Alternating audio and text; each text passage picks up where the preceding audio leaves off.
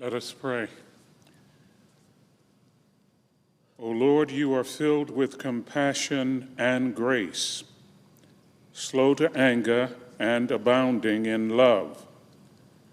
We turn to you on this seventh day of the week with the needs of our great nation and world. Only you can chart the best course in a turbulent sea of possibilities. Only you can guide us into the sheltered waters of harmony. Lord, hear our heartfelt pleas for your sovereign intervention in the legislative process.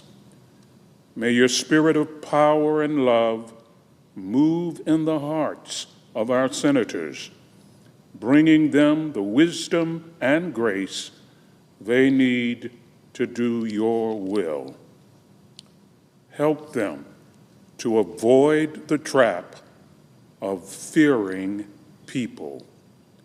We pray in your powerful name. Amen.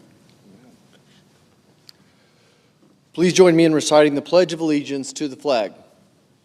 I pledge allegiance to the flag of the United States of America and to the republic for which it stands, one nation, under God, indivisible, with liberty and justice for all.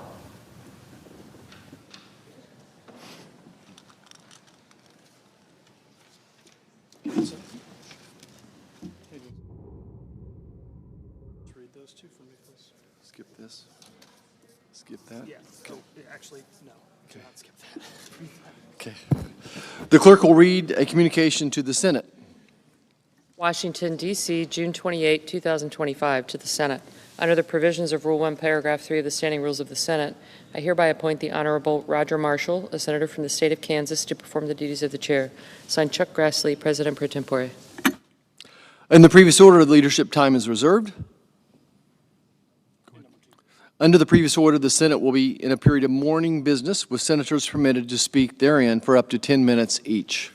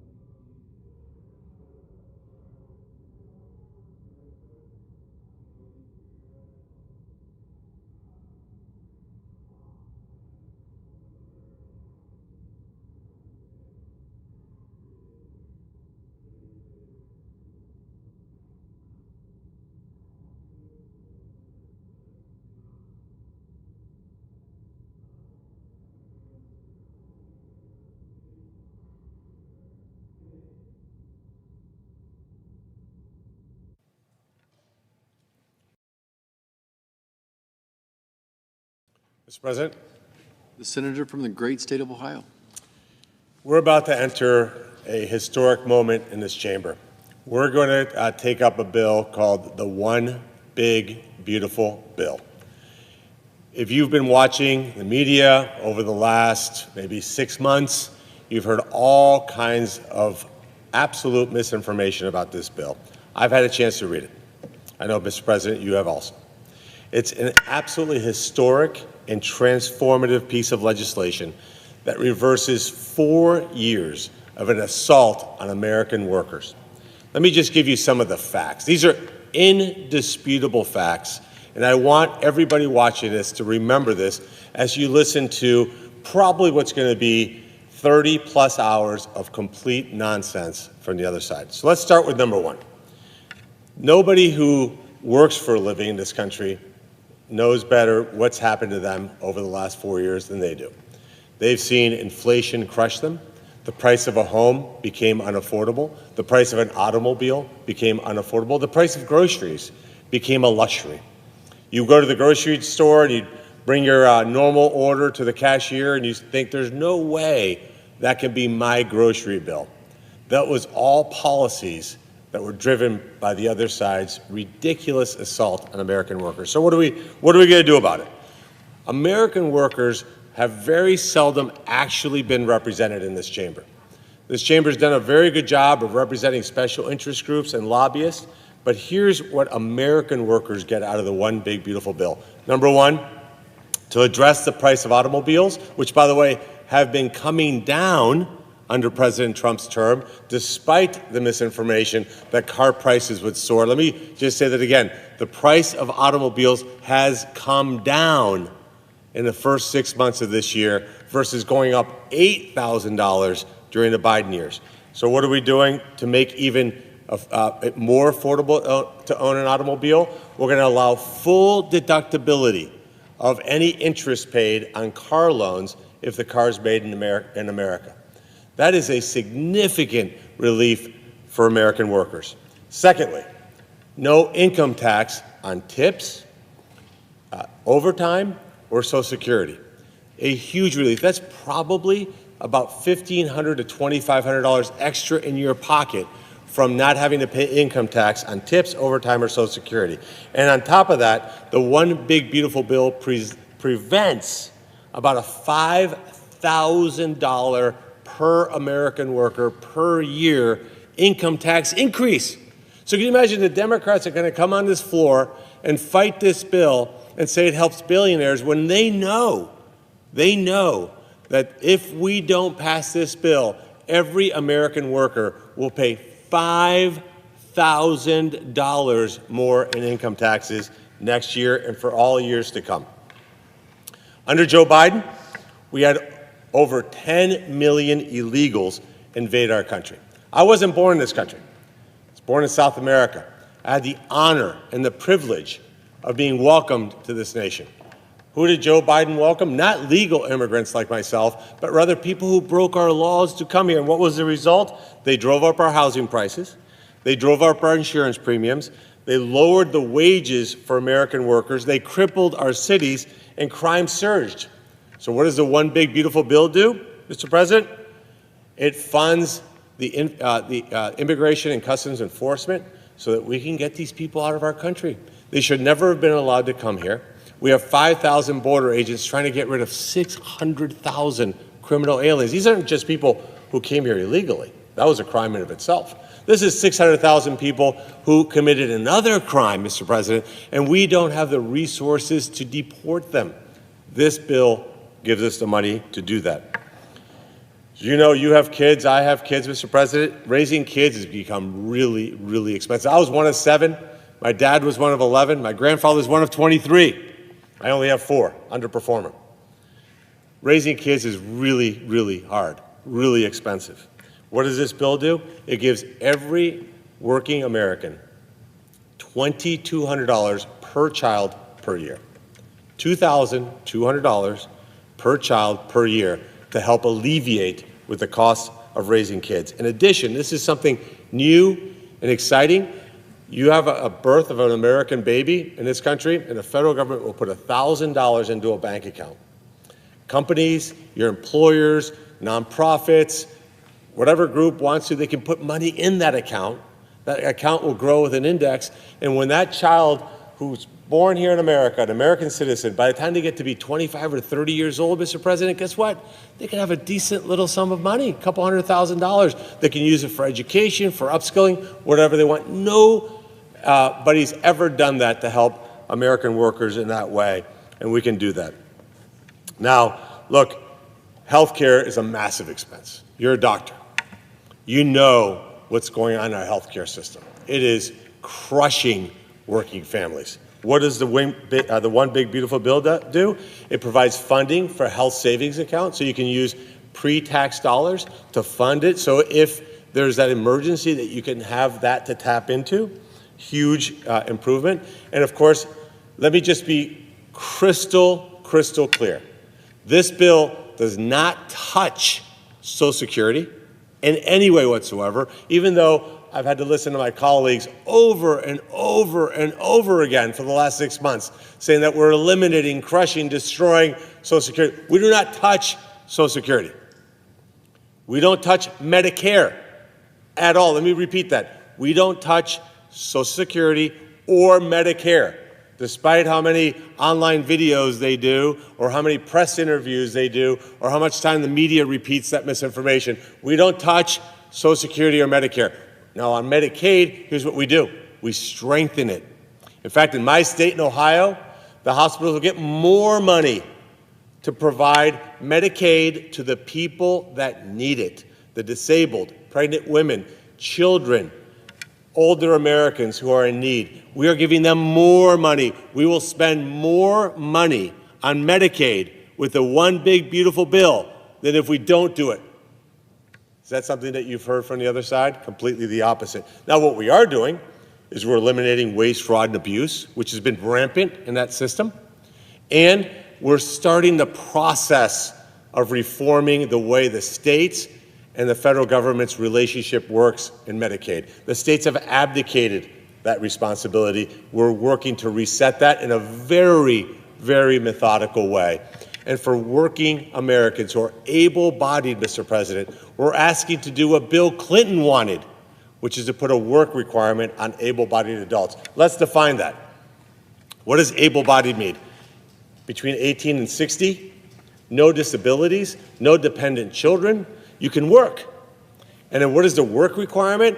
80 hours a month of either work, volunteering, community service, or upskilling, going to a place like, for example, Cuyahoga Community College or Kent State University or Columbus State University, where they can go in and get a skill that allows them to come into the workforce. Very common sense, not controversial at all, but you'll hear the other side say that we're kicking 16 million people off health insurance. I can't even count how many meetings I've had with my Republican colleagues. As you know, Mr. President, we meet quite often, hundreds and hundreds of meetings. And our North Star, the center of gravity for our party, is how do we help Americans? See, putting America first means that we're going to put our resources to help American citizens. The other side, they want to give hundreds of billions of dollars to illegals. They want to have states be able to take that Medicaid money that's for American citizens and give it to people who shouldn't even be in this country. That doesn't even pass the common sense basic test. So what the One Beautiful Bill does is it strengthens Medicaid for generations to come. I'm very proud of that part of the bill. That's not, as the infomercial would say, but wait, there's more. Biden and the radical Democrats made the world more dangerous. Turn on the TV. Any day of the week for the last 4 years, every part of the globe was more dangerous because of the weakness of Joe Biden. The One Big Beautiful Bill makes a historic investment in our military. Our military was demoralized, depleted, stretched too thin, out of basic equipment. We invest in that. What's happened already? Record recruitment. In fact, the gentleman that worked with me on the campaign, Robbie Brooks, he can't listen to this because he's in basic training with the Marines. He met Secretary Hegseth in my office In fact, my entire office gave him a standing ovation when he came in to talk to me during his nomination process. Robbie was so inspired by Secretary Hegseth that he came to me the next day, much to my dismay, because Robbie was a great member of the team, and said, you know what? I never thought about it in my life. I'm 24 years old. I'm going to go be a Marine because I love this country. That's what we're doing. An historic investment in our military and in our Coast Guard. The drug cartels are bringing all kinds of illicit drugs, not just through land, but now through sea, and we're making certain that we have the resources to protect our mainland. And as anyone who's flown lately, especially those of us who come to Washington, D.C. every week, you fly, you know the delays, you know what's going on with our air traffic control system. This air traffic control system should have been addressed years ago, well before you and I got here. Decades, honestly, before you and I got here. This should have been dealt with. They talked about it. Every Secretary of Transportation, every president talked and acknowledged that our air traffic control system was a mess and it needs to be modernized. What does the One Big Beautiful Bill do? It makes an historic investment in our nation's air traffic control system, something that will help every American.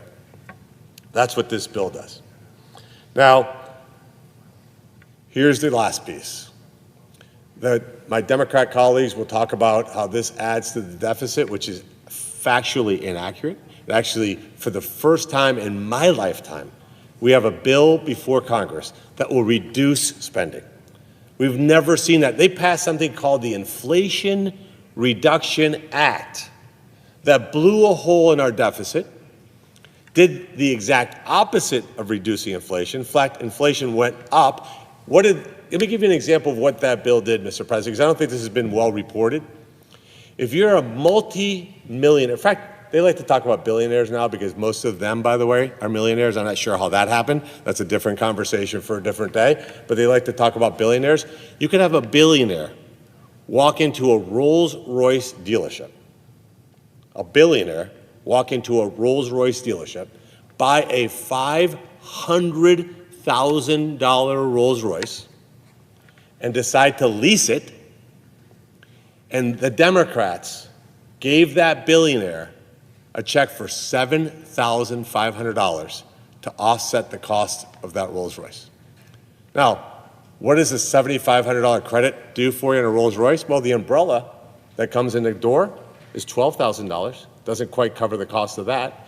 The monograms on the headrest are about $5,000, so you can cover that with the $7,500. You won't cover anywhere near the cost of the audio system. It's $22,000. Think about how sick that is. They come on the floor and say that we're helping billionaires when they're giving $7,500 checks to people who lease these kinds of cars. It's sick. What are we doing? We're getting rid of all these green new scams. We're cutting the budget deficit. We're finally putting fiscal responsibility. It's the reason, Mr. President, why in the last 6 months, here's what we've seen. Inflation has never been lower. Gas prices are way down. Egg prices are way down. The stock market is at a record high. Remember the stock market that the Democrats were saying it was going to be 1932 all over again just 60 days ago? Record. Not record this year. All-time record. All-time record. Now, they said tariffs were going to destroy the economy. Not true. And this One Big Beautiful Bill does all of these things and reduces our deficit. What's holding us back? Why can't we pass this piece of legislation that helps working Americans? I'm old enough to remember when the Democrat Party was a party of the working class. This is the kind of bill that most Democrats would have advocated for 20, 30 years ago. The center, the North Star, the guiding post for this bill is, does it help our middle class? Does it help working Americans? This bill does that in the ways that I just outlined. You would think that the Democrats would rush to the floor to vote for this thing. Instead, they will mischaracterize it at every step of the way. I just laid out the facts. The bill is 940 pages long. You want to read it for yourself. Don't believe what you hear in the media. Don't believe what the Democrats are going to tell you. Believe what I just told you, because these are facts that are indisputable. In fact, I'll close with this, Mr. President. I will guarantee you that there's not one thing I outlined here today, any of these aspects of the bill, that my colleagues will dispute, because they can't, because it's in the plain text of the bill. Instead, what they'll do is they'll use cliche lines. Like that, we're taking away health insurance from people who need it to give it to their billionaire buddies. You mean like George Soros? You mean like the founder of LinkedIn who funded all kinds of nonsense? Those billionaires, right? Look, you want to find the center of gravity today for the Democrat Party? Go to Martha's Vineyard, where the average price home is $30 million. That's their North Star. What's our North Star, Mr. President? Communities in your state, communities in my state, like Chillicothe, Ohio. That's the center of our gravity for our party. It's a new party. I'll acknowledge that. The Republican Party of today is not the party that I knew 20 or 30 years ago. And it was a mistake that we weren't thinking about the working class the way we are today. But here we are, on the verge of passing one big, beautiful bill. Now, look, if you're an American watching, I can see why you're confused.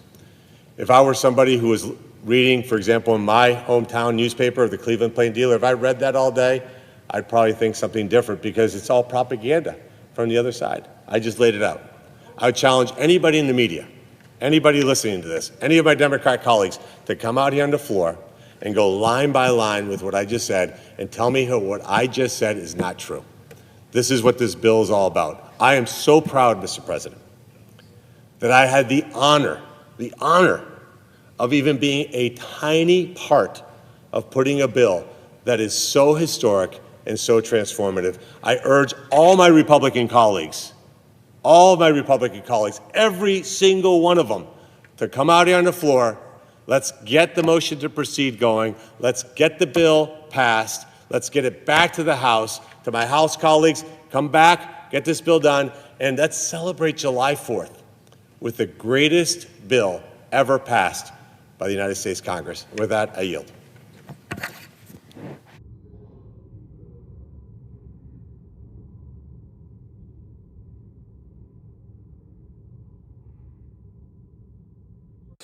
Senator from the great state of Texas.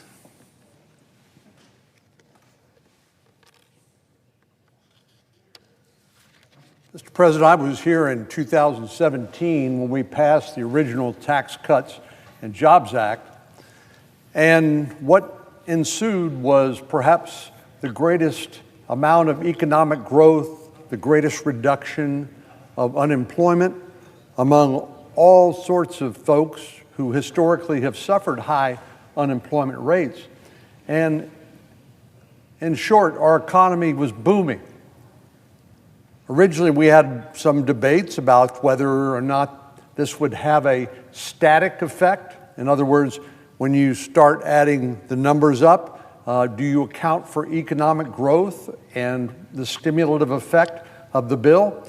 As it turns out, the $1.5 trillion deficit in the original bill was met by economic growth because we brought back money that had been invested abroad because of high tax rates here and a variety of other measures which made our economy boom again.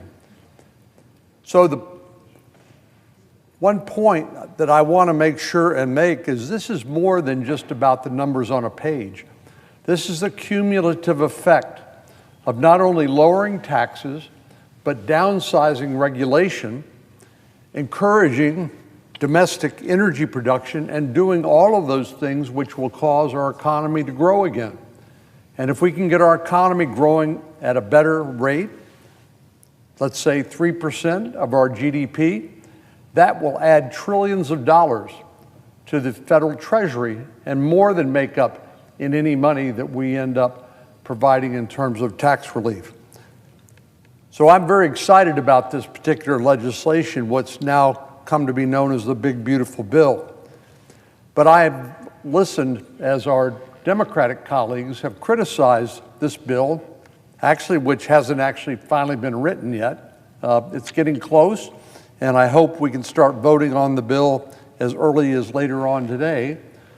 But what strikes me as bizarre is our Democratic colleagues have offered zero alternative. Do they want a multi-trillion-dollar tax increase on the American people? That on top of 40-year high inflation, which threw gasoline on the fire of inflation and ate up the standard of living of most Americans and made their dollar worth about 20% less than it was beforehand. I think we have a better idea, and that is, no, we don't think you should increase taxes by trillions of dollars on top of 40-year high inflation, thanks to the Biden-Harris administration and their radical spending spree. I think most Americans would agree with us. So they have no alternative other than to raise taxes on hardworking American families. The other thing that this bill does is it increases the standard deduction. Most families don't necessarily even itemize their tax deductions, so the standard deduction is important. The child tax credit, we know that it's expensive to raise children, and so having an enhanced child tax credit is really important, and that is what this legislation will do. But the other thing that this bill does, as long as I've been in the Senate, we have never tried to undertake spending cuts necessary to deal with a $37 trillion in debt. We're now paying more interest on the national debt than we are on defense, which is unsustainable. We don't have to be reminded of recent events in Iran, for example, with Iran fast tracking toward a nuclear weapon. And thank goodness to the decisiveness and courage of our United States military and our commander-in-chief, President Trump. Iran is no longer on that fast track to build a nuclear weapon. But this is a very fragile, dangerous world we live in. The most dangerous since World War II. And none of us want to go down that path again. So the way we address that is to reestablish deterrence. American peace through strength. That's how we keep the peace, is through strength. And we can't do it if we don't have the money to spend on our defense, either on our personnel, or on our weapons systems, and the like. So our Democratic friends have no answer to any of this. Their answer, I guess, is to do nothing. There was a former Speaker of the House, Sam Rayburn, years ago, a Texan, who said, any jackass can kick down a barn, but it takes a skilled carpenter to build one. And we're doing our very best to try to build that barn. Is it perfect? No. But we are trying, and we believe that we're making tremendous progress on a number of fronts. And one area that's particularly important to me and my constituents in Texas, all 31 million of them, is finally to bring some security to our border.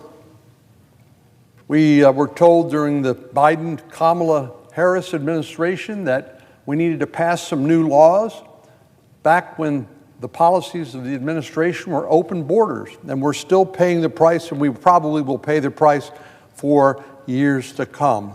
Criminals coming across the border, some of the dangerous gang members, illegal drugs, human trafficking of innocent children and women. But when we elected President Trump on November the 5th, it didn't take him very long to bring those numbers, those tens of thousands of people streaming across the border on a monthly basis, to bring that to near zero. And it didn't take any new laws. It just took a president willing to enforce the law.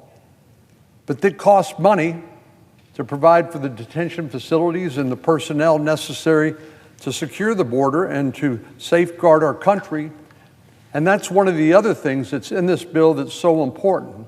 Money to build more infrastructure, or the wall. More money to hire Border Patrol and Immigration and Customs Enforcement agents.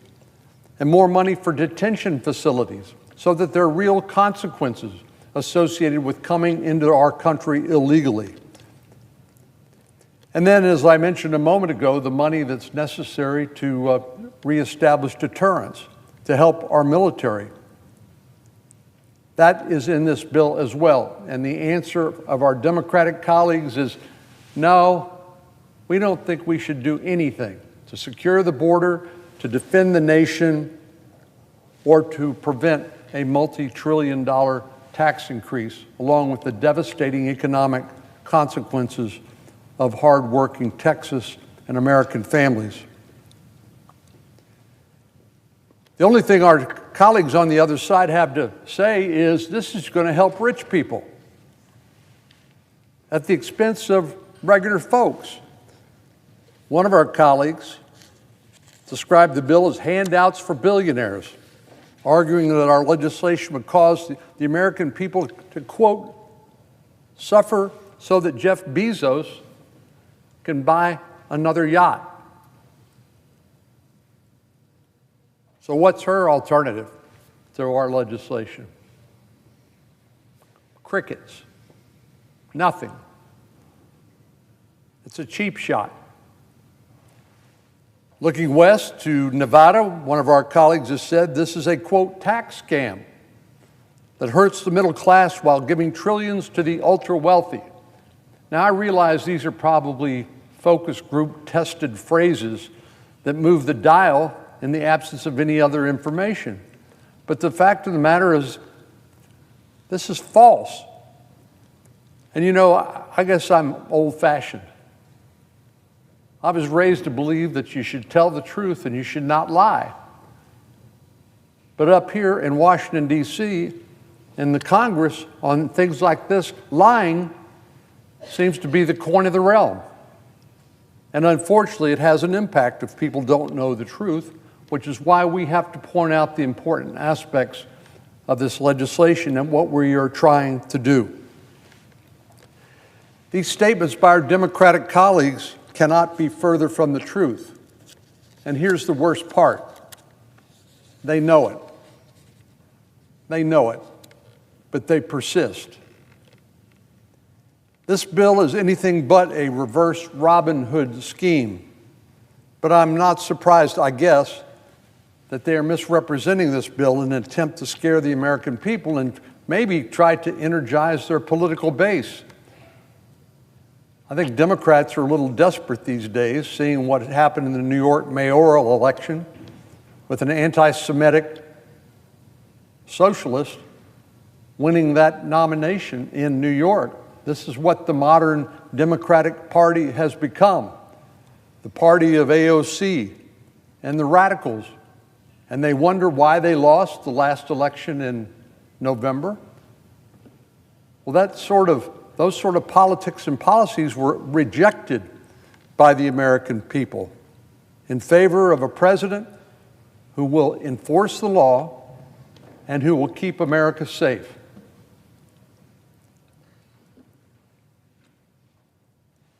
According to the Wall Street Journal, 62% of Americans will see a tax increase if we don't pass this extension.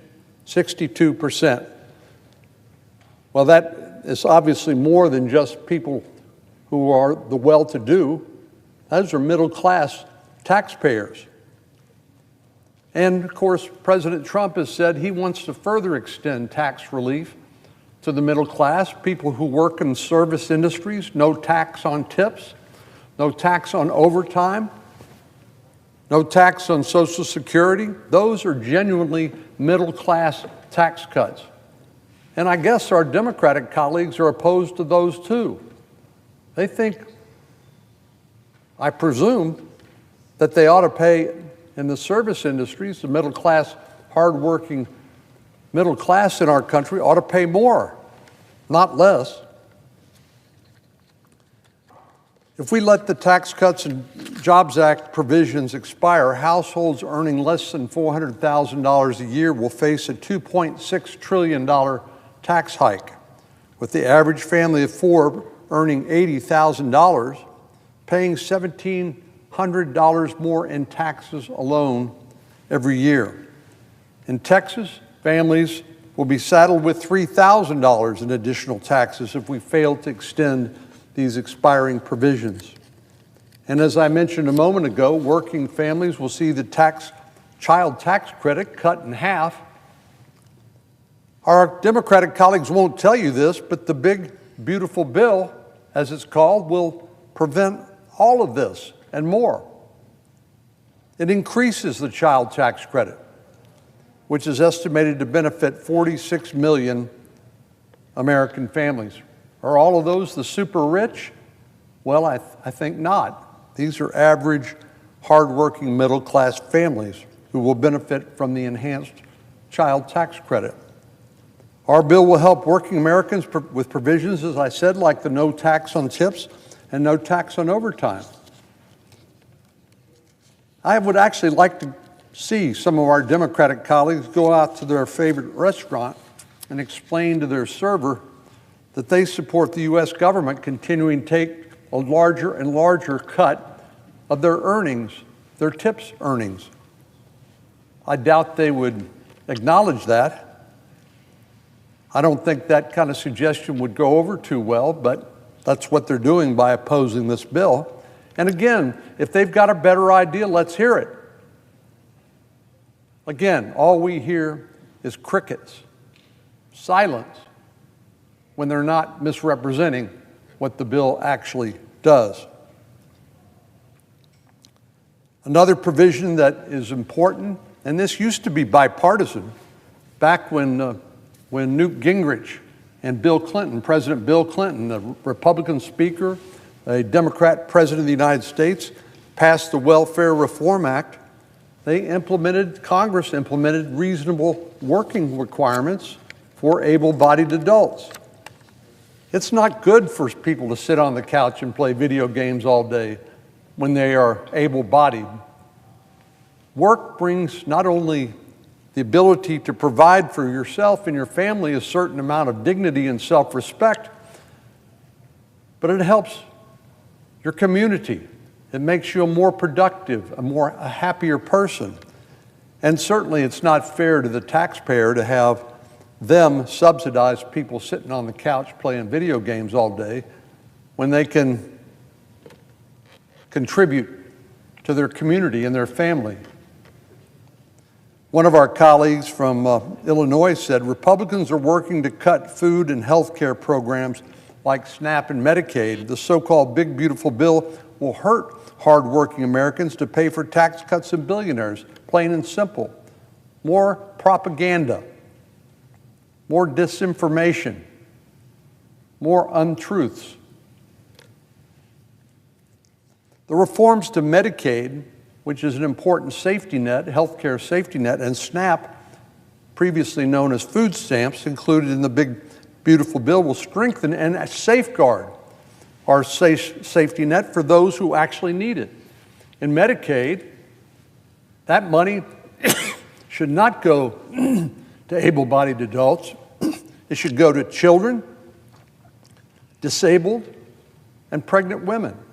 That's the original target of Medicaid. That's where the safety net is important. But if you're giving that money and spending money on able-bodied adults, obviously that's going to detract from the money where the money should go to help those truly in need. And the same thing with food stamps or the SNAP program. Why in the world should taxpayers subsidize somebody who's capable of working and contributing to themselves and their family and their community by subsidizing them through food stamps?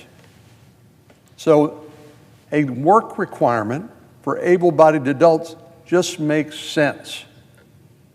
But I've been here in Washington, D.C. long enough to know that common sense isn't all that common up here. As I mentioned, the Welfare Reform Act of 1996, in a bipartisan fashion, implemented work requirements to temporary assistance to needy families, which was a welfare program, and it was remarkably successful in bringing those living in poverty into the labor force so they can earn a living, so they don't need to depend on Medicaid because maybe they have private health insurance through their employer. And it just makes sense on all of these means-tested programs, and by that it just means that have certain income requirements. If you fall below, you qualify. If you're above that earnings level, you don't qualify anymore. But why shouldn't we have those work requirements for all means-tested programs. Well, we should, and we will. Recent research from the Foundation for Government Accountability found that more than 62% of able-bodied adults who receive Medicaid don't work at all. 62% able-bodied adults sitting on a couch, playing video games, I guess. I don't know what you do all day. Watch TV. If you're able-bodied and you're capable of working, but you're not working. With the national debt exceeding $36 trillion a year and more than half of Medicaid beneficiaries who are able to work but sitting home idle, requiring these folks to at least start looking for a job is a common sense step in the right direction. We need to make sure that our safety nets are there for people who need them, not for people who don't need them. We need them to be secure for the seniors who've fallen on hard times and those who've fallen on hard times, and we have to make sure others are not abusing the system while bankrupting the country. Another way the big, beautiful bill safeguards our safety net is by strengthening eligibility checks. It's well known that people who in certain income levels tend to fall in and out of eligibility for some of these means-tested programs. Let's say they're working, but then they've lost a job, and until they can find another one, they need access to them. But once they get a job, then they no longer should qualify. So strengthening eligibility checks is an important reform. And not providing these benefits to illegal aliens. You know, the Border Patrol tells me in my many visits down there, and I've hosted many of my colleagues down at the border, they said there's push factors and there's pull factors to illegal immigration. The push factors are the normal ones you would expect: poverty, violence in your home country. But the pull factors are the incentives that are provided to people to come to our country illegally. And when we provide taxpayer benefits to people from other countries, it is a pull factor. It is an encouragement, an incentive, and particularly when there are no consequences to violating the law, as was the case during the 4 years of the last administration. Our colleagues across the aisle apparently think it's okay to take money out of your pocket and to give it to illegal aliens for benefits. And they see no problem with incentivizing more and more people to come across the border illegally. Well, this brings me to another important provision, which is important particularly to my state, the state of Texas. Thanks to the efforts of the Texas delegation in the House, this bill includes money to reimburse the state of Texas for border security measures that were undertaken in the absence of the federal government doing its job during the Biden administration. Our international border is a federal responsibility, but in the absence of the Biden administration enforcing the law, the state of Texas had no alternative but to implement Operation Lone Star, to provide the Department of Public Safety and the National Guard to help secure the border, to help stem the flow of drugs, to help slow down the human trafficking, and to slow down and stop as much of the illegal immigration as they could. And that came at significant expense to state taxpayers. This is not the state's responsibility, but the state had to bear the burden, and this bill reimburses Texas taxpayers for that unfair burden that was left as a result of the abdication of responsibility by the previous administration. Mr. President, these are just a few of the many important wins for the American people that are included in this big, beautiful bill. I wish we were in a different place where our Democratic colleagues would actually work with us and try to prevent a multi-trillion-dollar tax increase on 62% of American working families. But in the absence of their willingness to work with us, we have no choice but to get this done with just Republican votes. I encourage my fellow Republicans not to let the naysayers convince the American people that this is somehow bad for them, when the opposite is actually true. This is also, finally, an important part of President Trump delivering on the promises he made when he won a historic election last November the 5th. And it's our job to deliver on that electoral mandate by passing this agenda. This bill will do wonderful things for the 31 million people in my state and the 250 million people who call America home. And I look forward to supporting it when it comes to a floor in the coming hours and days. I yield the floor.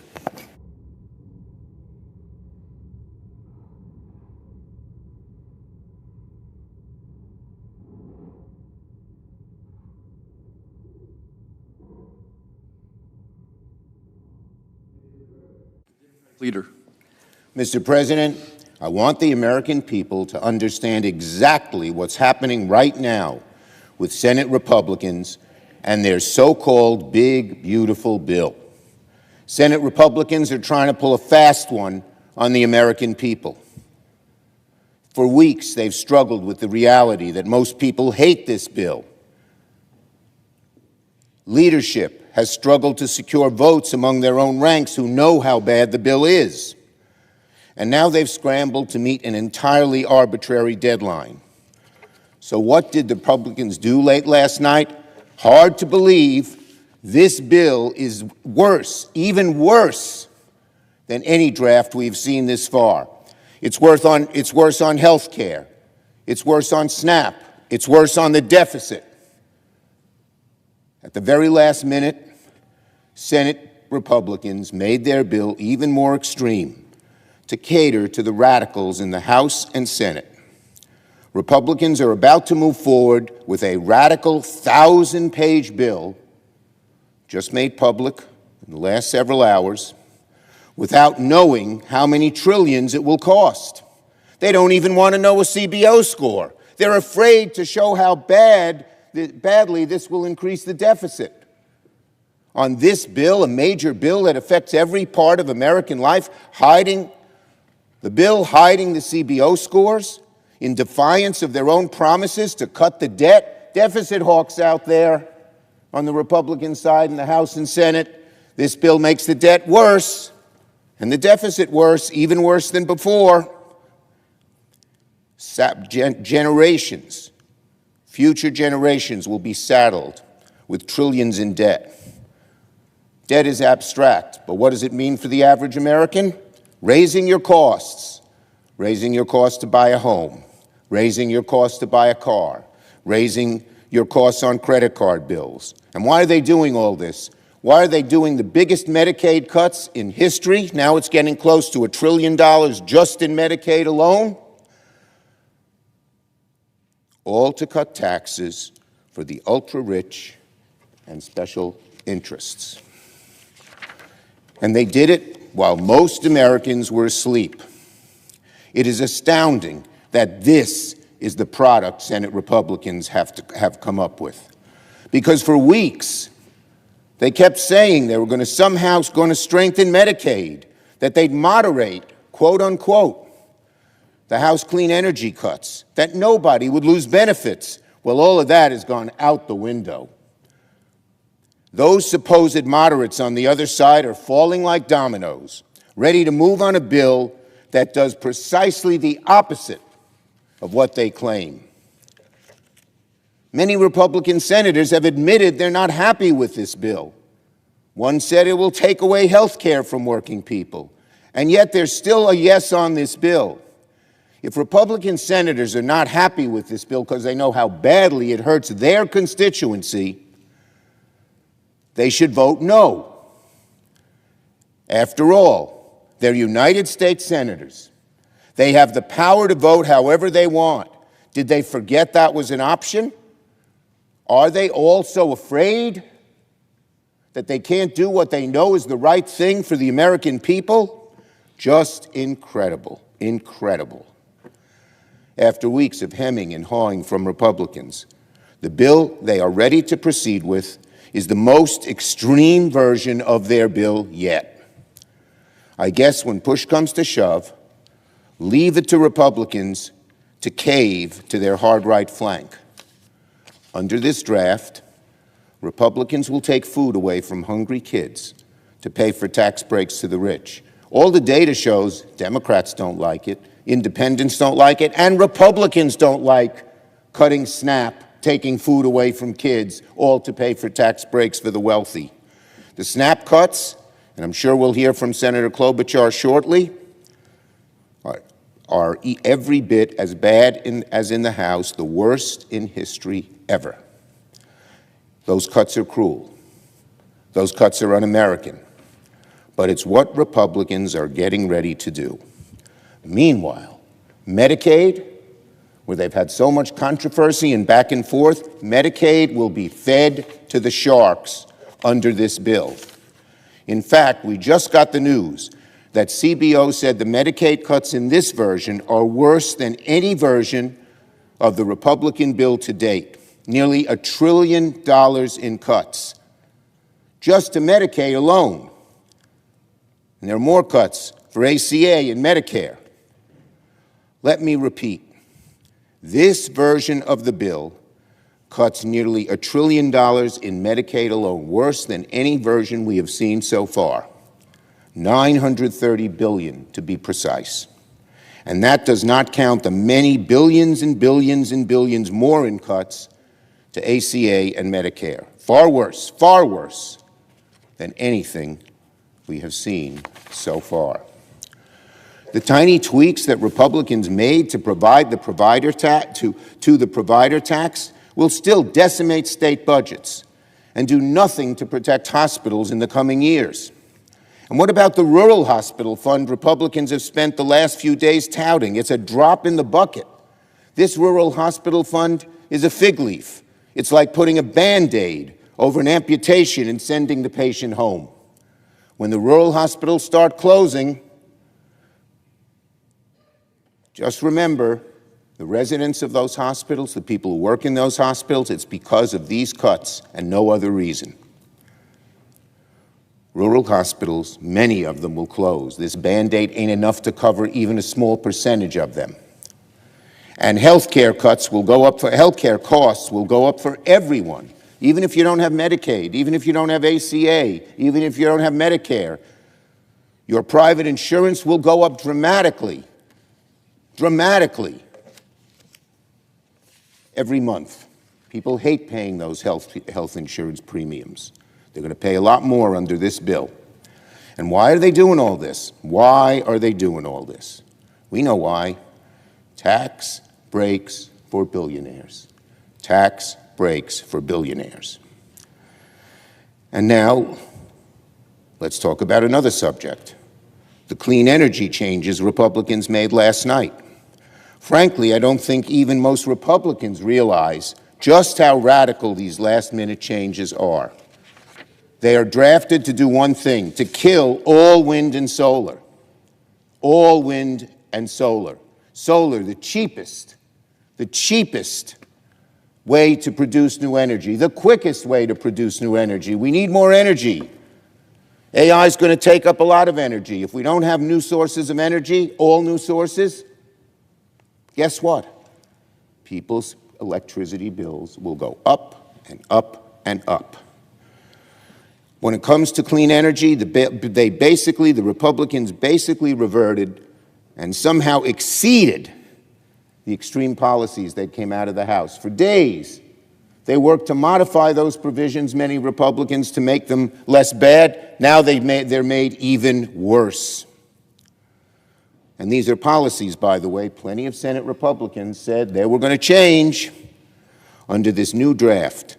Clean energy projects in wind and solar will now need to be placed in service, not begun, in less than 2 years from now in order to qualify for a tax break.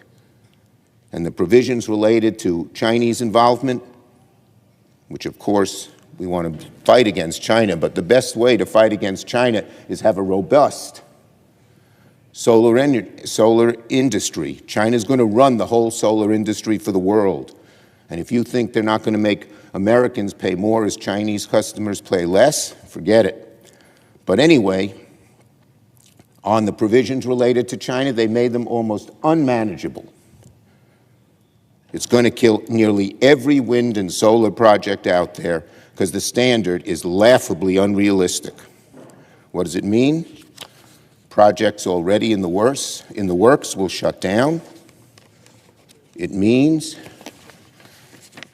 that people will lose their jobs. It's estimated 840,000 jobs. Add that to the healthcare jobs. Wow.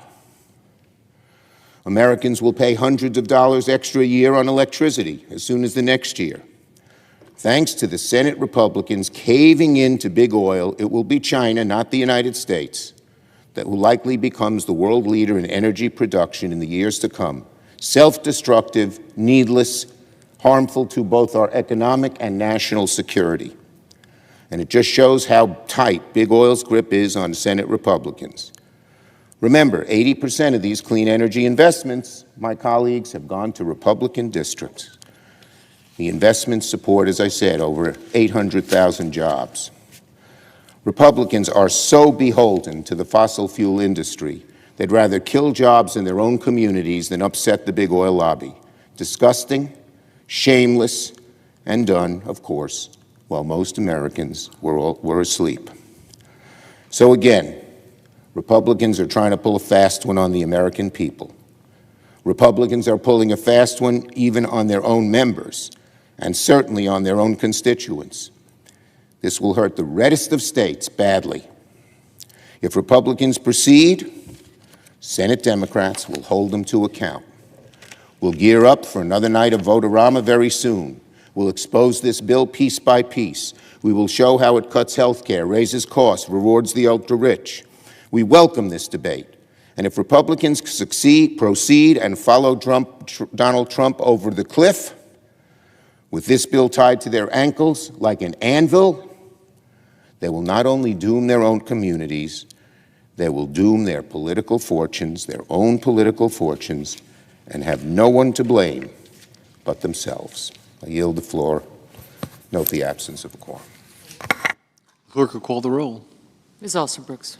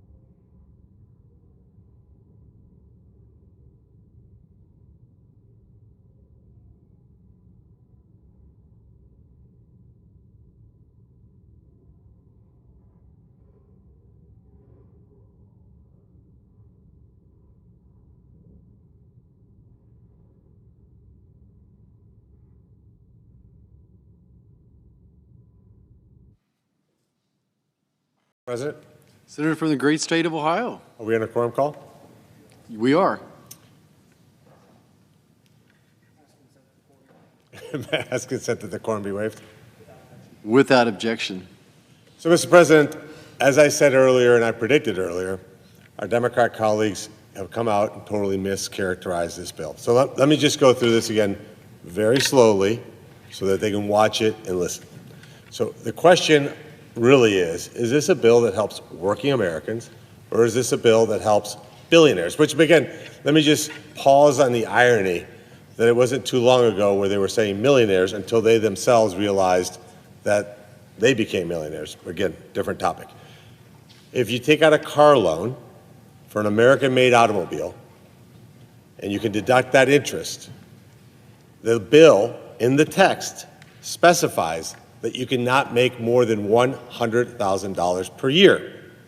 I think by definition, somebody who makes less than $100,000 a year is not a billionaire. So indisputable that that part of the bill does not help billionaires. It helps working Americans. Notice that was not addressed. Second, no tax on overtime. I don't think there's a lot of billionaires that punch a clock. That is clearly something that helps working Americans. No income tax on tips. Once again, I don't see a lot of billionaires serving us at restaurants, taking care of us at nail salons or barber shops. It is clearly something that helps working Americans. As I predicted, they did not address that particular provision. No tax on Social Security, and that is capped at $150,000 in income. Again, by definition, not a billionaire. A $5,000 tax increase that's prevented. That does not help billionaires. It helps working Americans that don't want to see their taxes go up. They didn't address that. Now, when 10 million illegals invade this country and drive down our wages, drive up our housing costs, do you think Jeff Bezos or Mark Zuckerberg or Elon Musk are worried about the price of housing? Jeff Bezos just had a $55 million wedding in Italy. I don't think he's worried about his housing costs going up. I don't think there's a lot of criminal aliens that are going to Beverly Hills or Palo Alto or Martha's Vineyard to buy homes. They are going to places like Springfield, Ohio, where we saw our average rents go from about $1,000 to 2 or 3 times that amount because we had a surge of 18,000 aliens in a city of 50,000 people. Insurance prices went up because we had a massive amount of car accidents and crashes. That's real world. That happens, and that affects working Americans. And what this bill does is it deports them. Now, what isn't said by my Democrat colleagues is that they have a lot of their friends that love criminal alien labor. They can't complain. They get paid a lot less money. That doesn't benefit working Americans. Working Americans don't have 5 gardeners and 3 nannies at their house in Martha's Vineyard, but Democrat colleagues' friends sure do. Go spend a summer in Martha's Vineyard. You'll see exactly what I mean. You'll see decadence unlike something you've never seen in your life. $30, $40 million homes, private jets to get there. You know what they do? They sip cappuccinos in the morning talking about climate change when they heat and cool their homes 365 days a year. That's who funds the Democrat Party today. And it's quite sad, honestly, because the Democrat Party used to be the party for working class. It used to be the party that were championing things in this bill. A $2,200 child tax credit. Do you think that billionaires are really going to think about $2,200 as a child tax credit, something that they're really going to motivate them? Do you think that billionaires are going to rush out, get married, and have kids because they're going to get a $2,200 child tax credit? Or do you think it's going to allow them to buy groceries? You know, the Democrat leaders spoke about SNAP benefits and taking food away from children. Those are the kinds of hyperbolic statements that I think all of us here in the United States Senate should be above that. Nobody's suggesting that we take food literally out of the hands of children. But what their policies did do over the last 4 years, inadvertently maybe, I'll give them credit, raised grocery prices to the point where working Americans had to make a decision at the cash register, whether to buy something or not. I saw it with my own eyes. I saw it with my own eyes as I went into Giant Eagle in Westlake, Ohio, and I would see people come in and to buy groceries, and they would have to make a decision. Maybe the bigger cereal box they can't do. Maybe they have to go to generics instead of the Kellogg's because their grocery bill is just too high. Imagine what that feels like You're a working American, you worked your whole life, and in front of your children, you have to look at them and say, I can't afford to get you cereal today. I can't afford to get you that extra snack that you wanted. They drove up the price of inflation. The one big beautiful bill will lower it. They didn't talk about that. They didn't talk about the $1,000 fund that goes into for American citizens. Again, do you think billionaires care whether $1,000 goes into a fund that can be maybe $100,000 or $200,000 when those kids turn 25, 30 years old? I don't think that makes a difference to Jeff Bezos. I think his children will be just fine. Something that helps working Americans. Again, they don't address that. At least be honest about your objection to the bill, and their objection to the bill is pretty straightforward. They don't want President Trump to get a win. Let's talk about health care. Do you think that billionaires worry about their health care premiums? Working Americans do. What are we doing? We're preserving these health care programs for the people who need them. We're strengthening Medicaid. What they've allowed to happen is that states have been gaming the federal government, drawing down funds to pay for other projects and other benefits. And the people who are going to be eliminated from the Medicaid system is illegal migrants. We shall see whether in this bill they object to that provision. Because in our current draft, again, they don't refer to this, it says that you cannot receive any welfare programs unless you're an American citizen. They'll have the opportunity to object and remove that from the bill. That doesn't help billionaires, but it does crush working Americans. They didn't talk about the dangers all over the world. Congo and Rwanda just signed a peace deal in the White House yesterday. Pakistan and India averted a massive war. We now have a ceasefire between Iran and Israel.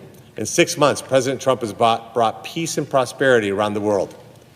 But our military was depleted because they insisted on funding a proxy war with Russia. We're fixing that. They didn't talk about the investment in the Coast Guard. They would leave that out because, again, they want you to think that this bill is about billionaires. It certainly is not. They didn't talk about the air traffic control system.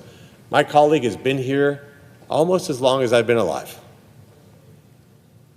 He had the opportunity, when he controlled this chamber, controlled the House, controlled the presidency, to fund a modernization of our air traffic control system. He didn't do it. He isn't talking about that.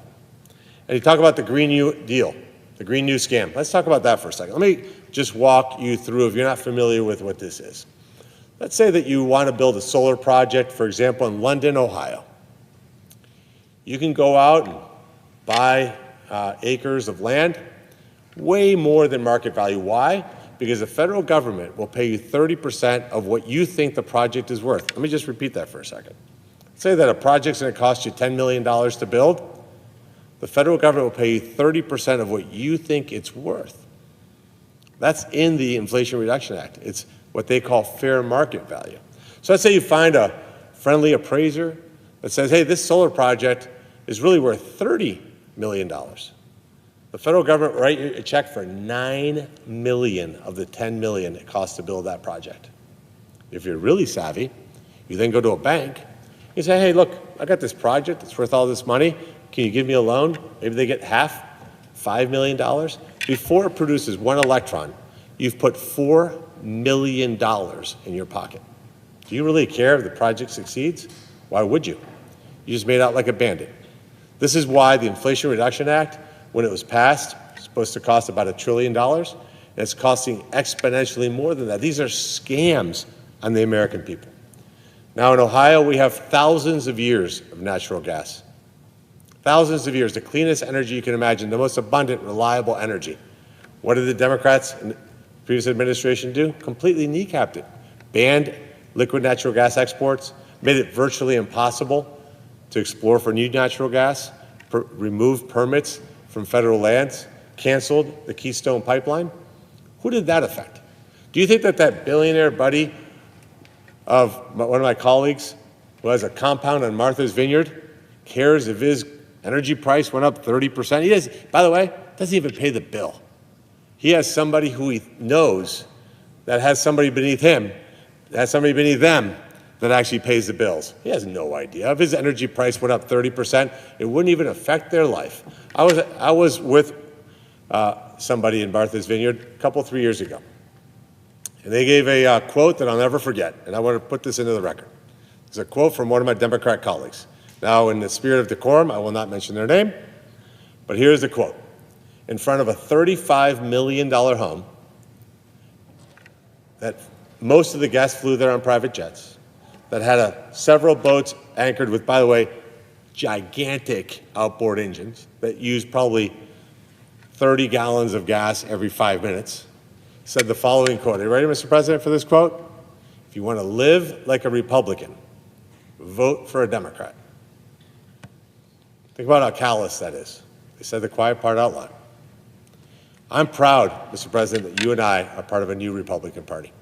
I think you and I represent a new vision of the Republican Party, a party that's about helping working Americans actually live a better life. That's why I'm here. I know that's why you're here. And I know that's why you and I are so proud of this bill. And again, I'll close with this. And I know there's lots of noise out there right now all over this building. We have an opportunity to, for the first time in American history, say that in this chamber, in this Congress, with this president, we're going to make the lives of working Americans better the way I just outlined.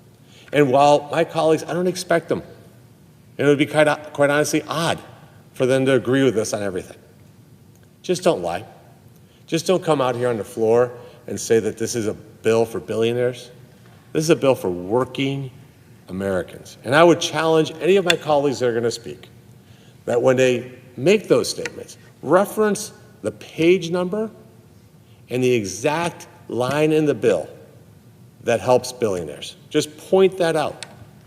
And by the way, on these solar scams, we're not banning solar panels. We're not banning windmills. What we're saying is we're not going to make you filthy rich if you build one of these projects. But if you want to build a solar panel project somewhere in Ohio, you can do it. You're just not going to do it with the massive subsidies from the federal government.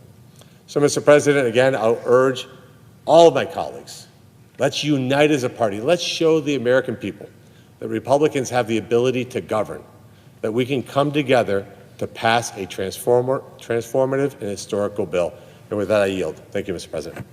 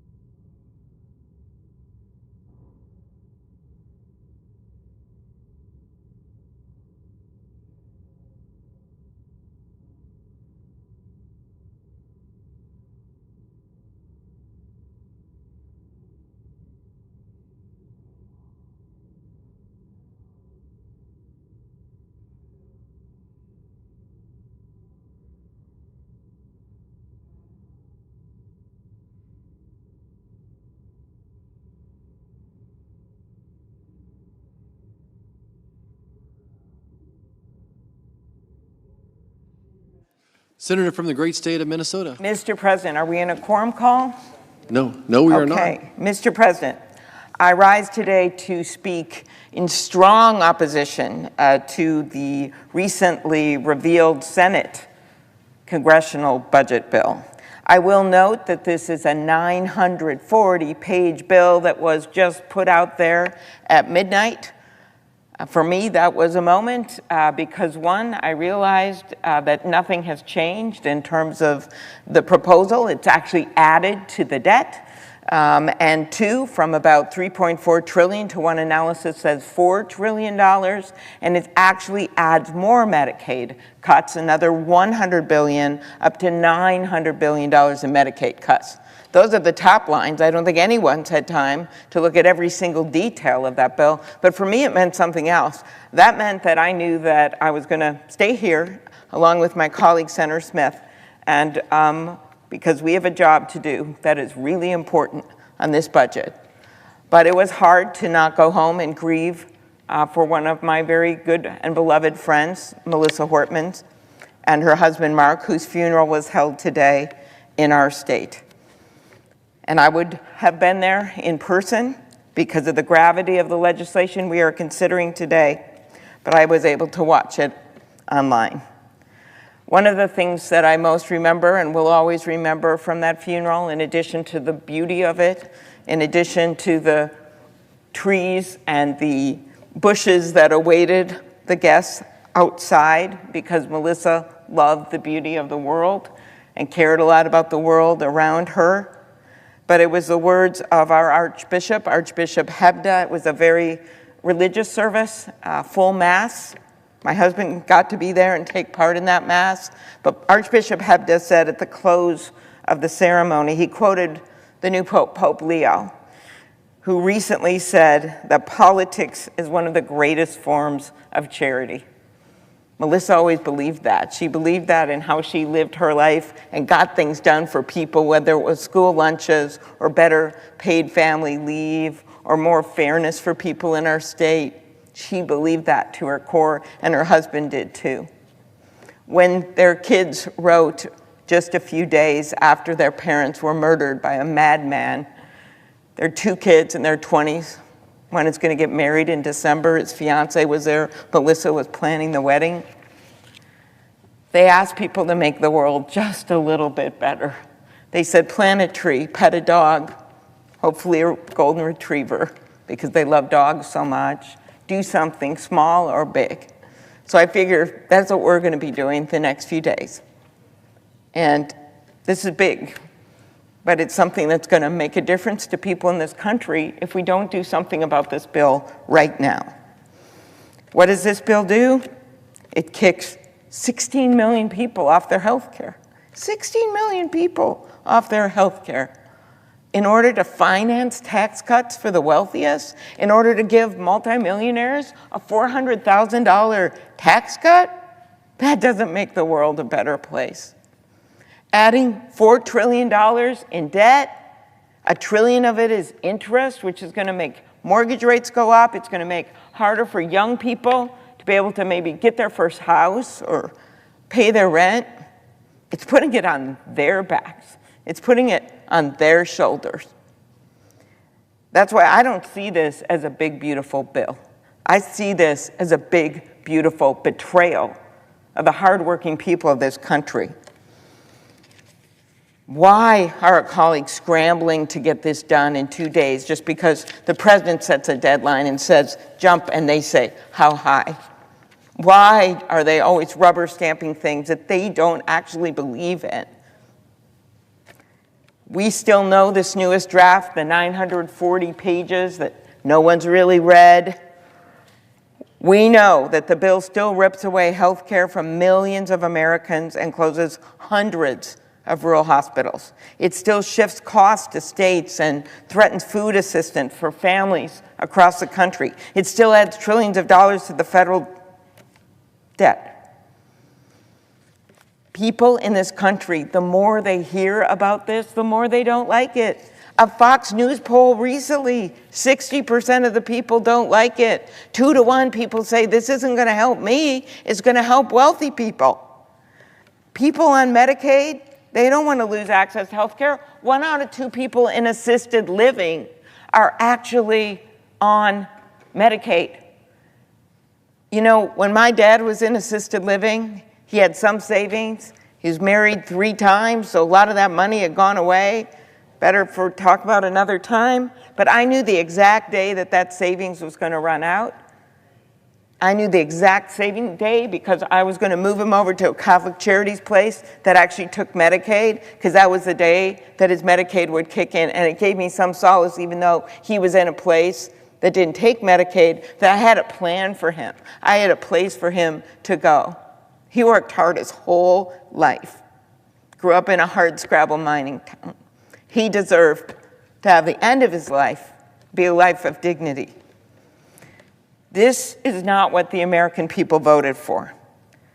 When I get out to rural Minnesota, I visit all of 87 counties every single year. I've done 49 so far, so I've been in a lot of our rural counties in the last 6 months. They are scared to death of what this is going to do to rural hospitals, because the debt is so huge in this bill, it actually triggers some rules on Medicare that will cut $500 billion in Medicare. In addition to the Medicaid cuts I already laid out, which are now up to $900 billion. That's devastating for rural hospitals. It's projected 300 rural hospitals will close. This is the lifeline for people in rural America.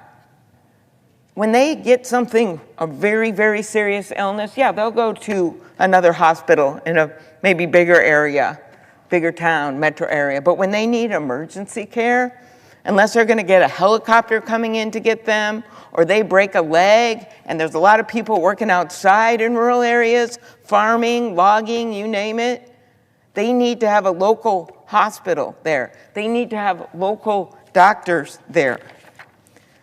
There is no avoiding the facts. 16 million people cut off health care, closing over 300 rural hospitals and 500 nursing homes across the country. Republicans want to say the updated text will help rural providers with additional funding, but the bill is now making over $900 billion in cuts instead of the $800 billion when it comes to health care. I've heard from a working mom of 2 whose parents rely on Medicaid for health care. She told me she doesn't think it's fair to shift the cost of care to families like her to pay for tax cuts for the wealthy. Duh.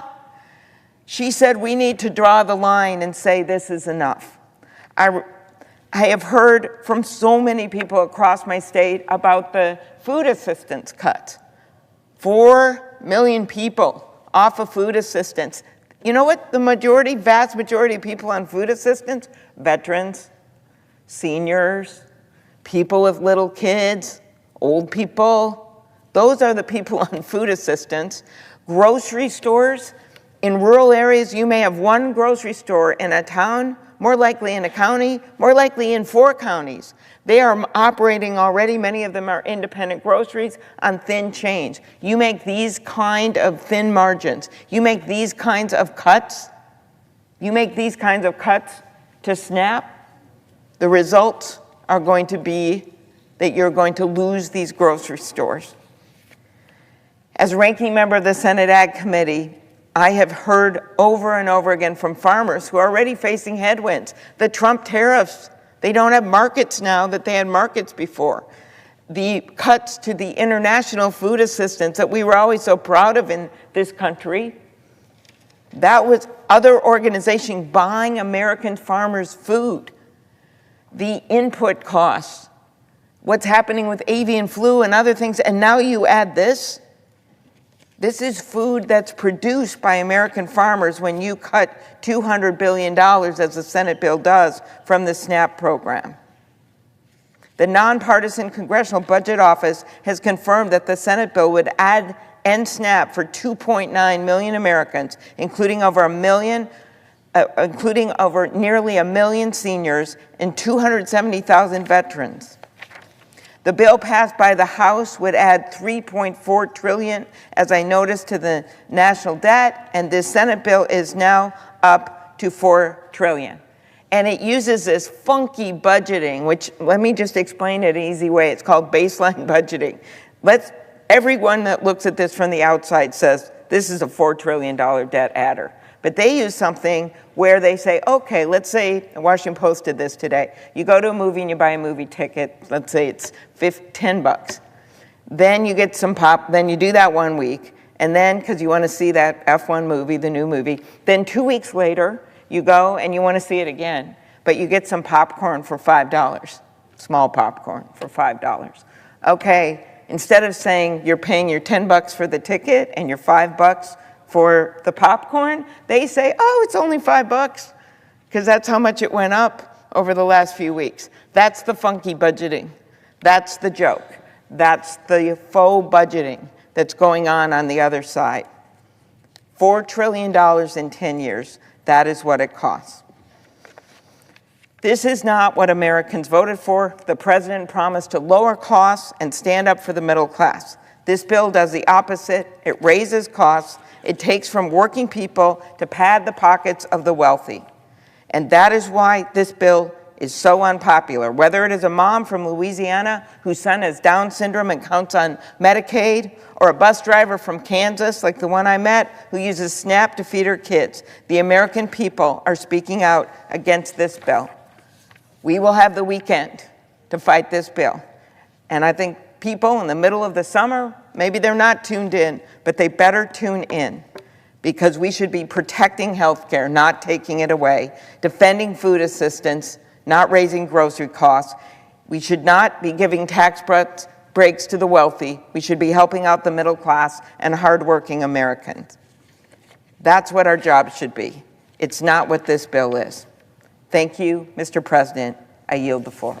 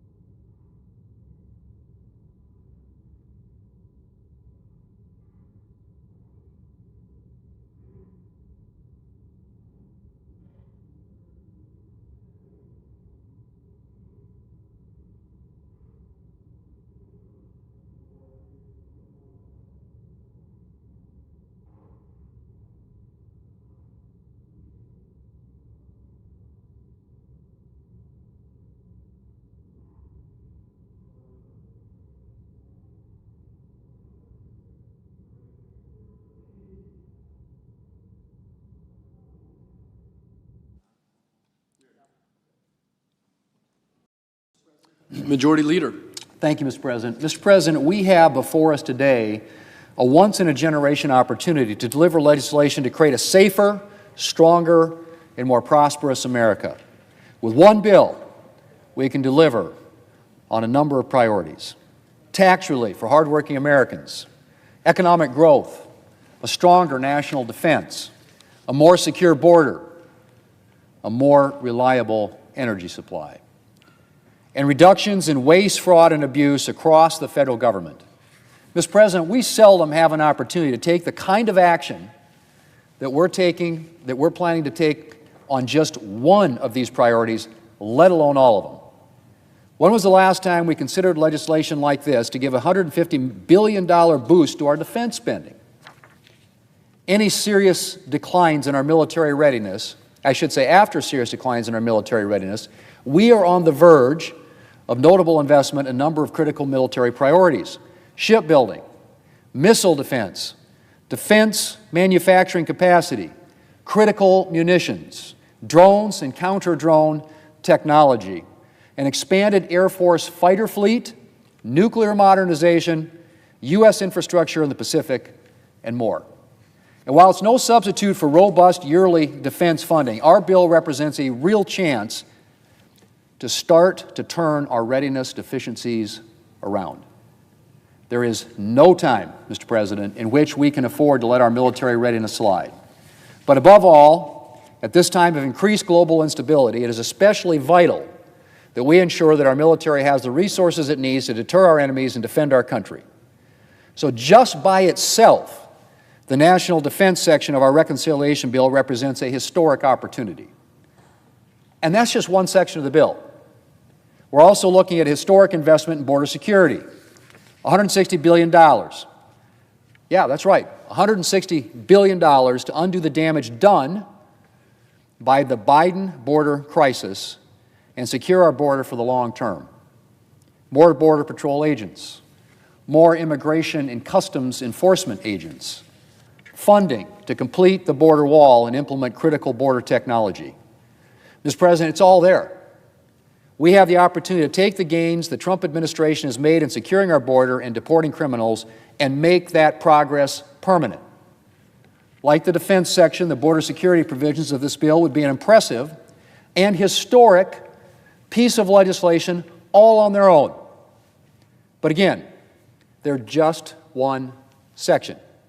We're also looking at the chance to increase our energy independence, making us safer and more prosperous. And we're looking at an exceedingly rare opportunity to root out waste, fraud, and abuse, including the first real entitlement reform in decades. Reform that will put these programs on a more sustainable path for today's recipients and for tomorrow's. Once again, impressive opportunities all on their own. But even more incredible when you consider that we're looking at the prospect of being able to do all of these things in one bill. And then, of course, Mr. President, there's the tax relief.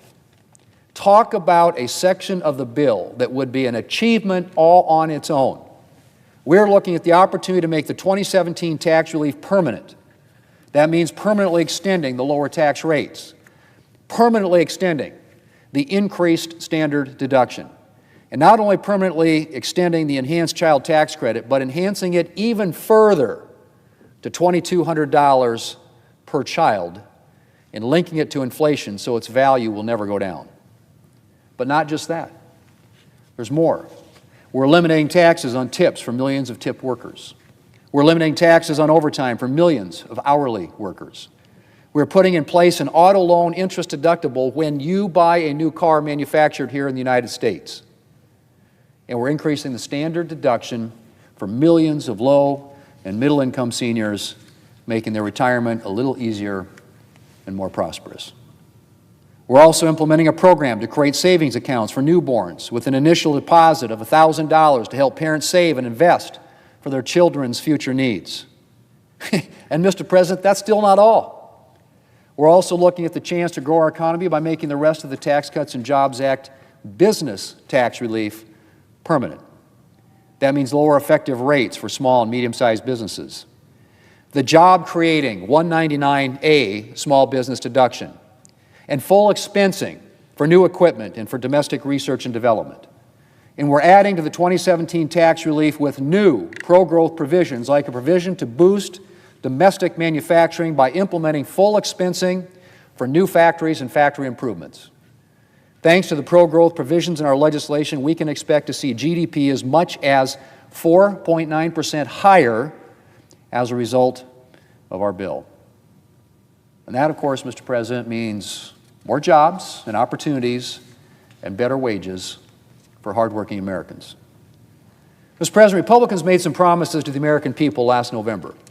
We promised to grow our economy, to extend the 2017 tax relief and prevent a $4 trillion tax hike on the American people, to secure our border and enhance the safety of our communities, to unleash American energy. We made those promises, and the American people elected us to office.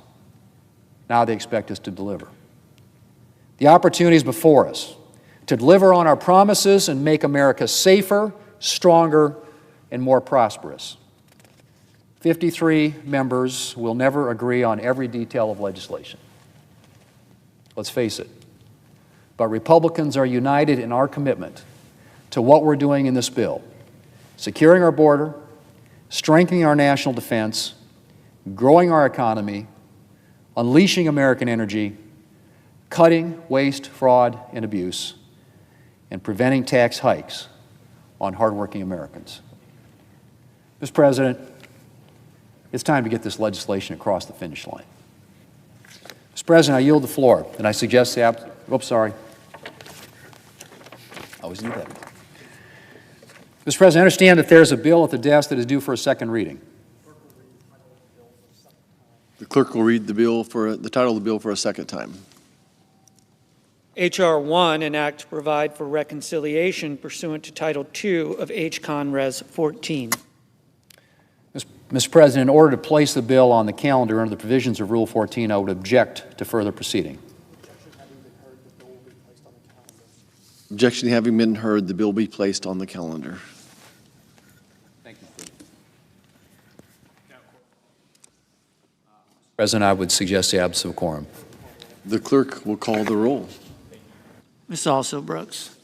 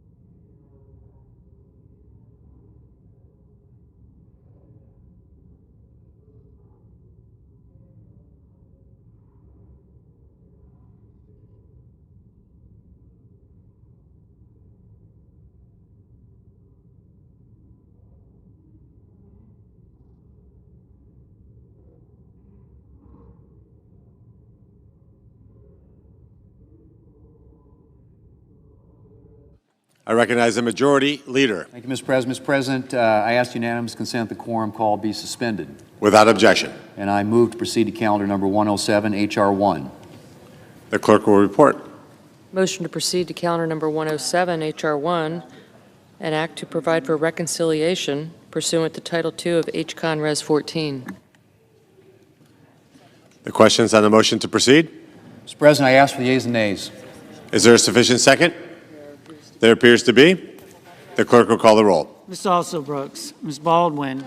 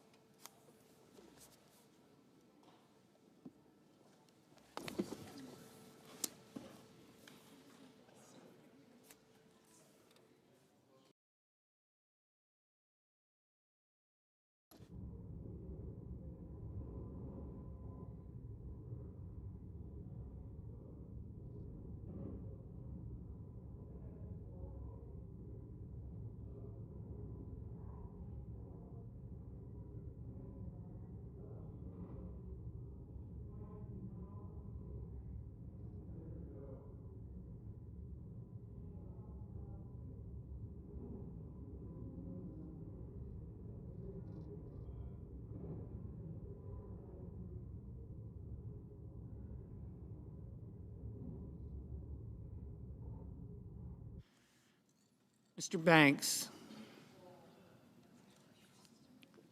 Mr. Barrasso, Mr. Bennett,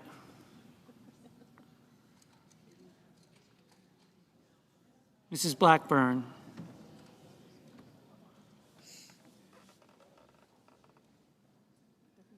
Mr. Blumenthal,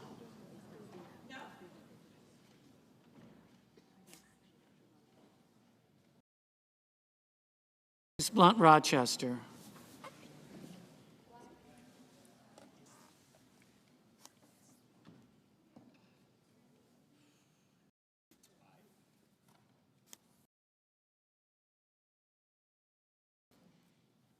Mr. Booker, Mr. Bozeman, Mrs. Brett, Mr. Budd, Ms. Cantwell, Mrs. Capito, Mr. Cassidy, Ms. Collins, Mr. Coons, Mr. Cornyn, Ms. Cortez Masto, Mr. Cotton, Mr. Kramer, Mr. Crapo, Mr. Cruz, Mr. Curtis, Mr. Daines,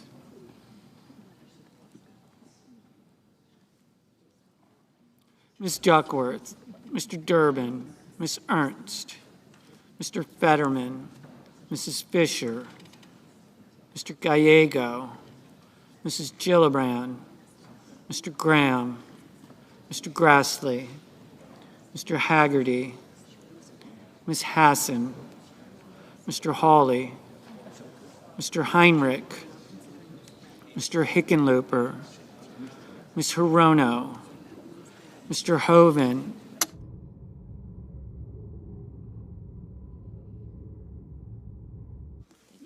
Mr. Hoven, Mr. Husted,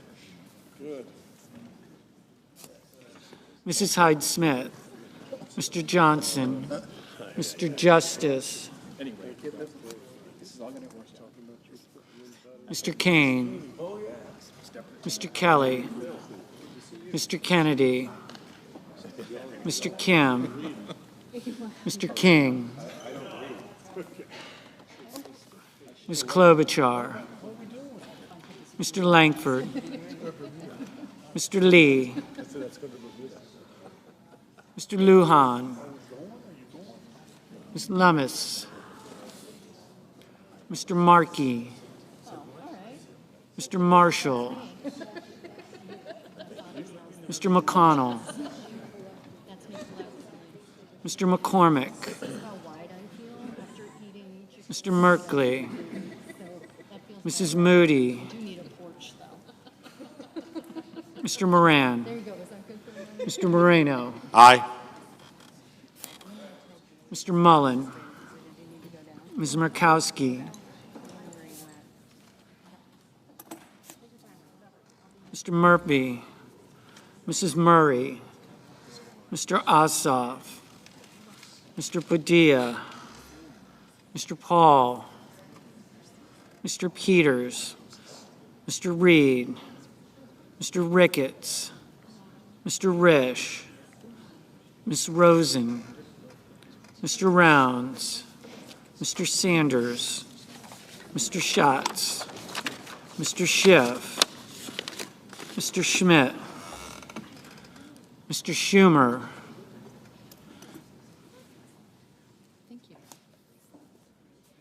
Mr. Scott of Florida, Mr. Scott of South Carolina, Mrs. Shaheen, Mr. Sheehy, Ms. Slotkin, Ms. Smith, Mr. Sullivan, Mr. Thune,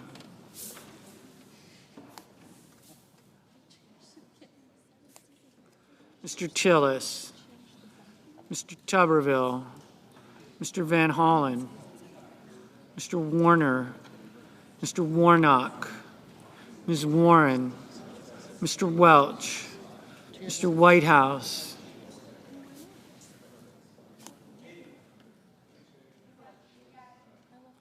Mr. Wicker.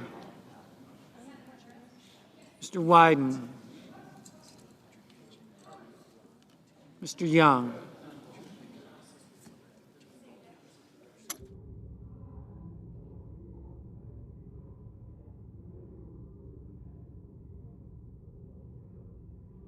Senators voting in the affirmative: Barrasso, Blackburn, Bozeman, Britt, Capito, Cotton, Kramer, Cruz, Daines, Fisher, Husted, Justice, Moody, Moreno, Scott of South Carolina, Thune, Young.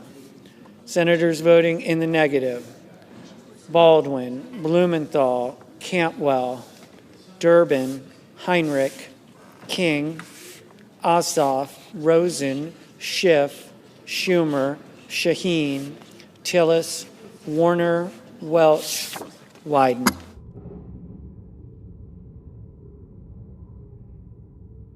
Mr. Coons, no.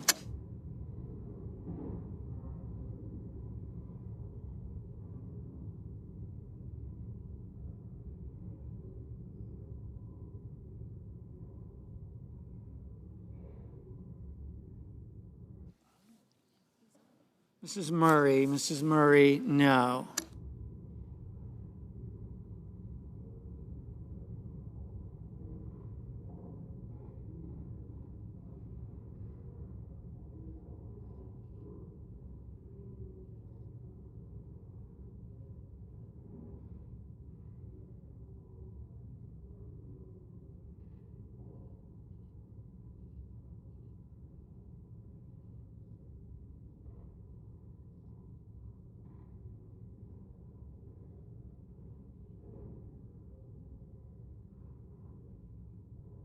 Ms. Blunt Rochester, no.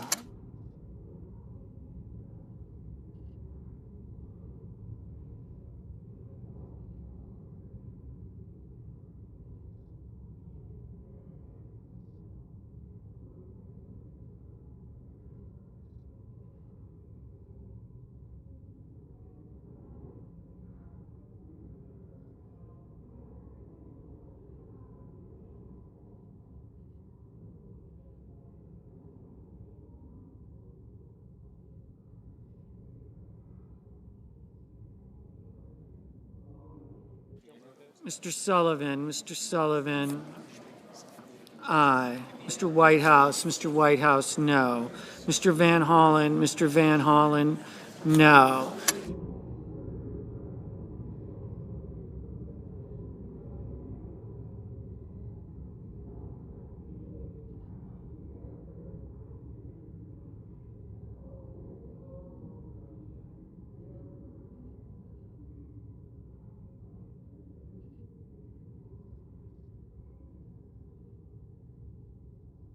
Mr. Fetterman,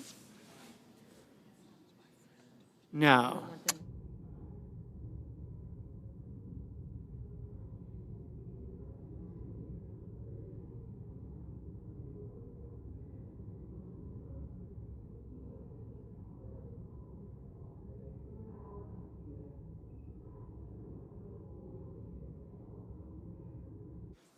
Mr.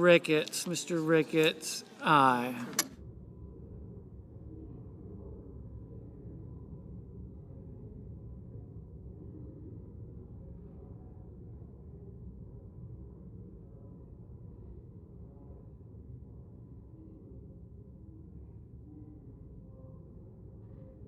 Mr. Marshall, aye.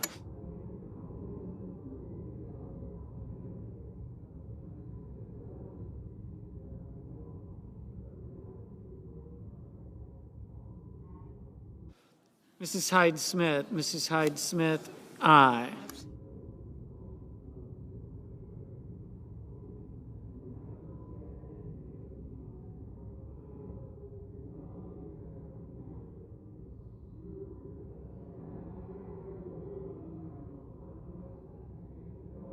Mr. Lujan, no.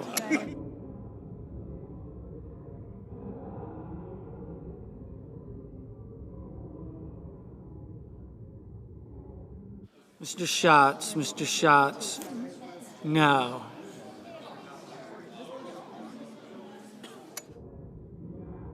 Mr. Kane, no.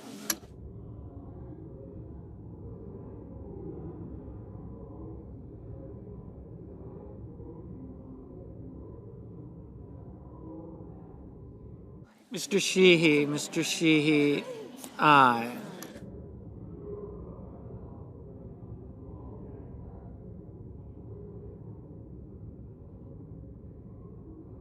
Mr. Rounds, aye. Mr. Langford, aye.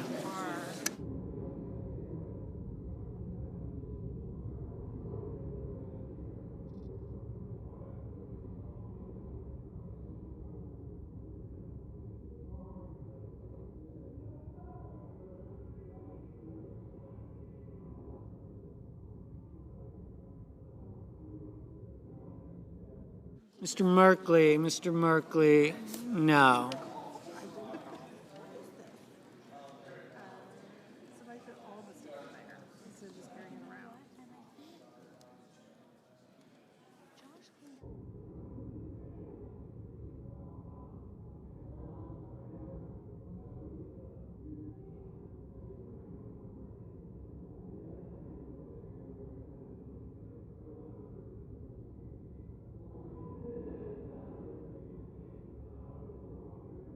Mr. Kim, no.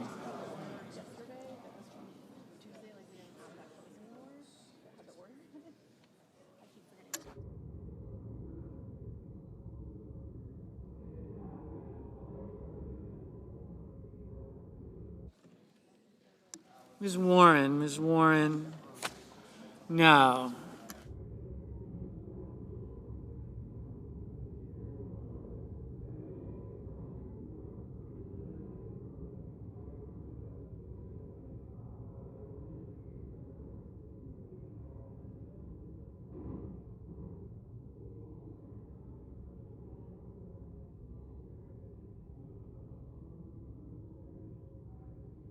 Mr. Crapo, aye. Mr.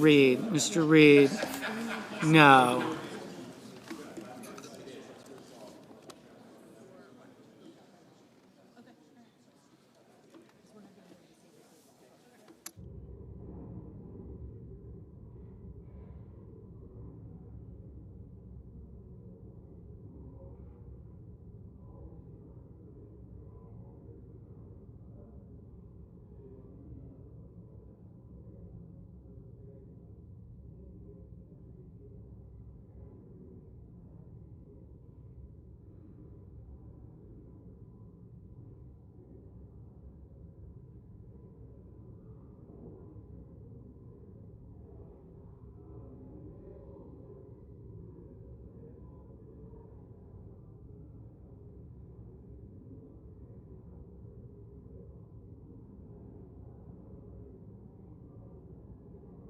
Mr. Mullen, aye.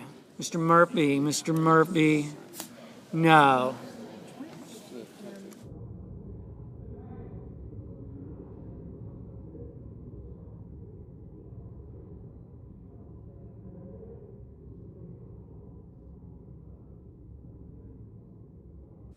Mr. Booker, no.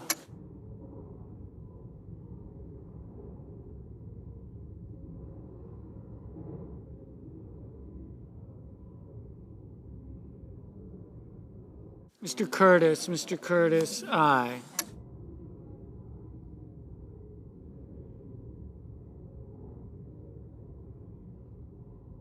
Mr.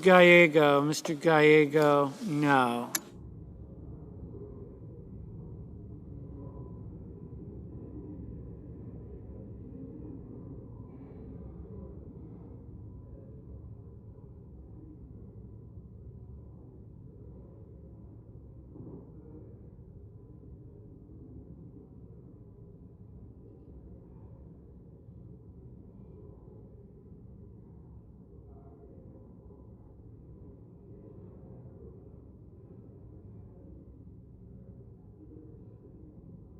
Ms. Cortez Masto, Ms. Cortez Masto, no. Ms. Hassan, no.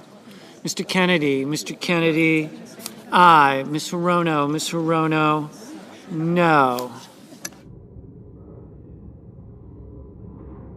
Mr. McConnell, aye.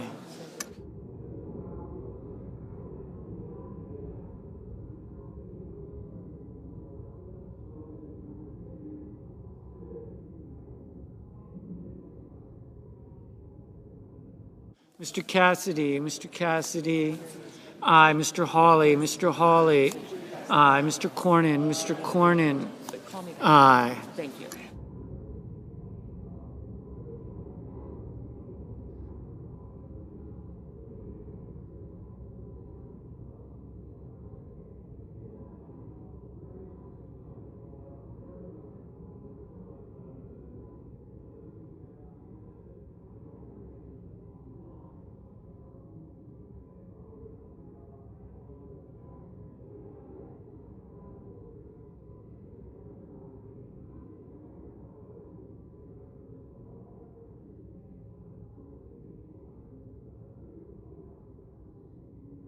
Ms. Klobuchar, no.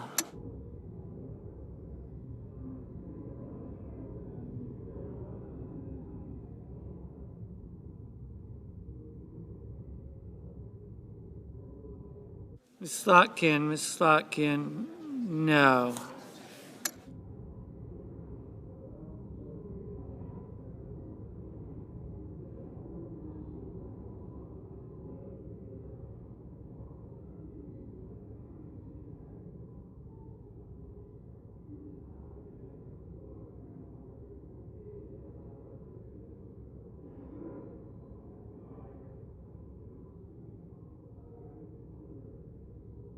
Mr. Grassley, aye. Mr. Graham, aye.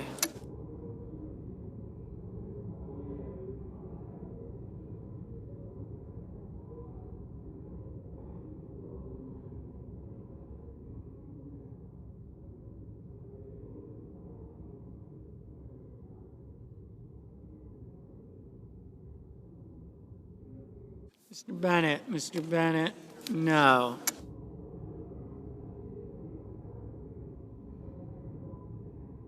Ms. Duckworth, no.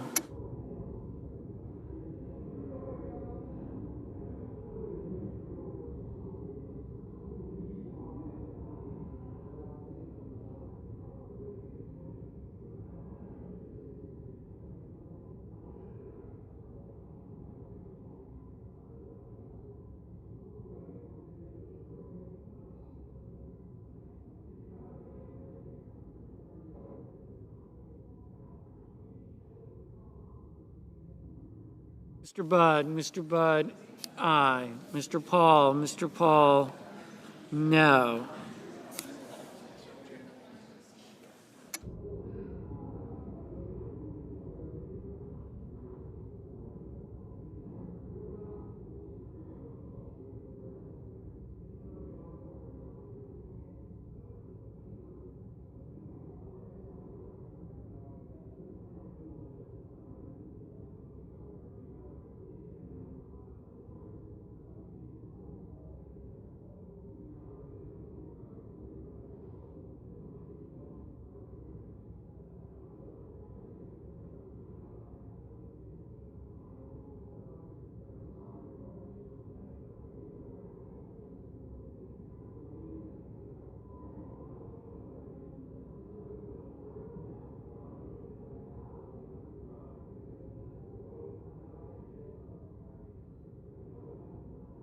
Ms. Alsobrooks, no. Mr. Johnson,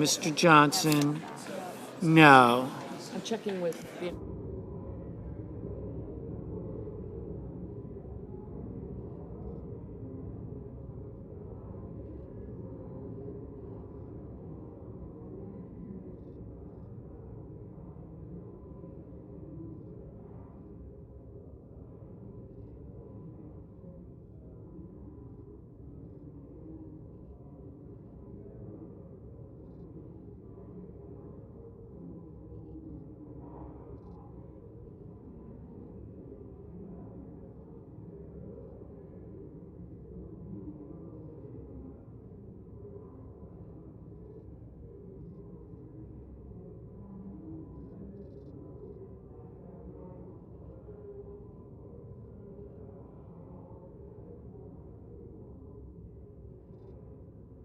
Mr. Peters, no.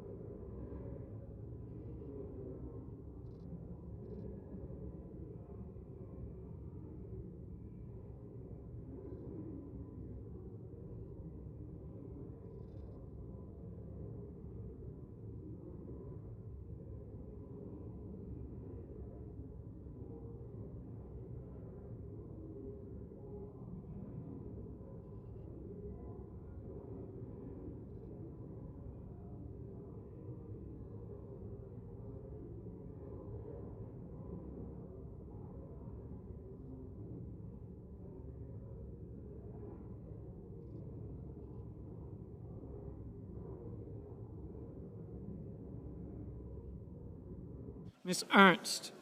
Ernst, aye.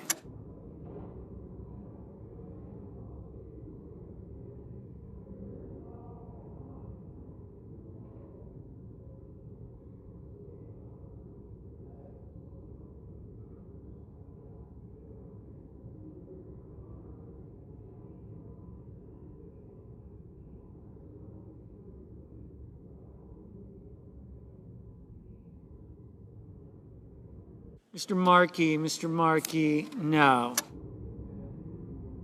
Mr. Wicker, aye.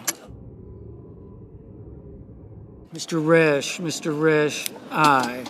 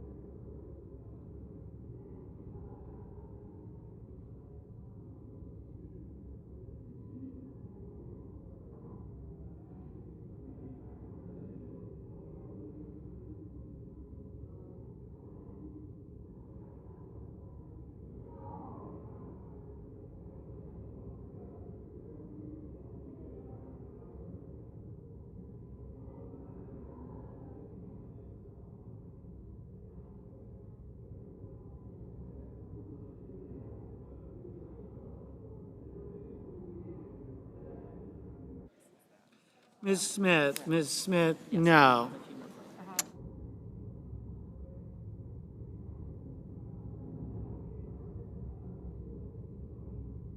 Mr. Padilla, no.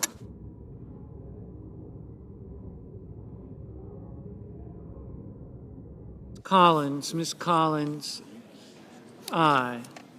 Mr. McCormick, aye.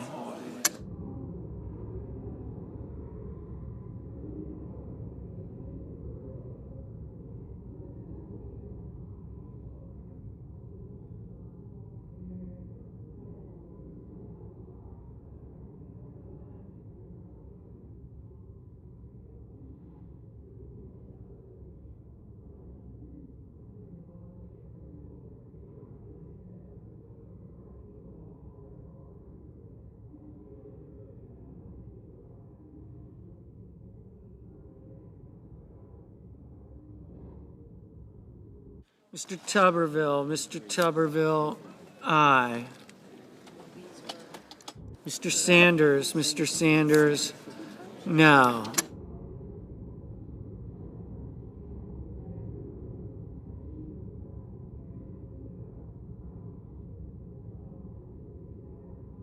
Mr. Hoven, aye. Mrs.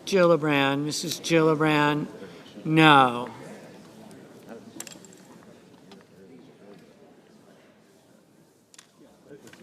Mr. Banks, aye.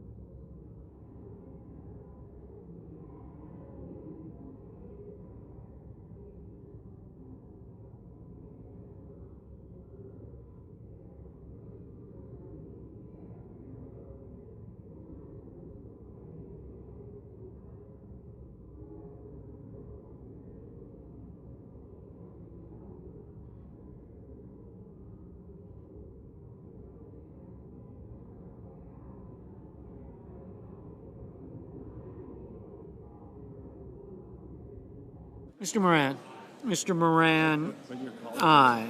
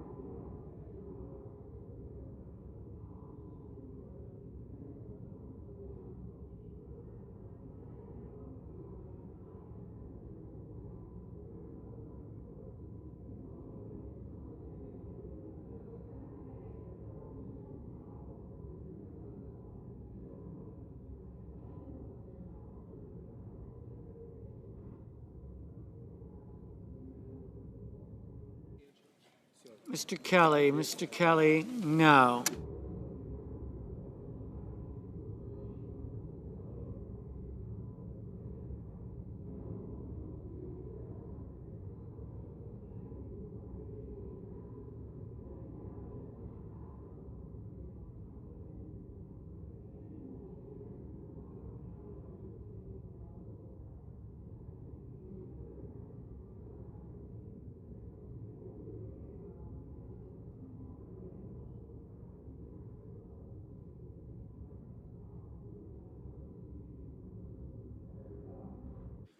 Mr. Haggerty, aye.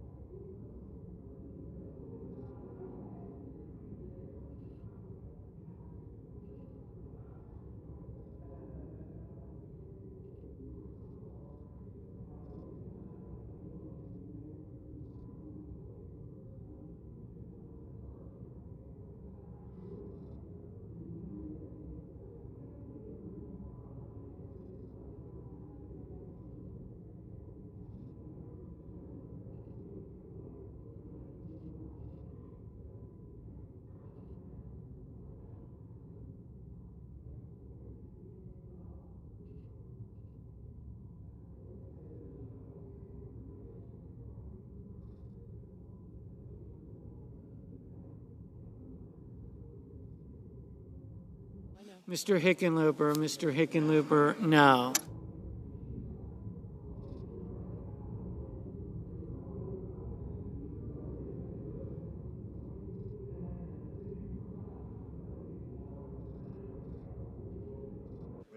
Mr.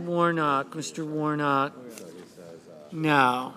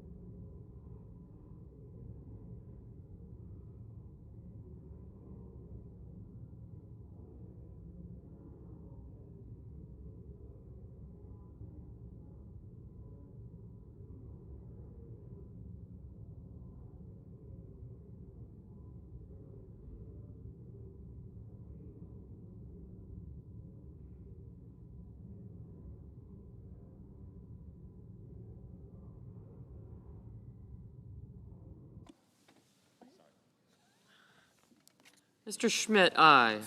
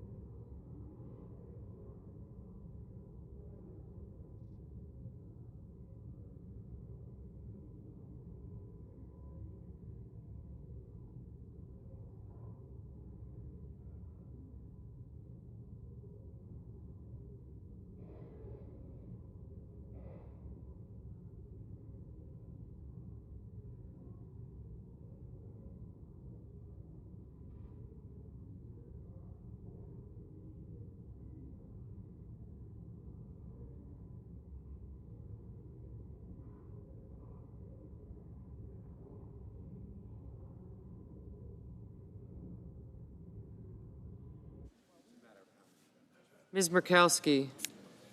Aye.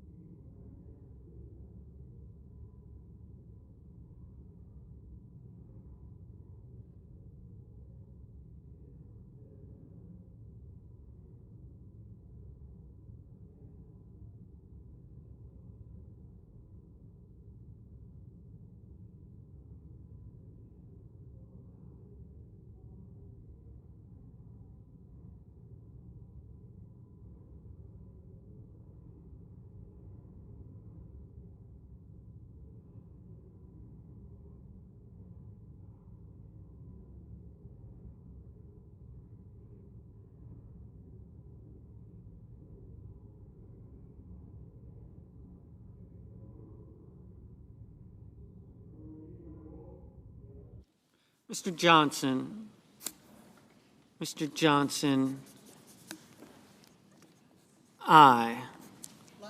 Ms. Lummis. Ms. Lummis. Aye. Mr. Scott. Mr. Scott of Florida. Aye. Mr. Lee. Aye. Mr. Lee. Aye.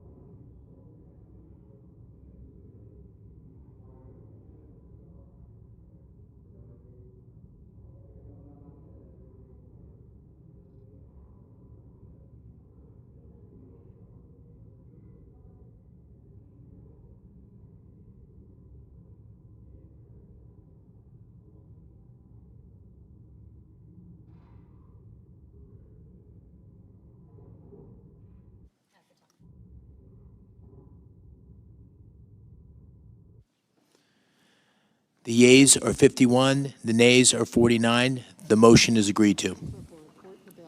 The clerk will report the bill.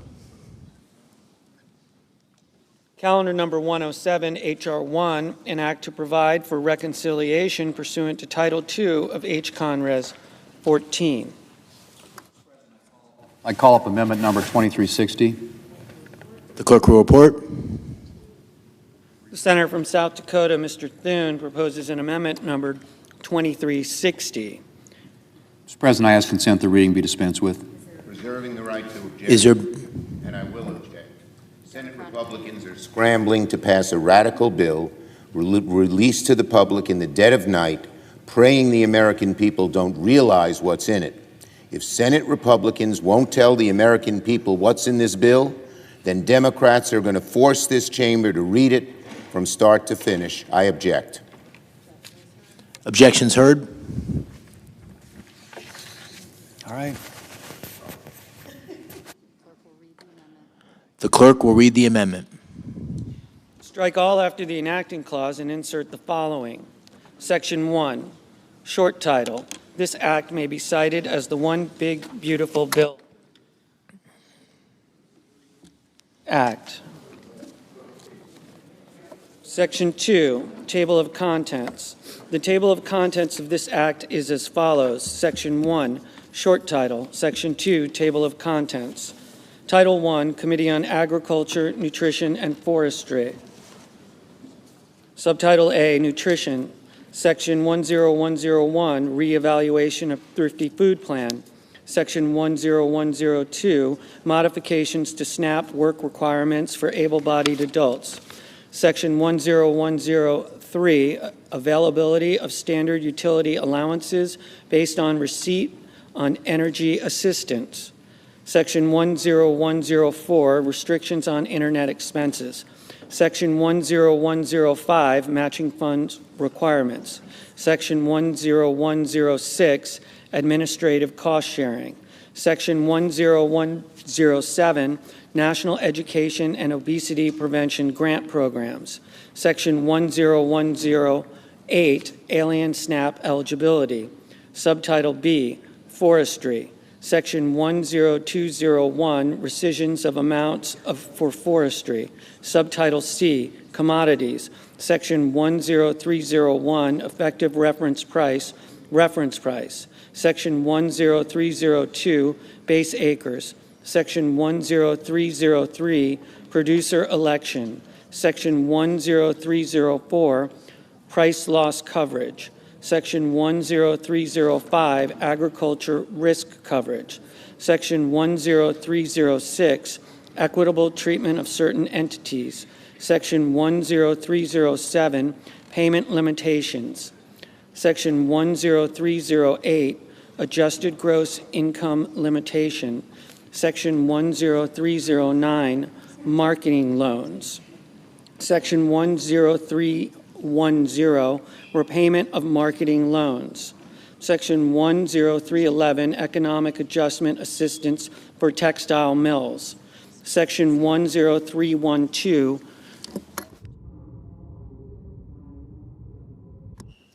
Sugar Price Updates. Section 10313, Dairy Policy Updates. Section 10314, Implementation. Subtitle D, Disaster Assistance Programs. Section 10401, Supplemental Agriculture Disaster Assistance. Subtitle E, Crop Insurance. Section 10501, Beginning Farmer and Rancher Benefit. Section 10502, Area-Based Crop Insurance Coverage and Affordability. Section 10503, Administrative and Operative Expense Adjustments. Section 10504, Premium Support. Section 10505, Program Compliance and Integrity. Section 10506, Reviews, Compliance, and Integrity. Section 10507, Poultry Insurance Pilot Program. Subtitle F, Additional Investments in Rural America. Section 10601, Conservation. Section 10602, Supplemental Agriculture Trade Promotion Program. Section 10603, Nutrition. Section 10604, Research. Section 10605, Energy. Section 10606, Horticulture. Section 10607, Miscellaneous. Title II, Committee on Armed Services. Section 2001, Enhancement of Department of Defense Resources for improving the quality of life for military personnel. Section 20002, Enhancement of Department of Defense Resources for shipbuilding. Section 20003, Enhancement of Department of Defense Resources for integrated air and missile defense. Just write pending on that. Get them to send it out.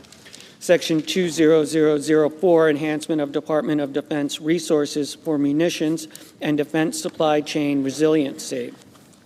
Section 20005, Enhancement of Department of Defense Resources for scaling low-cost weapons into production. Section 20006, Enhancement of Department of Defense Resources for improving the efficiency and cybersecurity of the Department of Defense. Section 20007, Enhancement of Department of Defense Resources for air superiority. Section 20008, Enhancement of Resources for nuclear forces. Section 20009, Enhancement of Department of Defense Resources to improve capabilities of United States Indo-Pacific Command. Section 20010, Enhancement of Department of Defense Resources for improving the readiness of the Department of Defense. Section 20011, Improving Department of Defense border support and counter-drug missions. Section 20012, Department of Defense oversight. Section 20013, military construction projects authorized. Section 20014, multi-year operational plan. Title III, Committee on Banking, Housing, and Urban Affairs. Section 30001, funding cap for the Bureau of Consumer Financial Protection. Section 30002, rescission of funds for green and resilient retrofit program for multifamily housing. Section 30003, Securities and Exchange Commission Reserve Fund. Section 30004, Appropriations for Defense Production Act. Title IV, Committee on Commerce, Science, and Transportation. Section 40001, Coast Guard Mission Readiness. Section 40002, Spectrum Auctions. Section 40003, Air Traffic Control Improvements. Section 40004, Space Launch and Reentry Licensing and Permitting User Fees. Section 40005, Mars Missions, Artemis Mission, and Moon to Mars Program. Section 40006, Corporate Average Fuel Economy Civil Penalties. Section 40007, Payment for Lease of Metropolitan Washington Airports.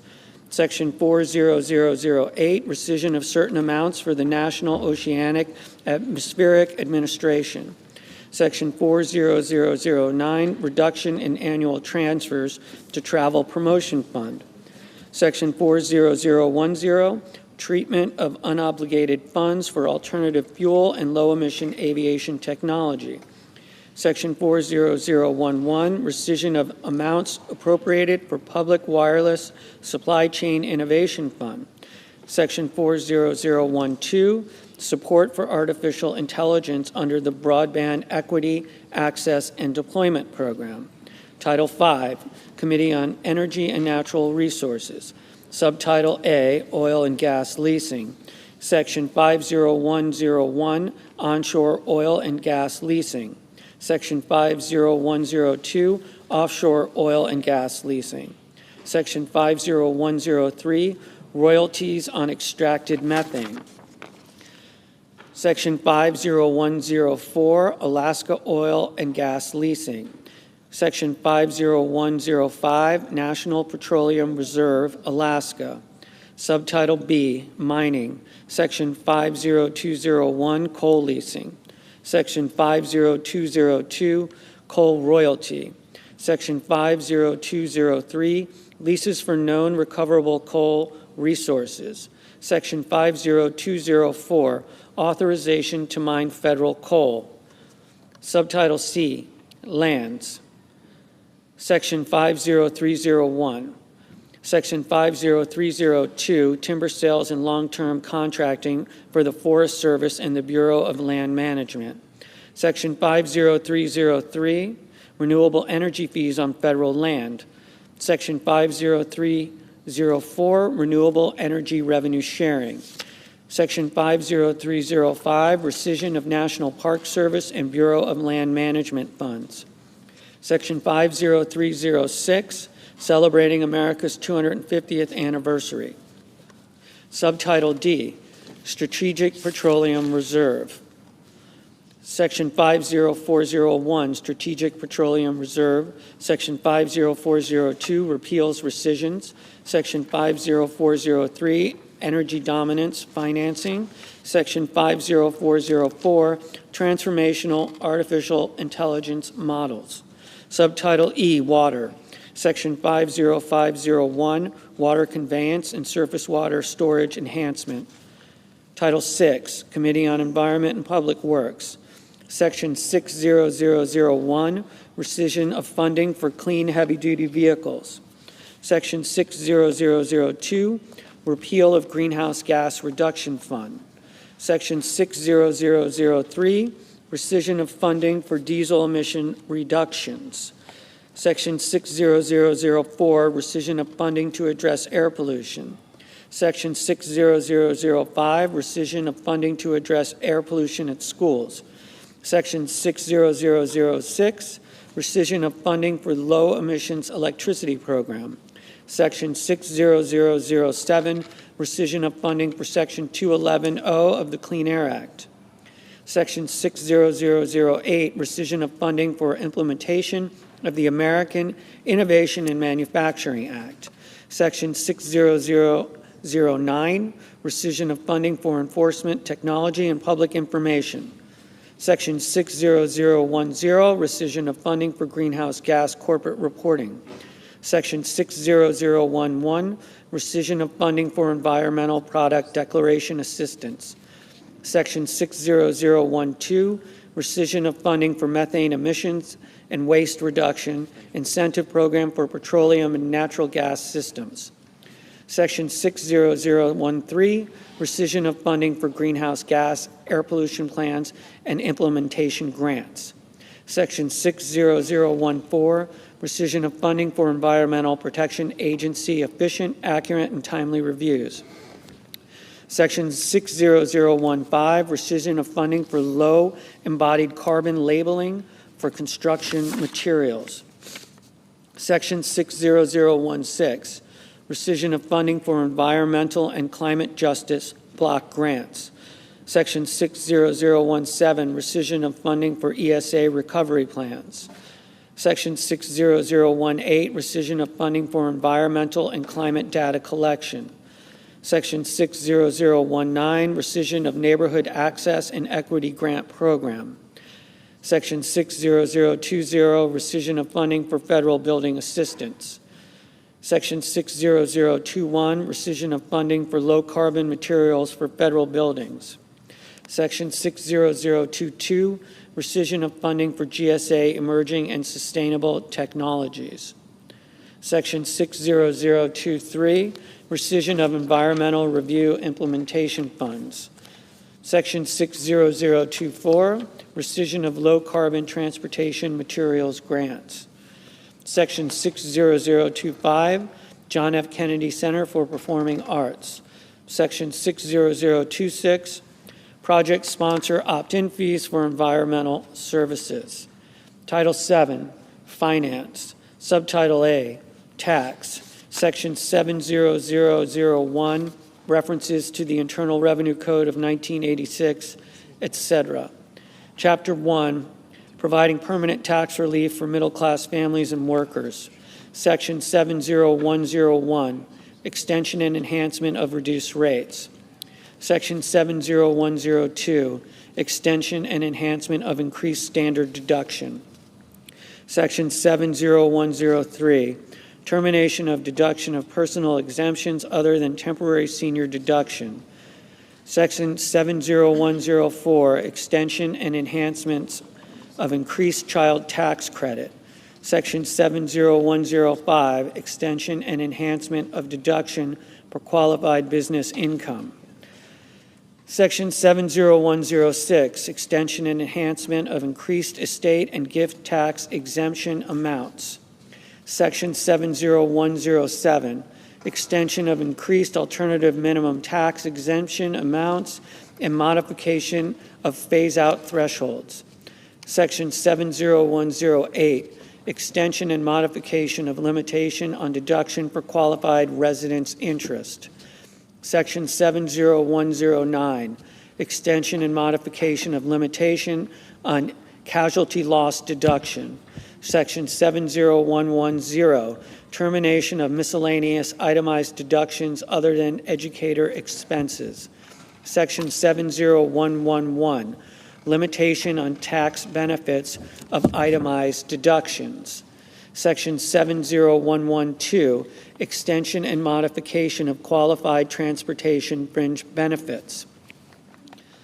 Section 70113, extension and modification of limitation on deduction and exclusions for moving expenses.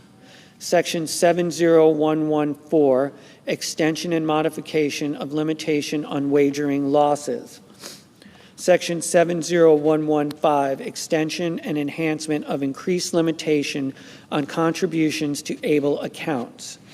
Section 70116, extension and enhancement of savers credit allowed for able contributors. Section 70117, extension of rollovers for qualified tuition programs to able accounts permitted. Section 70118, extension of treatment of certain individuals performing services in the Sinai Peninsula and enhancement to include additional areas. Section 70119, extension and modification and exclusion from gross income of student loans discharged on account of death or disability. Section 70120, limitation on individual deductions for certain state and local taxes, etc. Chapter 2, delivering on presidential priorities to provide new middle-class tax relief. Section 70201, no tax on tips. Section 70202, no tax on overtime. Section 70203, no tax on car loan investment. Section 70204, Trump accounts and contribution pilot program. Chapter 3, establishing certainty and competitiveness for American job creators. Subtitle A, permanent U.S. business tax reform and boosting domestic investment. Section 70301, full expensing for certain business property.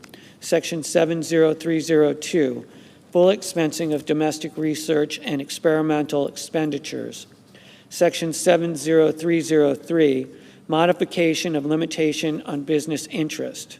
Section 70304, extension and enhancement of paid family and medical leave credit. Section 70305, exceptions from limitations on deduction for business meals. Section 70306, increased dollar limitations for expensing of certain depreciable business assets. Section 70307, special depreciation allowance for qualified production property. Section 70308, enhancement of advanced manufacturing investment credit. Section 70309, spaceports are treated like airports under exempt facility bond rules. Subtitle B, permanent America First international tax reforms. Part 1, foreign tax credit. Section 70311, modifications related to foreign tax credit limitation. Section 70312, modifications to determination of deemed paid credit for taxes properly attributable to tested income. Section 70313, sourcing certain income from the sale of inventory produced in the United States. Part 2, foreign-derived deduction eligible income and net CFC tested income. Section 70321, modification of deduction for foreign-derived deduction eligible income and net CFC tested income. Section 70322, determination of deduction eligible income. Section 70323, rules related to deemed intangible income. Part 3, base erosion minimum tax. Section 70331, extension and modification of base erosion minimum tax amount. Part 4, business interest limitation. Section 70341, coordination of business interest limitation and interest capitalization provisions. Section 70342, definition of adjusted taxable income for business interest limitation. Part 5, other international tax reforms. Section 70351, permanent extension of look-through rule for related controlled foreign corporations. Section 70352, repeal of election for 1 month deferral and determination of taxable year of specified foreign corporations. Section 70353, restoration of limitation on downward attribution of stock ownership in applying constructive ownership rules. Section 70354, modification to pro rata share rules. Chapter 4, investing in American families, communities, and small businesses. Subchapter A, permanent investments in families and children. Section 70401, enhancement of employer-provided child care credit. Section 70402, enhancement of adoption credit. Section 70403, recognizing Indian tribal governments for purposes of determining whether a child has special needs for purposes of the adoption credit. Section 70404, enhancement of the Dependent Care Assistance Program. Section 70405, enhancement of Child and Dependent Care Tax Credit. Subtitle B, permanent investments in students and reforms to tax-exempt institutions. Section 70411, tax credit for contributions of individuals to scholarship-granting organizations. Section 70412, exclusion for employer payments of student loans. Section 70413, additional expenses treated as qualified higher education expenses for purpose of 529 accounts.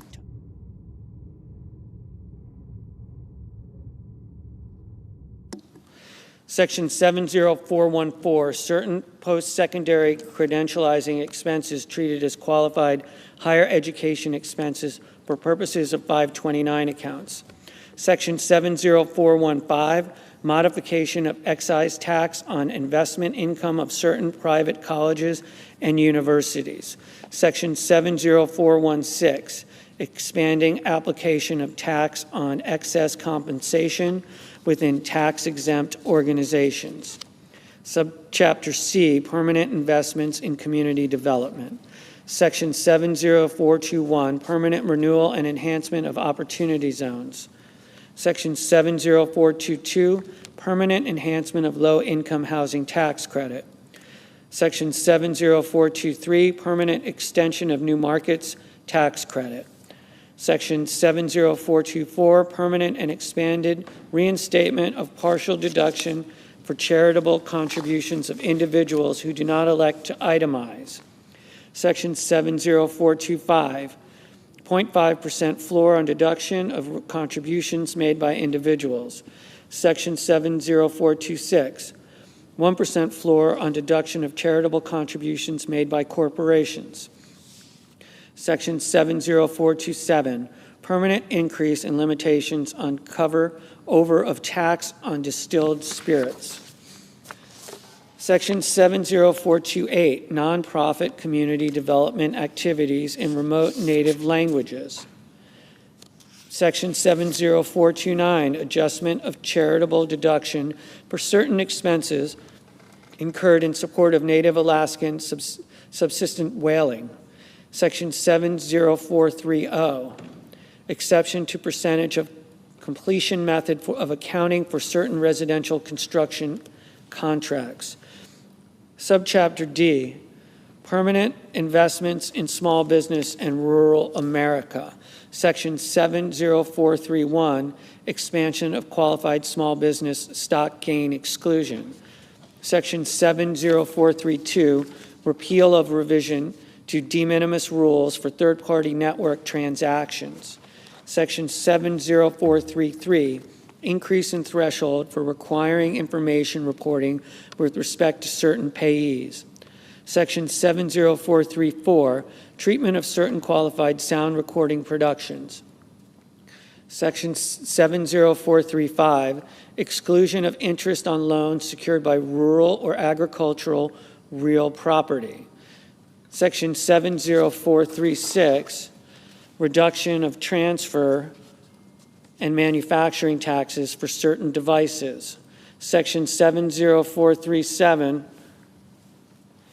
treatment of capital gains from the sale of certain farmland property. Section 70438, extension of rules for treatment of certain disaster-related personal casualty losses. Chapter 5, ending Green New Deal spending, promoting America First energy, and other reforms. Subchapter A, termination of Green New Deal subsidies. Section 70501, termination of previously owned clean vehicle credit.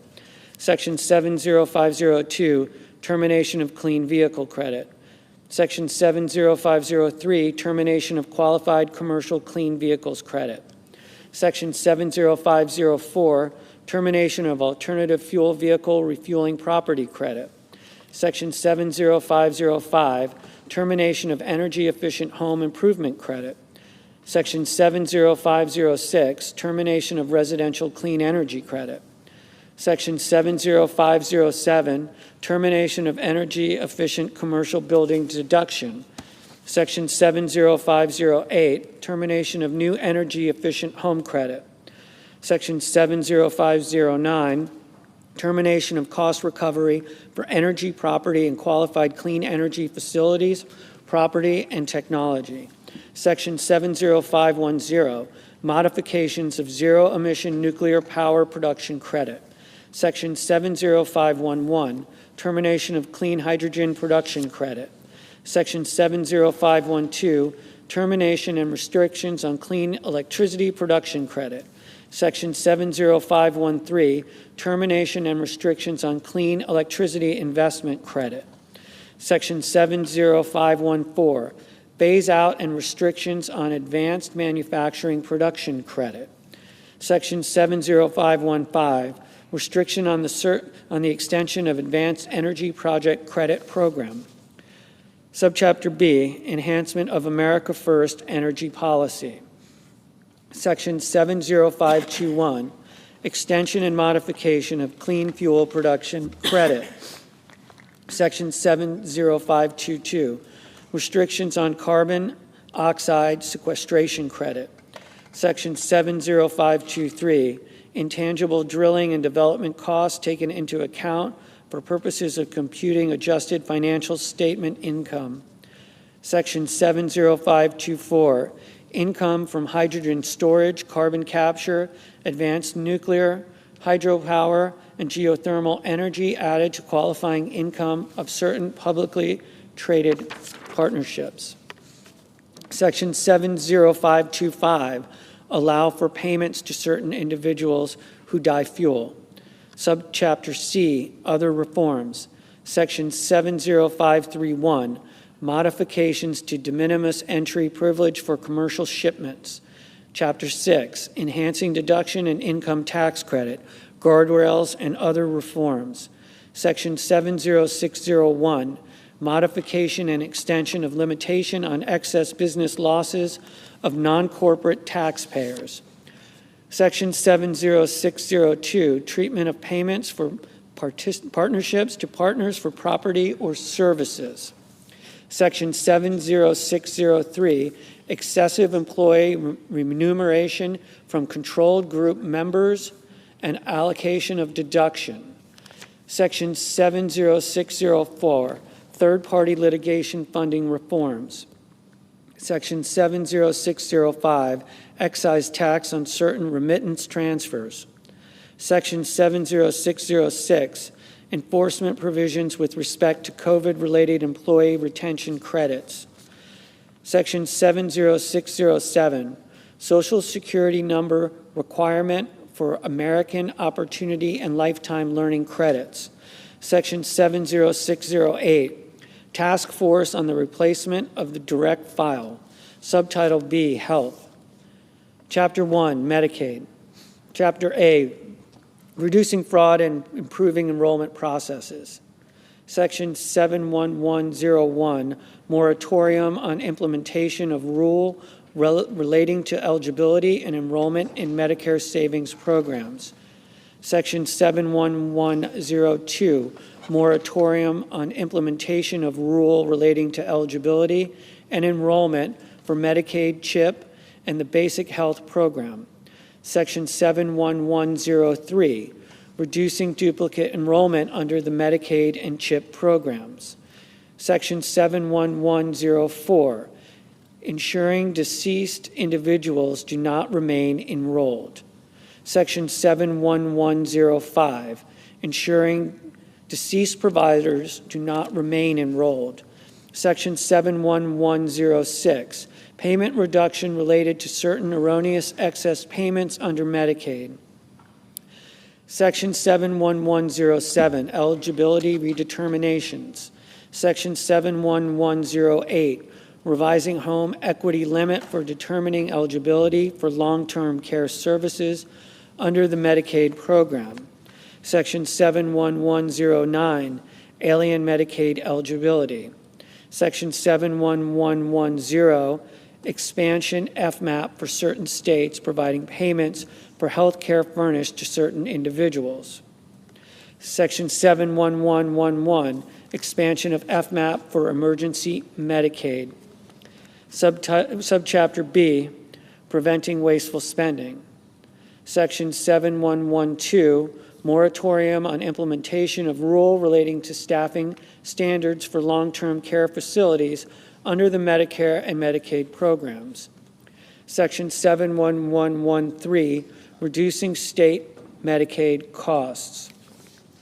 Section 71114, prohibiting federal Medicaid and CHIP funding for certain items and services. Section 71115, federal payments to prohibited entities. Subchapter C, stopping abusive financing practices. Section 7116, sunsetting increased FMAP incentive. Section 71117, provider taxes. Section 71118, state-directed payments. Section 71119, requirements regarding waiver of uniform tax requirement for Medicaid provider tax. Section 71120, requiring budget neutrality for Medicaid demonstration projects under Section 1115. Subchapter D, increasing personal accountability. Section 71121, requirement for states to establish Medicaid community engagement requirements for certain individuals. Section 71122, modifying cost-sharing requirements for certain expansion individuals under the Medicaid program. Subchapter E, expanding access to care. Section 71123, making certain adjustments to coverage of home or community-based services under Medicaid. Section 71124, determination of FMAP for high-poverty states. Chapter 2, Medicare. Subchapter A, strengthening eligibility requirements. Section 71201, limiting Medicare coverage of certain individuals. Subchapter B, improving services for seniors. Section 71202, temporary payment, increase under the Medicare physician fee schedule to account for exceptional circumstances. Section 71203, expanding and clarifying the exclusion for orphan drugs under the drug price negotiation program. Section 71204, application of cost living adjustment to non-labor related portion for hospital outpatient department services furnished in Alaska and Hawaii. Chapter 3, health tax. Subchapter A, improving eligibility criteria. Section 71301, permitting premium tax credit only for certain individuals. Section 71302, disallowing premium tax credit during periods of Medicaid ineligibility due to alien status. Subchapter B, preventing waste, fraud, and abuse. Section 71303, requiring verification of eligibility for premium tax credit. Section 71304, disallowing premium tax credit in case of certain coverage enrolled in during special enrollment period. Section 71305, eliminating limitation on recapture of advance payment of premium tax credit. Section 71306, permanent extension of safe harbor for absence of deductible for telehealth services. Section 71307, allowance of bronze and catastrophic plans and connection with health savings accounts. Section 71308, treatment of direct primary care service arrangements. Chapter 4, protecting rural hospitals and providers. Section 71401, Rural Health Transformation Program. Subtitle C, increase in debt limit. Section 72001, modification of limitation on the public debt. Title 8, Committee on Health, Education, Labor, and Pensions. Subtitle A, exemption of certain assets. Section 80001, exemption of certain assets. Subtitle B, loan limits. Section 81001, establishment of loan limits for graduate and professional students and parent borrowers, termination of graduate and professional plus loans. Subtitle C, loan repayment. Section 82001, loan repayment. Section 82002, deferment, forbearance. Section 82003, loan rehabilitation. Section 82004, public service loan forgiveness. Section 82005, student loan servicing. Subtitle D, Pell Grants. Section 83001, eligibility. Section 83002, workforce Pell Grants. Section 83003, Pell shortfall. Section 83004, federal Pell Grants exclusion relating to other grant aid. Subtitle E, accountability. Section 84001, ineligibility based on low earnings outcomes. Subtitle F, regulatory relief. Section 85001, delay of rule relating to borrower defense to repayment. Section 85002, delay of rule relating to closed school discharges. Subtitle G, limitation on authority. Section 86001, limitation on proposing or issuing regulations and executive actions. Subtitle H, Garden of Heroes. Section 87001, Garden of Heroes.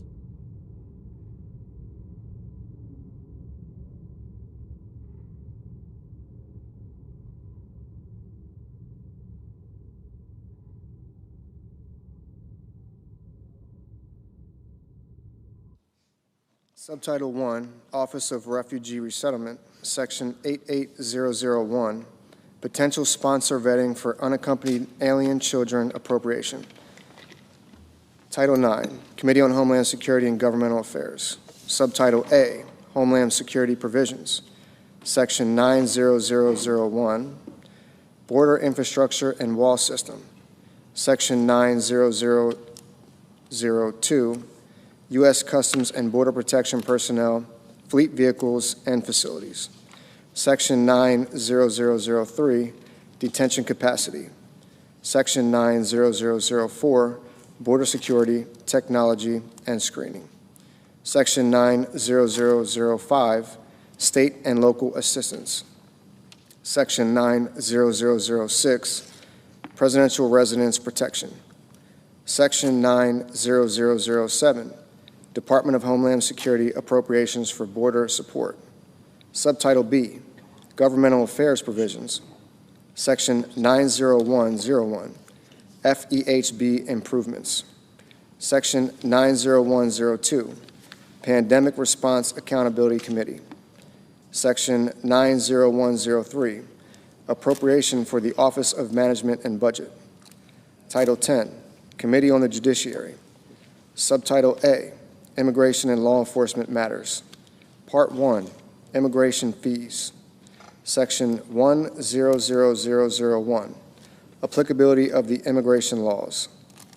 Section 100002, Asylum Fee. Section 100003, Employment Authorization Document Fees. Section 100004, Immigration Parole Fee. Section 100005, Special Immigrant Juvenile Fee. Section 100006, Temporary Protected Status Fee. Section 100007, Visa Integrity Fee. Section 100008, Form I-94 Fee. Section 100009, Annual Asylum Fee. Section 100010, Fee relating to renewal and extension of employment authorization for parolees. Section 10011, fee relating to renewal or extension of employment authorization for asylum applicants. Section 10012, fee relating to renewal and extension of employment authorization for aliens granted temporary protected status. Section 10013, fees relating to applications for adjustment of status. Section 10014, electronic system for travel authorization fee. Section 10015, electronic visa update system fee. Section 10016, fee for aliens ordered removed in absentia. Section 10017, inadmissible alien apprehension fee. Section 10018, amendment to authority to apply for asylum. Part 2, immigration and law enforcement funding. Section 10051, appropriation for the Department of Homeland Security. Section 10052, appropriation for U.S. Immigration and Customs Enforcement. Section 10053, appropriation for federal law enforcement training centers. Section 10054, appropriation for the Department of Justice. Section 10055, bridging immigration-related deficits experienced nationwide reimbursement fund. Section 10056, appropriation for the Bureau of Prisons. Section 10057, appropriation for the United States Secret Service. Subtitle B, Judiciary Matters. Section 1000101, appropriation to the Administrative Office of the United States Courts. Section 1000102, appropriation to the Federal Judicial Center. Subtitle C, Radiation Exposure Compensation Matters. Section 1000201, extension of fund. Section 1000202, claims relating to atmospheric testing. Section 1000203, claims relating to uranium mining. Section 1000205, limitations on claims. Title I, Committee on Agriculture, Nutrition, and Forestry. Subtitle A, Nutrition. Section 10101, reevaluation of Thrifty Food Plan. A, in general, Section 3 of the Food and Nutrition Act of 2008, 7 U.S.C. 2012 is amended by striking subsection U and inserting the following. U, Thrifty Food Plan. 1, in general, the term Thrifty Food Plan means a diet required to feed a family of 4 persons consisting of a man and a woman ages 20 through 50, a child ages 6 through 8, and a child ages 9 through 11, using the items and quantities of food described in the report of the Department of Agriculture entitled Thrifty Food Plan 2021. And each successor report updated pursuant to this subsection, subject to the conditions that A, the relevant market baskets of the Thrifty Food Plan shall only be changed pursuant to paragraph 4. B, the cost of the Thrifty Food Plan shall be the basis for uniform allotments for all households regardless of the actual composition of the household. And C, the cost of the Thrifty Food Plan may only be adjusted in accordance with this subsection. 2, household adjustments. The Secretary shall make household adjustments using the following ratios of household size as a percentage of the maximum 4-person allotment. A, for a one-person household, 30%. B, for a 2-person household, 55%. C, for a 3-person household, 79%. D, for a 4-person household, 100%. E, for a 5-person household, 119%. F, for a 6-person household, 143%. G, for a 7-person household, 158%. H, for an 8-person household, 180%. I, for a household of 9 persons or more, an additional 22% per person, which additional percentage shall not total more than 200%. 3, allowable cost adjustments. The Secretary shall, A, make cost adjustments in the Thrifty Food Plan for Hawaii and the urban and rural parts of Alaska to reflect the cost of food in Hawaii and urban and rural Alaska. B, make cost adjustments in the separate thrifty food plans for Guam and the Virgin Islands of the United States to reflect the cost of food in those states, but not to exceed the cost of food in the 50 states and the District of Columbia. And C, on October 1st, 2025, and on each October 1st thereafter, adjust the cost of the thrifty food plan to reflect changes in the Consumer Price Index for all urban consumers published by the Bureau of Labor Statistics of the Department of Labor for the most recent 12-month period ending in June. 4, reevaluation of market baskets. A, reevaluation. Not earlier than October 1st, 2027, the Secretary may reevaluate the market baskets of the Thrifty Food Plan based on current food prices, food composition data, consumption patterns, and dietary guidance. B, cost neutrality. The Secretary shall not increase the cost of the Thrifty Food Plan based on a reevaluation under this paragraph. B, conforming amendments. 1, Section 16C1A22 of the Food and Nutrition Act of 2008, 7 U.S.C. 2025 C1A22 is amended by striking Section 3U4 and inserting Section 3U3. 2, Section 19A2A2 of the Food and Nutrition Act of 2008, 7 U.S.C. 2028A2A2 is amended by striking Section 3U4 and inserting Section 3U3. 3, Section 27A2 of the Food and Nutrition Act of 2008, 7 U.S.C. 2036A2 is amended by striking Section 3U4, each place it appears, and inserting Section 3U3. Section 1012, modifications to SNAP work requirements for able-bodied adults. A, exceptions. Section 60 of the Food and Nutrition Act of 2008, 7 U.S.C. 20150 is amended by striking paragraph 3 and inserting the following. 3, exceptions.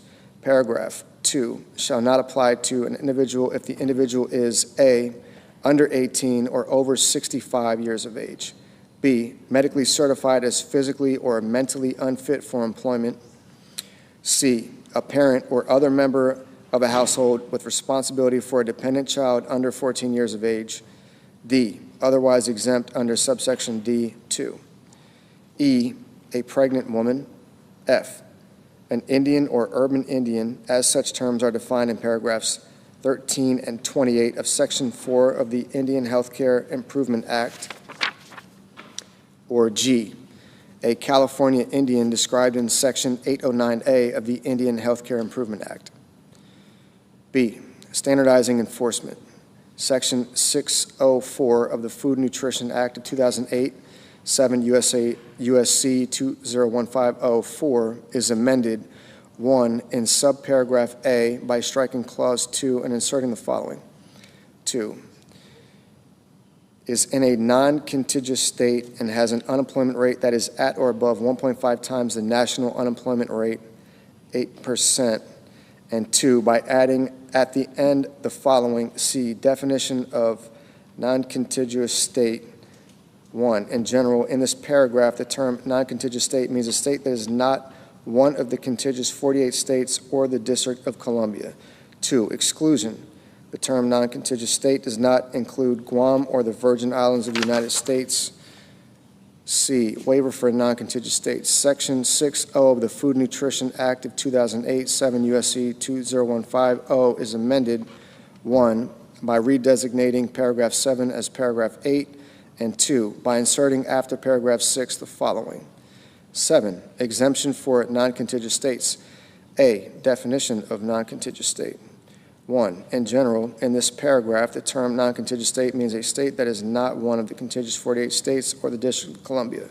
2, exclusions. In this paragraph, the term non-contiguous state does not include Guam or the Virgin Islands of the United States. B, exemption.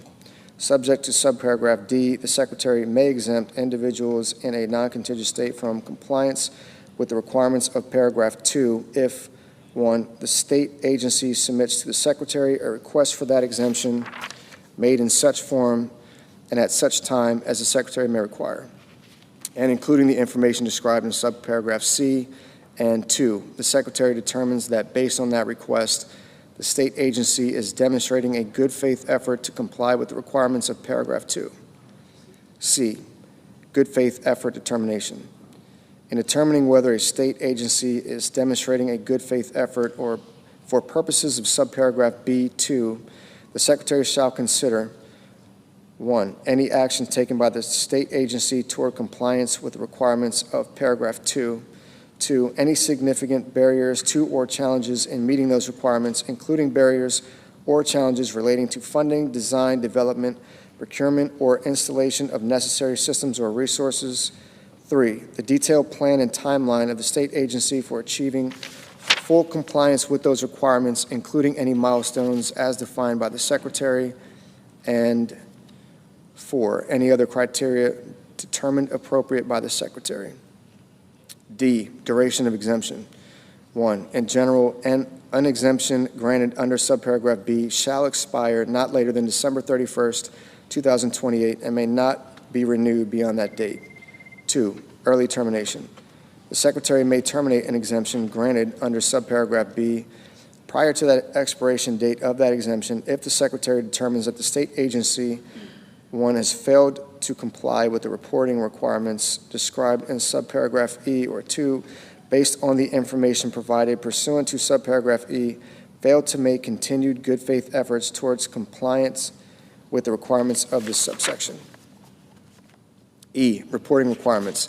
A state agency granted an exemption under subparagraph B shall submit to the Secretary 1, quarterly progress reports on the status of the state agency in achieving the milestones toward full compliance described in subparagraph C3, and 2, information on specific risks or newly identified barriers or challenges to full compliance, including the plan of the state agency to mitigate those risks, barriers, or challenges.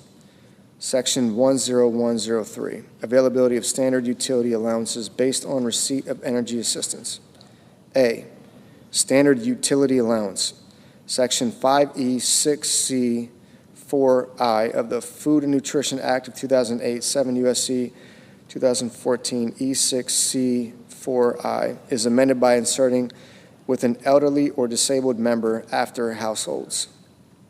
B, third-party energy assistance payments. Section 5K4 of the Food and Nutrition Act of 2008, 7 U.S.C. 2014 K4 is amended 1 in subparagraph A by inserting without an elderly or disabled member before shall be, and 2 in subparagraph B by inserting with an elderly or disabled member before under a state law. Section 10104, restrictions on internet expenses. Section 5E6 of the Food and Nutrition Act of 2008, 7 U.S.C. 2014 E6 is amended by adding at the end of the following. E, restrictions on internet expenses. Any service fee associated with internet connection shall not be used in computing the excess shelter expense deduction under this paragraph. Section 10105, matching funds requirements. A, in general, Section 4A of the Food and Nutrition Act of 2008, 7 U.S.C. 2013 A, is amended 1 by striking A subject to and inserting the following. A, program. 1, establishment subject to, and 2, by adding at the end the following. 2, state quality control incentive. A, definition of payment error rate. In this paragraph, the term payment error rate has the meaning given the term in section 16C2. B, state cost share. 1, in general, beginning in fiscal year 2028, if the payment error rate of a state is determined under Clause 2 is 1, less than 6%, the federal share of the cost of the allotment described in paragraph 1 for that state in a fiscal year shall be 100%, and the state share shall be 0%. 2, equal to or greater than 6%, but less than 8%. The federal share of the cost of the allotment described in paragraph 1 for that state in a fiscal year shall be 95%, and the state share shall be 5%. 3, equal to or greater than 8%, but less than 10%. The federal share of the cost of the allotment described in paragraph 1 for that state in a fiscal year shall be 90%, and the state share shall be 10%. And 4, equal to or greater than 10%. The federal share of the cost of the allotment described in paragraph 1 for that state in a fiscal year shall be 85%, and the state share shall be 15%. 2, elections. 1, fiscal year 2028. For fiscal year 2028, to calculate the applicable state share under Clause 1, a state may elect to use the payment error rate of the state from fiscal year 2025 or 2026. 2, fiscal year 2029 and thereafter. For fiscal year 2029 and each fiscal year thereafter, to calculate the applicable state share under Clause 1, the Secretary shall use the payment error rate of the state for the third fiscal year preceding the fiscal year for which the state share is being calculated. 3, maximum federal payment. The Secretary may not pay towards the cost of an allotment described in paragraph 1 an amount that is greater than the applicable federal share under paragraph 2. 4, waiver authority. A, in general, the Secretary may waive the requirement under paragraph 2 for a non-contiguous state excluding Guam and the Virgin Islands of the United States for a period of not more than 2 years if, 1, the Secretary determines that the waiver is necessary, and 2, the non-contiguous state is, 1, actively implementing a corrective action plan as described in Section 275.17 of Title VII Code of Federal Regulations or a successor regulation, and 2, carrying out any other activities determined necessary by the Secretary to reduce its payment error rate as defined in paragraph 2. B, termination of authority. The waiver authority under subparagraph A shall terminate on the date that is 4 years after the date of enactment of this paragraph. B, limitation on authority. Section 13A1 of the Food and Nutrition Act of 2008, 7 U.S.C. 2022A1 is amended in the first sentence by inserting or the payment or disposition of a state share under Section 4A2 after 16C 1D12. Section 10106, administrative cost sharing.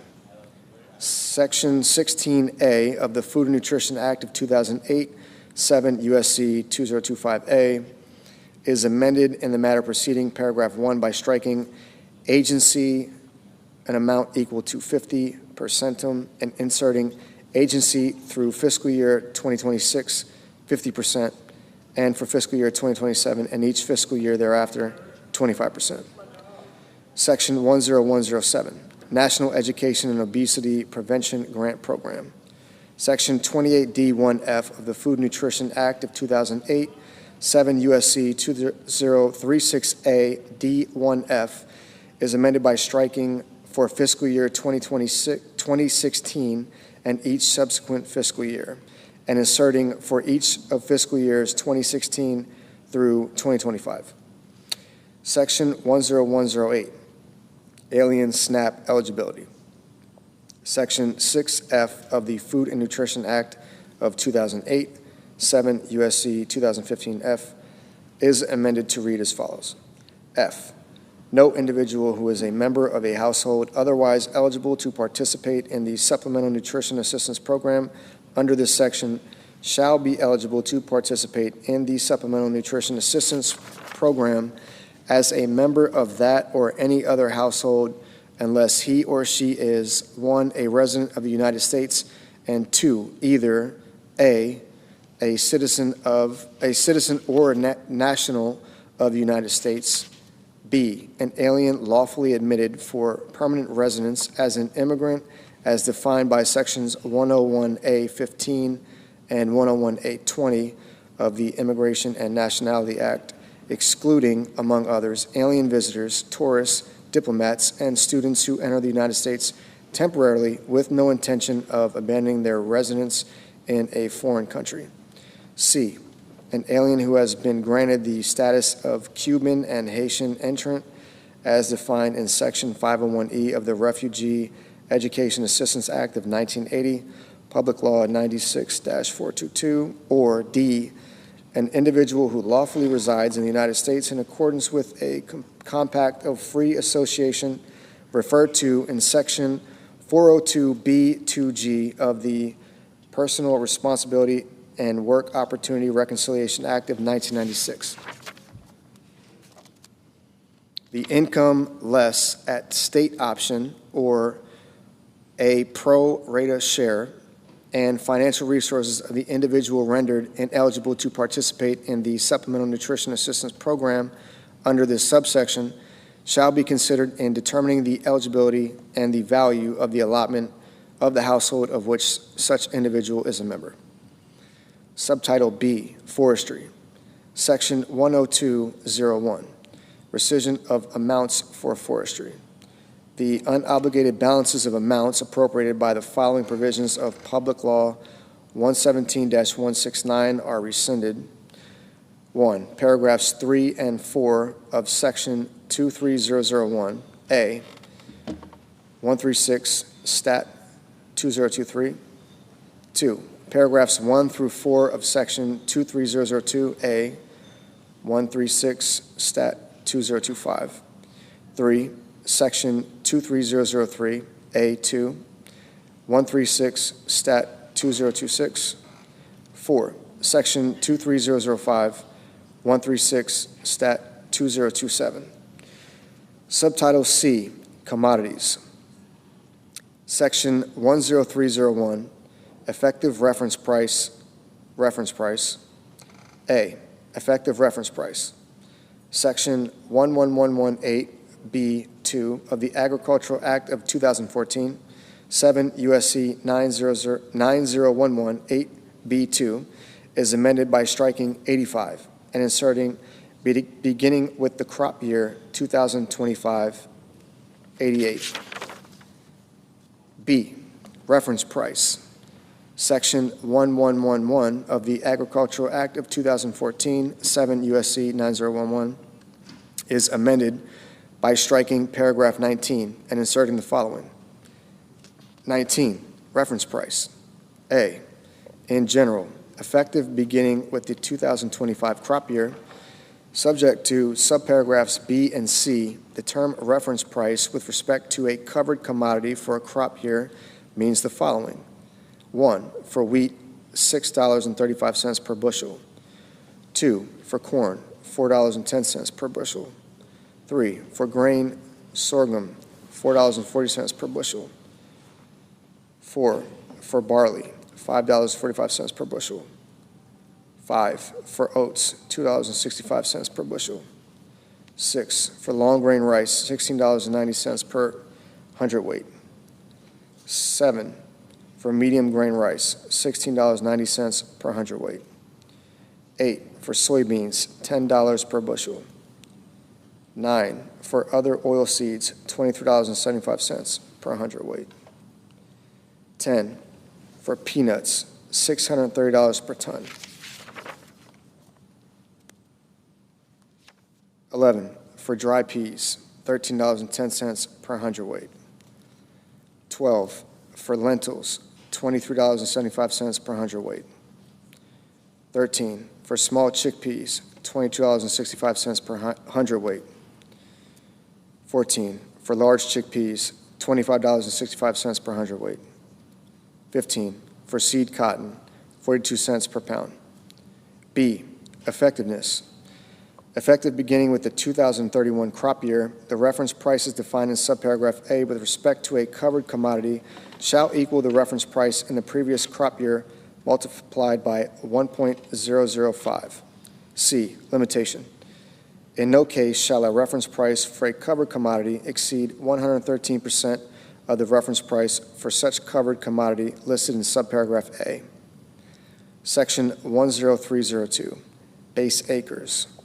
Section 1112 of the Agricultural Act of 2014, 7 U.S.C. 9012, is amended, 1, in subsection D3A by striking 2023 and inserting 2031, and by adding at the end of the following. E, additional base acres. 1, in general, as soon as practicable after the date of enactment of this subsection, and notwithstanding subsection A, the Secretary shall provide notice to owners of eligible farms pursuant to paragraph 3 and allocate to those eligible farms a total of not more than an additional 30 million base acres in the manner provided in this subsection. An owner of a farm that is eligible to receive an allocation of base acres may elect to not receive that allocation by notifying the Secretary not later than 90 days after receipt of the notice provided by the Secretary under this paragraph. 2. Content of notice.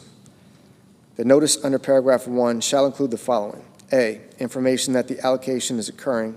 B. Information regarding the eligibility of the farm for an allocation of base acres under paragraph 3.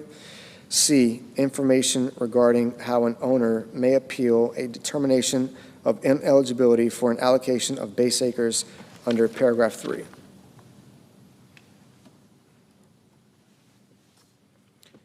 Through an appeals process established by the Secretary. 3. Eligibility. A. In general, subject to subparagraph D, effective beginning with the 2026 crop year, a farm is eligible to receive an allocation of base acres if, with respect to the farm, the amount described in subparagraph B exceeds the amount described in subparagraph C. B.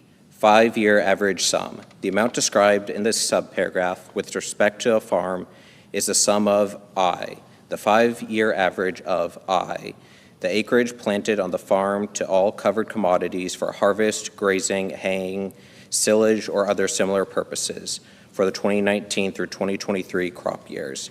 And 2, any acreage on the farm that the producers were prevented from planting during the 2019 through 2023 crop years to covered commodities because of drought, flood, or other natural disaster, or other conditions beyond the control of the producers as determined by the Secretary, plus 2, the lesser of 1, subsection 1, 15% of the total acres on the farm, and 2, the 5-year average of AA, the acreage planted on the farm to eligible non-covered commodities for harvest, grazing, haying, silage, or other similar purposes for the 2019 through 2023 crop years, and subsection BB, any acreage on the farm that producers were prevented from planting during the 2019 through 2023 crop years to eligible non-covered commodities because of drought, flood, or other natural disaster, or other condition beyond the control of the producers, as determined by the Secretary. C, total number of base acres for covered commodities. The amount described in this subparagraph with respect to a farm is the total number of base acres for covered commodities on the farm, excluding unassigned crop base, as in effect on September 30, 2024. D, effect of no recent plantings of covered commodities in the case of a farm for which the amount determined under Clause I of subparagraph B is equal to 0. That farm shall be ineligible to receive an allocation of base acres under the subsection. E, acreage planted on the farm to eligible non-covered commodities defined in this paragraph. The term acreage planted on the farm to eligible non-covered commodities means acreage planted on a farm to commodities other than covered commodities, trees, bushes, vines, grass, or pasture, including cropland that was idle or fallow, as defined by the Secretary. 4, number of base acres, subject to paragraphs 3 and 8. The number of base acres allocated to an eligible farm shall, subsection A, be equal to the difference obtained by subtracting the amount determined under subparagraph C of paragraph 3 from the amount determined under subparagraph B of that paragraph. And B, include unassigned crop base. 5, allocation of acres. A, allocation. The Secretary shall allocate the number of base acres under paragraph 4 among those covered commodities planted on the farm at any time during the 2019 through 2023 crop years. B, allocation formula. The allocation of additional base acres for covered commodities shall be in proportion to the ratio of subsection I, the 5-year average of I, the acreage planted on the farm to each covered commodity for harvest, grazing, haying, silage, or other similar purposes for the 2019 through 2023 crop years. And 2, any acreage on the farm that producers were prevented from planting during the 2019 through 2023 crop years to that covered commodity because of drought, flood, or other natural disaster, or other condition beyond the control of the producers as determined by the Secretary to the 5-year average determined under paragraph 3BI. Inclusion of all 5 years in average. For the purpose of determining a 5-year acreage average under subparagraph B for a farm, the Secretary shall not exclude any crop year in which a covered commodity was not planted. D, treatment of multiple planting or prevented planting. For the purpose of determining under subparagraph B the acreage on a farm that producers planted or were prevented from planting during the 2019 through 2023 crop years to covered commodities, if the acreage that was planted or prevented from being planted was devoted to other covered commodity in the same crop year, other than a covered commodity produced under an established practice of double cropping, the owner may elect the covered commodity to be used for that year in determining the 5-year average, but may not include both the initial covered commodity and the subsequent covered commodity. E, limitation. The allocation of additional base acres among covered commodities on a farm under this paragraph may not result in a total number of base acres for the farm in excess of the number of acres on the farm. 6, reduction by the Secretary. In carrying out this subsection, if the total number of eligible acres allocated to base acres across all farms in the United States under this subsection would exceed 30 million acres, the Secretary shall apply an across-the-board prorated reduction to the number of eligible acres to ensure the number of allocated base acres under this subsection is equal to 30 million acres.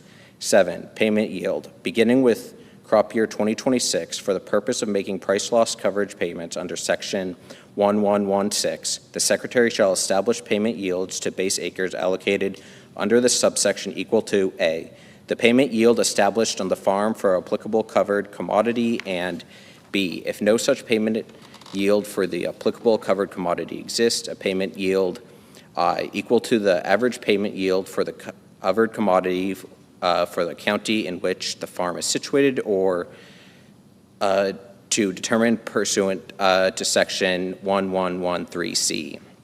8, treatment of new owners. In the case of a farm for which the owner on the date of enactment of this subsection was not the owner for the 2019 through 2023 crop years, the Secretary shall use the planting history of the prior owner or owners of that farm for the purposes of determining A, eligibility under paragraph 3, B, eligibility acres under paragraph 4, and C, the allocation of acres under paragraph 5. Section 10303, producer election. A, in General Section 1115 of the Agricultural Act of 2014, 7 U.S.C. 9015, is amended 1, in subsection A, in the matter preceding paragraph 1, by striking 2023 and inserting 2031.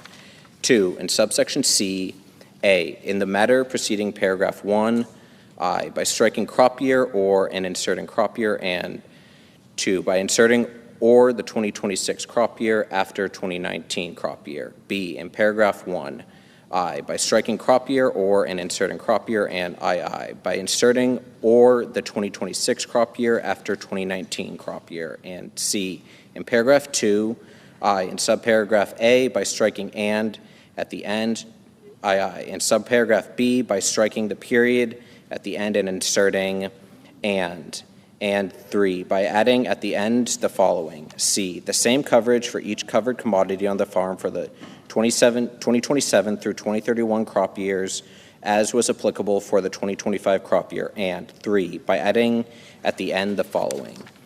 1, higher of price loss coverage payments and agricultural risk coverage payments. For the 2025 crop year, the Secretary shall, on a covered commodity by covered commodity basis, make the higher of price loss coverage payments under Section 1116 and agricultural risk covered county coverage payments under Section 1117 to the producers on a farm for the payment acres for each covered commodity on the farm. B, federal crop insurance supplemental coverage options. Section 508C4C4IV of the Federal Crop Insurance Act, 7 U.S.C. 1508 C4CIV is amended by striking crops for which the producer has elected under Section 1116 of the Agricultural Act of 2014 to receive agricultural risk coverage in acres and inserting acres. Section 10.304, price loss coverage. Section 1116 of the Agricultural Act of 2014, 7 U.S.C. 9016 is amended. 1. In subsection A2, in the matter preceding subparagraph A by striking 2023 and inserting 2031. 2. In subsection C1B, A, in the subparagraph heading by striking 2023 and inserting 2031. And B, in the matter preceding clause I by striking 2023 and inserting 2031. 3. In subsection D, in the matter preceding paragraph 1 by striking 2025 and inserting 2031. And 4. In subsection G, A, by striking subparagraph F of section 111119 and inserting paragraph 19A VI of section 1111. And B, by striking 2012 through 2016, each place it appears, and inserting 2017 through 2021. Section 10.305, agricultural risk coverage. Section 1117 of the Agricultural Act of 2014, 7 U.S.C. 9017 is amended. 1. In subsection A, in the matter preceding paragraph 1 by striking 2023 and inserting 2031. 2. In subsection C, A, in paragraph 1 by inserting for each of the 2014 through 2024 crop years and 90% of the benchmark revenue for each of the 2025 through 2031 crop years before the period at the end. B, by striking 2023 each place it appears and inserting 2031. And C, in paragraph 4B in the subparagraph heading by striking 2023 and inserting 2031. 3, in subsection D1 by striking subparagraph B and inserting the following. BI, for each of the 2014 through 2024 crop years, 10% of the benchmark revenue for the crop year applicable under subsection C and II. For each of the 2025 through 2031 crop years, 12% of the benchmark revenue for the crop year applicable under subsection C and 4 in subsections E, G5, and I5 by striking 2023 each place it appears and inserting 2031. Section 10.306, equitable treatment of certain entities. A, in general, Section 1001 of the Food Security Act of 1985, 7 U.S.C. 1308, is amended. 1, in subsection A, by redesignated paragraph 5 as paragraph 6, and B, by inserting after paragraph 4 the following. 5, qualified pass-through entity. The term qualified pass-through entity means A, a partnership within the meaning of subchapter K of Chapter 1 of the Internal Revenue Code of 1986. B, an S corporation as defined in Section 1361 of that code. C, a limited liability company that does not affirmatively elect to be treated as a corporation. And D, a joint venture or general partnership. 2, in subsections B and C by striking except a joint venture or general partnership, each place it appears, and inserting except a qualified pass-through entity. And 3, in subsection D by striking subtitle B of Title I of the Agricultural Act of 2014, or B, attribution of payment, Section 1001 E3 BII of the Food Security Act of 1985, 7 U.S.C. 1308 E3 BII is amended. 1, in the clause heading by striking joint ventures and general partnerships and inserting qualified pass-through entities. 2, by striking a joint venture or a general partnership and inserting a qualified pass-through entity. 3, by striking joint ventures and general partnerships and inserting qualified pass-through entities. And 4, by striking the joint venture or general partnership and inserting the qualified pass-through entity. C, persons actively engaged in farming. Section 1001AB2 of the Food Security Act of 1985, 7 U.S.C. 1308 1B2 is amended. 1, subparagraphs A and B by striking a general partnership, a participant in a joint venture, each place it appears, and inserting a qualified pass-through entity. And 2, in subparagraph C by striking a general partnership, joint venture, or similar entity and inserting a qualified pass-through entity or a similar entity. D, joint and several liability. Section 100BD of the Food Security Act of 1985, 7 U.S.C. 1308-2D is amended by striking partnerships and joint ventures and inserting qualified pass-through entities. E, exclusion from AGI calculation, Section 1001D of the Food Security Act of 1985, 7 U.S.C. 1308-3AD, is amended by striking general partnership or joint venture each place it appears. Section 10307, payment limitations.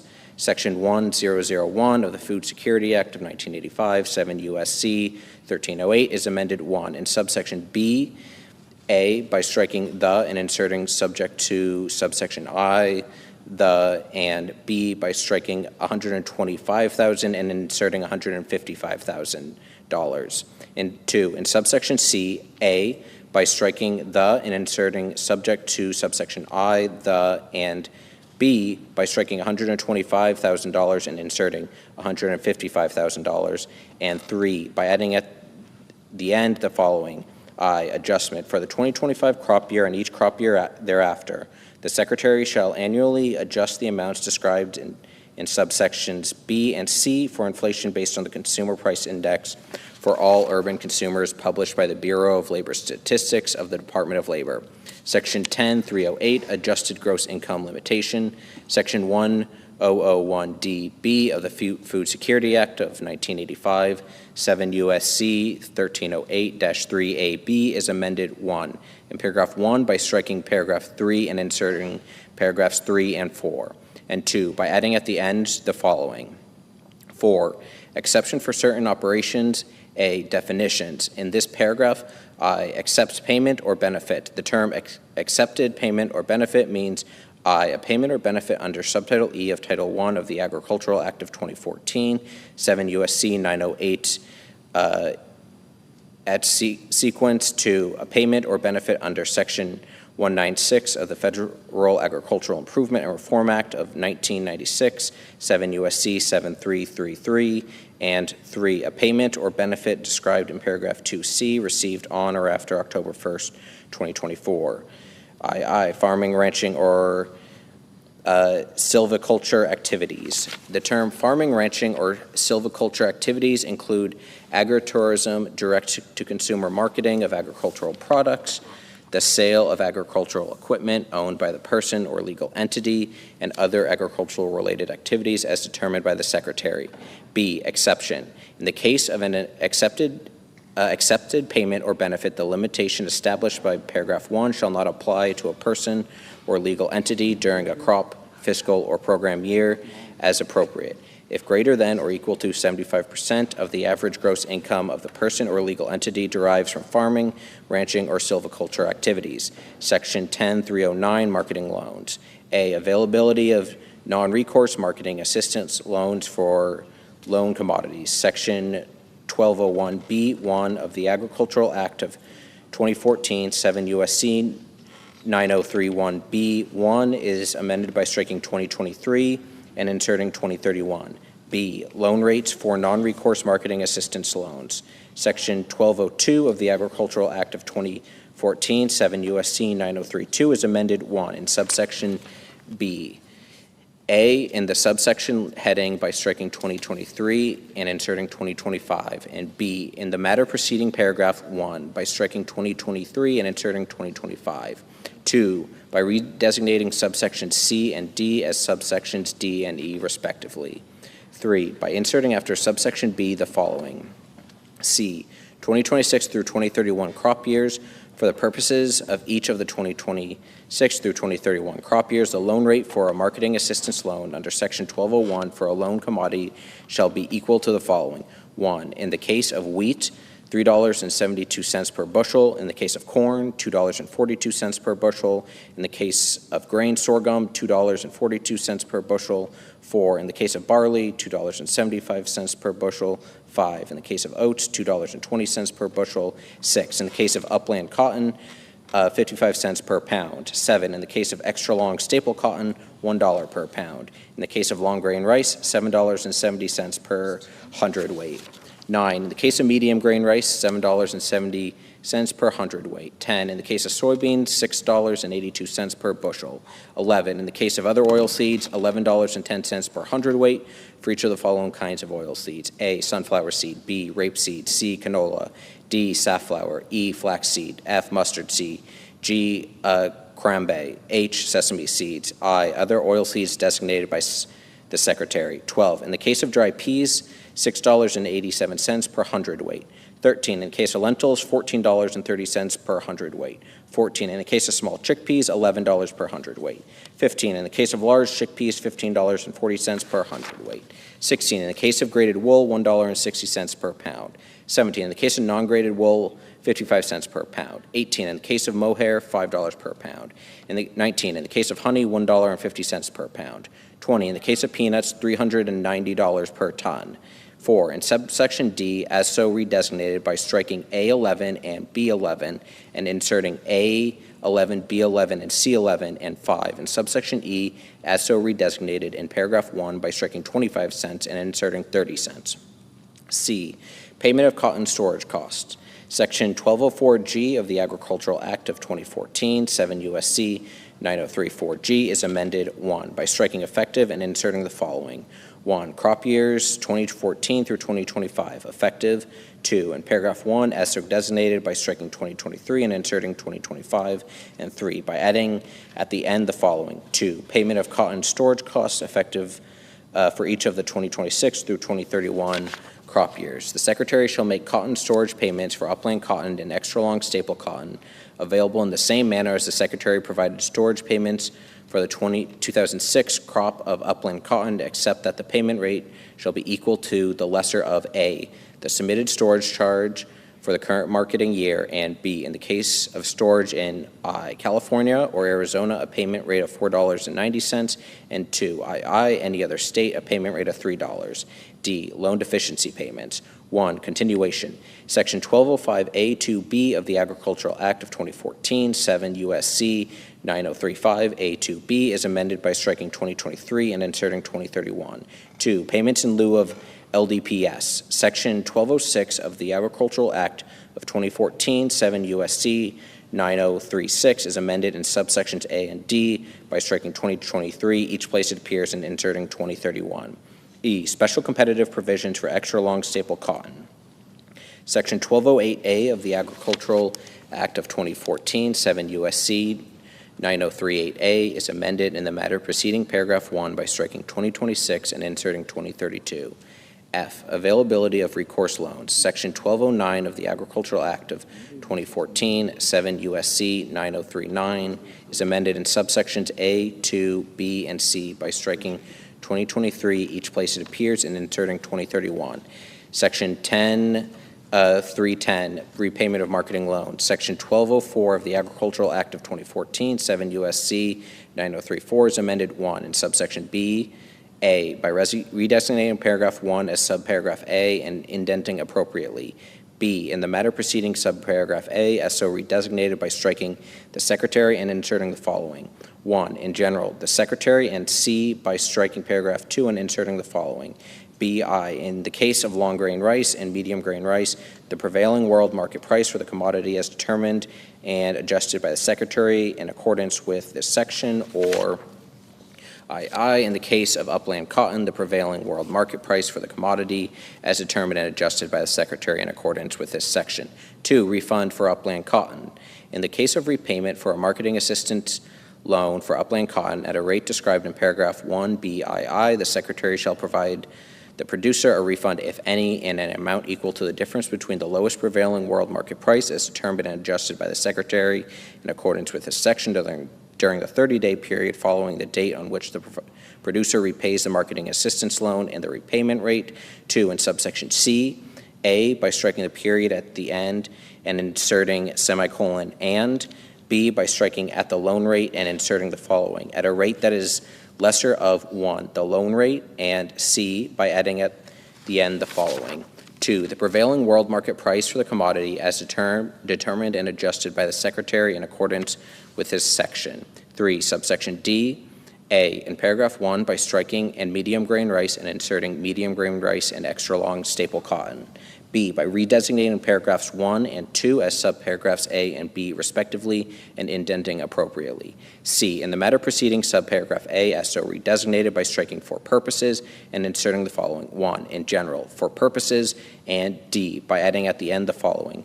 2, upland cotton. In the case of upland cotton, for any period when price quotations for middling M 1, 3 over 32-inch cotton are available, the formula under paragraph 1A shall be based on the average of the 3 lowest price growths that are quoted. And 4, in subsection E, A, in the subsection heading by inserting extra long staple cotton and upland cotton. B, in paragraph 2, I, in the paragraph heading by inserting upland before cotton, and 2 in subparagraph, and II in subparagraph B in the matter preceding clause I by striking 2024 and inserting 2032. C, by redesignating paragraph 3 as paragraph 4, and D by inserting after paragraph 2 the following. 3, extra long staple cotton. The prevailing world market price for extra long staple cotton determined under subsection D, A, shall be adjusted to United States quality and location with the adjustment to include the average costs to market the commodity, including average transportation cost as determined by the Secretary, and B, may be further adjusted during the period beginning on the date of enactment of the act entitled An Act to Provide for Reconciliation pursuant to Title II of H. Conres 14, 119th Congress, and ending on July 31st, 2032. If the Secretary determines the adjustment is necessary, I, to minimize potential loan forfeitures, I, to minimize the accumulation of stocks of extra long staple cotton by the federal government, I, to ensure that extra long staple cotton produced in the United States can be marketed freely and competitively, and IV, to ensure an appropriate transition between current crop and forward crop price quotations, except that the Secretary may use forward crop price quotations prior to July 31st of a marketing year only if I, there are insufficient current crop price quotations, and I, the forward crop price quotation is the lowest such quotation available. Section 10.311, Economic Adjustment Assistance for Textile Mills. Section 1207C of the Agricultural Act of 2014, 7 U.S.C. 9037C is amended by striking paragraph 2 and inserting the following. 2, value of assistance. The value of the assistance provided under paragraph 1 shall be A, for the period beginning on August 1st, 2013 and ending on July 31st, 2025, 3 cents per pound, and B, beginning on August 1st, 2025, 5 cents per pound.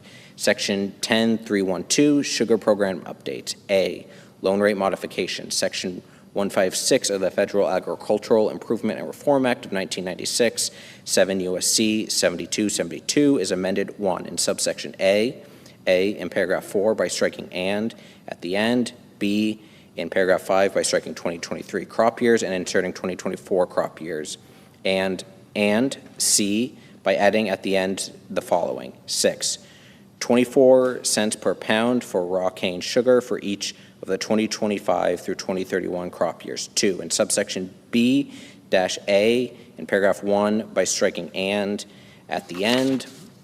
B, in paragraph 2 by striking 2023 crop years and inserting 2024 crop years. And C, by adding at the end the following. 3, a rate that is equal to 136.55% of the loan rate per pound of raw cane sugar under subsection A6 for each of the 2025 through 2031 crop years. And 3, in subsection I by striking 2023 and inserting 2031. B, adjustments to Commodity Credit Corporation storage rates. Section 167 of the Federal Agricultural Improvement and Reform Act of 1996, 7 U.S.C. 7287 is amended 1 by striking subsection A and inserting the following. A, in general, for the 2025 crop year and each subsequent crop year, the Commodity Credit Corporation shall establish rates for the storage of forfeited sugar in an amount that is not less than 1. In the case of refined sugar, 34 cents per hundredweight per month, and 2. In the case of raw cane sugar, 27 cents per hundredweight per month, and 2. In subsection B, A, in the subsection heading by striking subsequent and inserting prior, and B by striking and subsequent and inserting through 2024. C, modernization beet sugar allotments. 1, sugar estimates. Section 359BA1 of the Agricultural Adjustment Act of 1938, 7 U.S.C. 1359BBA1 is amended by striking 2023 and inserting 2031. 2, allocation to the processors. Section 359CG2 of the Agricultural Adjustment Act of 1938, 7 U.S.C. 1359CCG2 is amended A by striking in the case and inserting the following. A, in general, except as provided in subparagraph B, in the case, and B, by adding at the end the following. B, exception. If the Secretary makes an upward adjustment of paragraph 1A in adjusting allocations among beet sugar processors, the Secretary shall give priority to beet sugar processors with available sugar. 3, timing of reassignment. Section 359EB2 of the Agricultural Adjustment Act of 1938, 7 U.S.C. 1359EEB2 is amended, A, by redesignating subparagraphs A through C as clauses I through III, respectively, and indenting appropriately. B, in the matter preceding clauses I as so redesignated by striking if the Secretary and inserting the following. A, in general, if the Secretary, and C, by adding at the end the following. B, timing. In carrying out subparagraph A, the Secretary shall I make an initial determination based on the World Agricultural Supply and Demand estimates approved by the World Agricultural Outlook Board for January that shall be applicable to the crop year for which allotments are required, and II, provide for an initial reassignment under subparagraph AI not later than 30 days after the date on which the World Agricultural Supply and Demand estimates described in Clause I is released. D, reallocations of tariff rate quota shortfall. Section 359K of the Agricultural Adjustment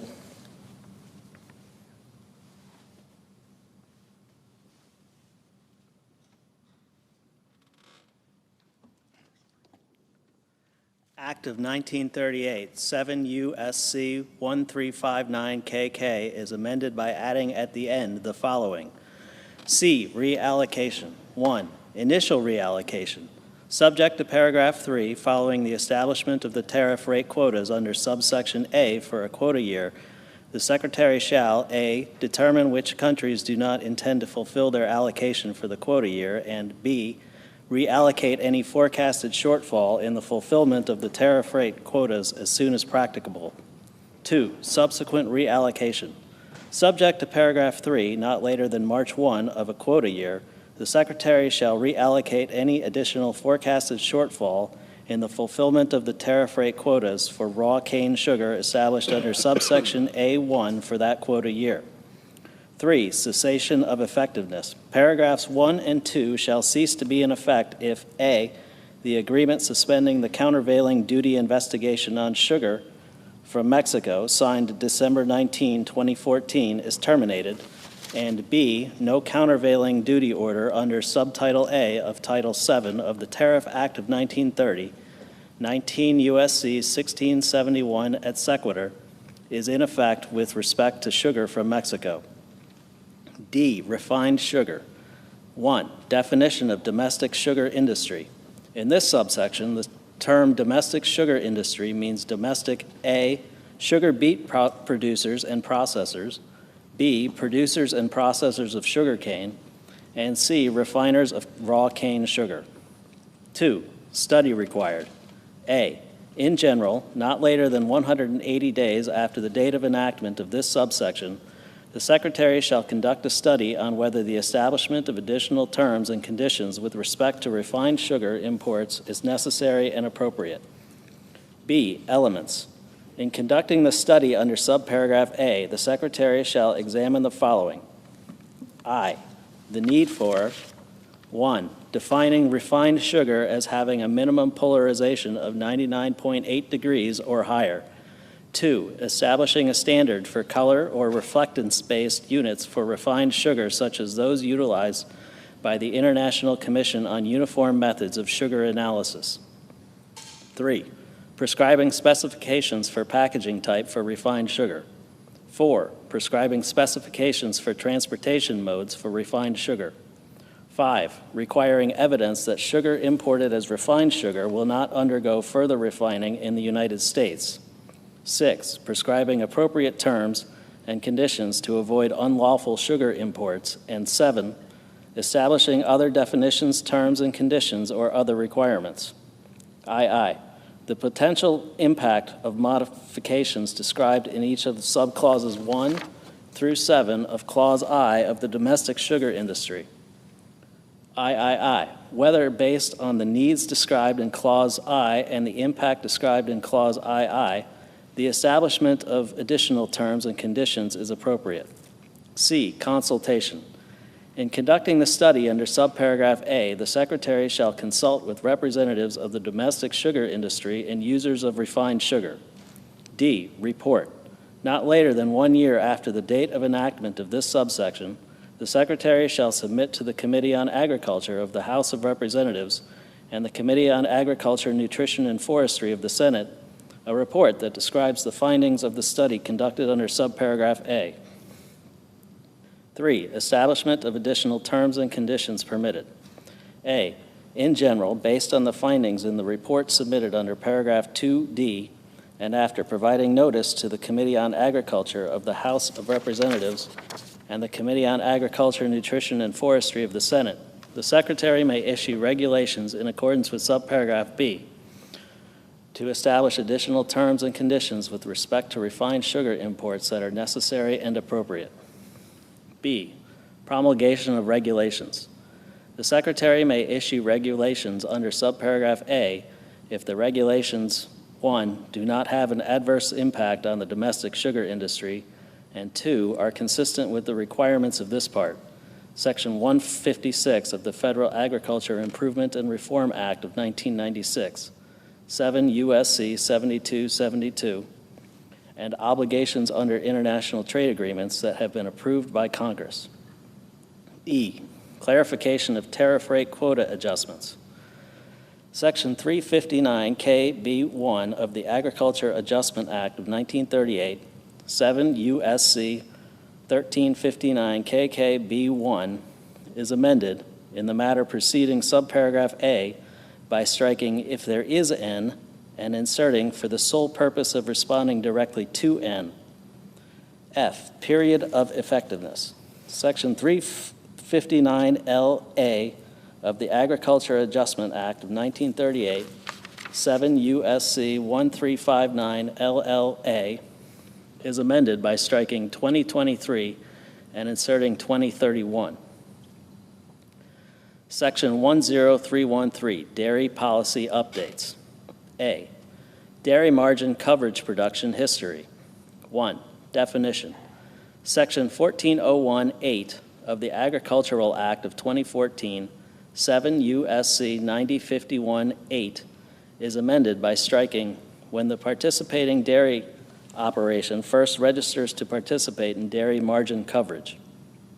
2, production history of participating dairy operations. Section 1405 of the Agricultural Act of 2014, 7 U.S.C. 9055, is amended by striking subsections A and B and inserting the following. A, production history.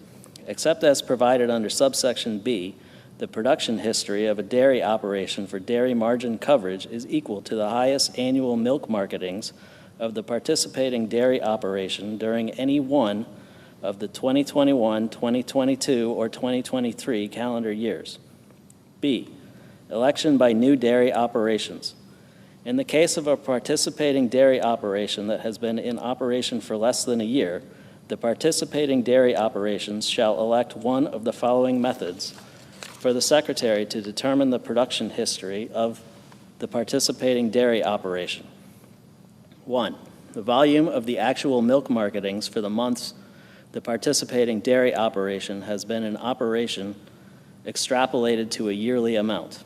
2, an estimate of the actual milk marketings of the participating dairy operation based on the herd size of the participating dairy operation relative to the national rolling herd average data published by the Secretary.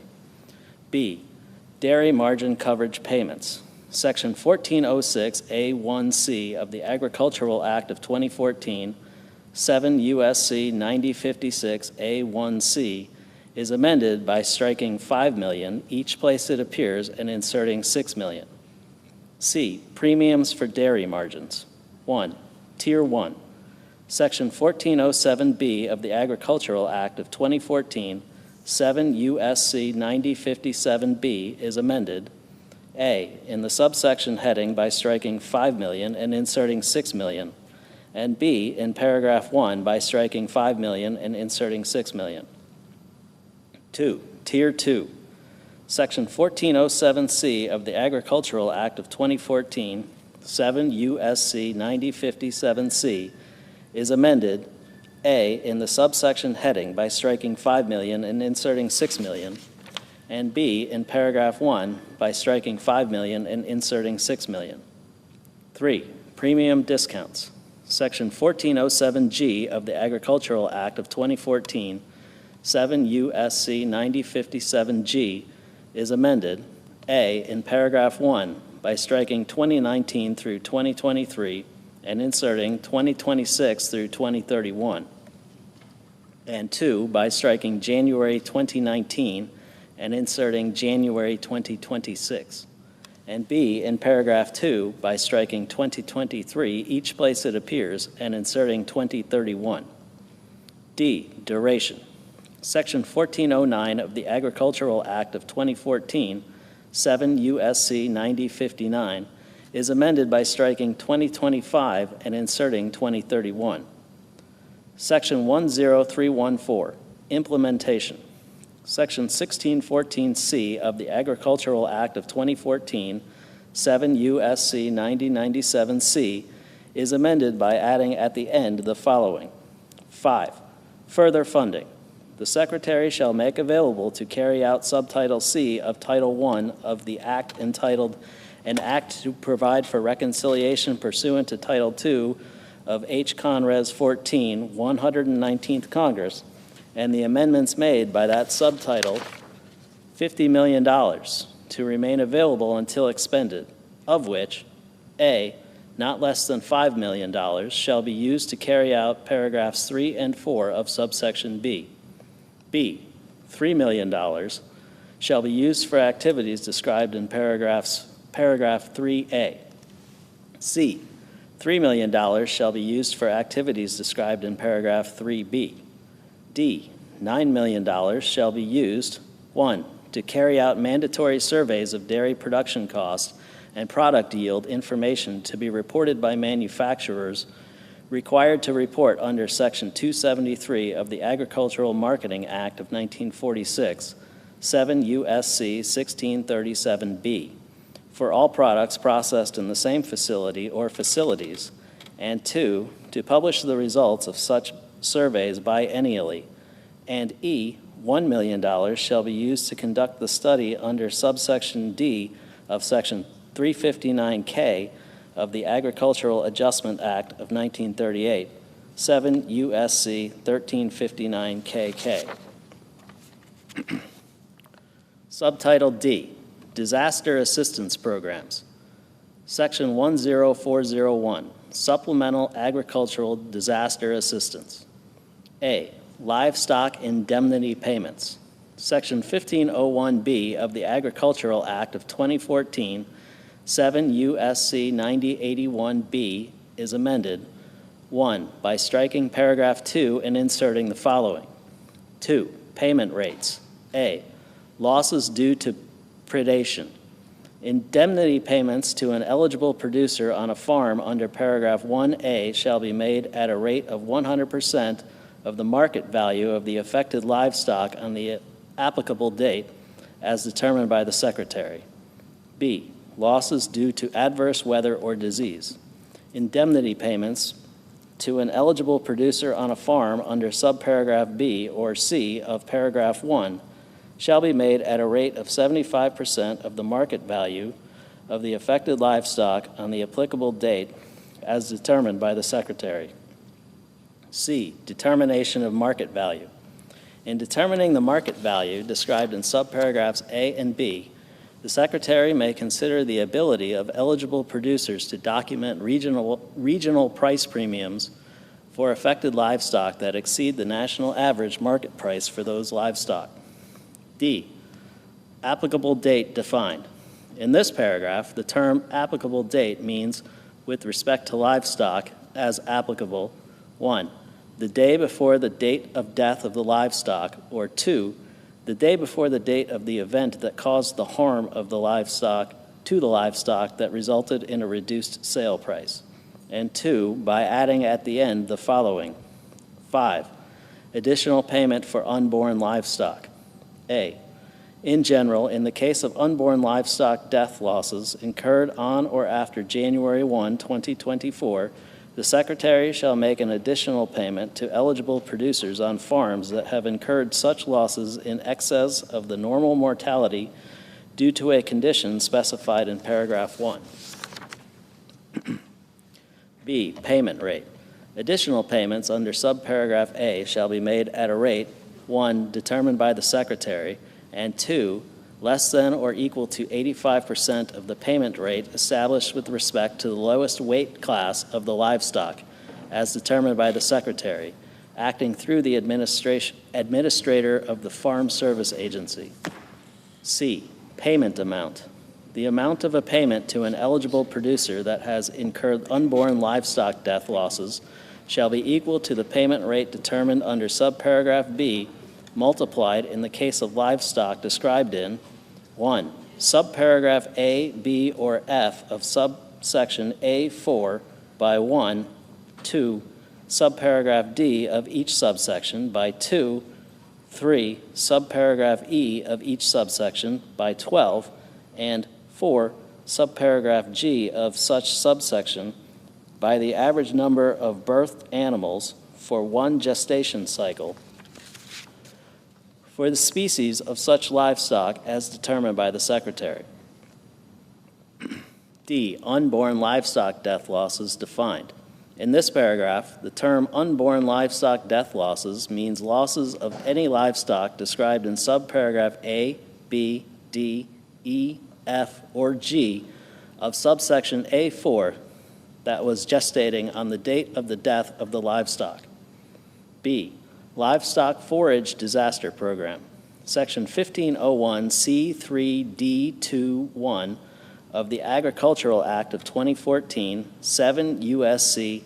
9081 C3D21 is amended, 1, by striking 1 monthly payment and inserting 2 monthly payments, and 2, by striking county for at least 8 consecutive and inserting the following: county for not less than AA, 4 consecutive weeks during the normal grazing period for the county, as determined by the Secretary, shall be eligible to receive assistance under this paragraph in an amount equal to 1 monthly payment using the monthly payment rate determined under subparagraph B or BB, 7 of the previous 8 consecutive. C, emergency assistance for livestock, honeybees, and farm-raised fish. 1, in general, Section 1501D of the Agricultural Act of 2014, 7 U.S.C. 9081D, is amended by adding at the end the following. 5, assistance for losses due to bird depredation. A, definition of farm-raised fish. In this paragraph, the term farm-raised fish means fish propagated and reared in a controlled freshwater environment. B, payments. Eligible producers of farm-raised fish, including fish grown as food for human consumption, shall be eligible to receive payments under this subsection to aid in the reduction of losses due to piscivorous birds. C, payment rate.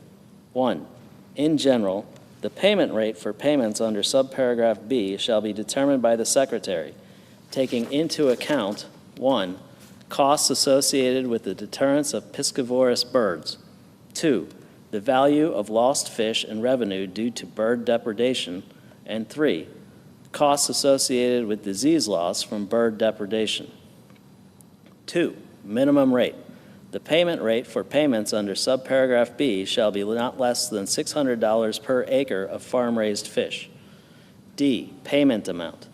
The amount of a payment under subparagraph B shall be the product obtained by multiplying 1, the applicable payment rate under subparagraph C, and 2, 85% of the total number of acres of farm-raised fish that the eligible producer has in production for the calendar year. 2, emergency assistance for honeybees.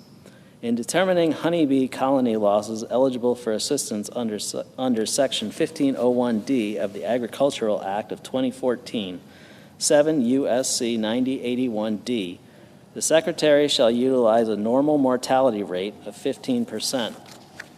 D, Tree Assistance Program.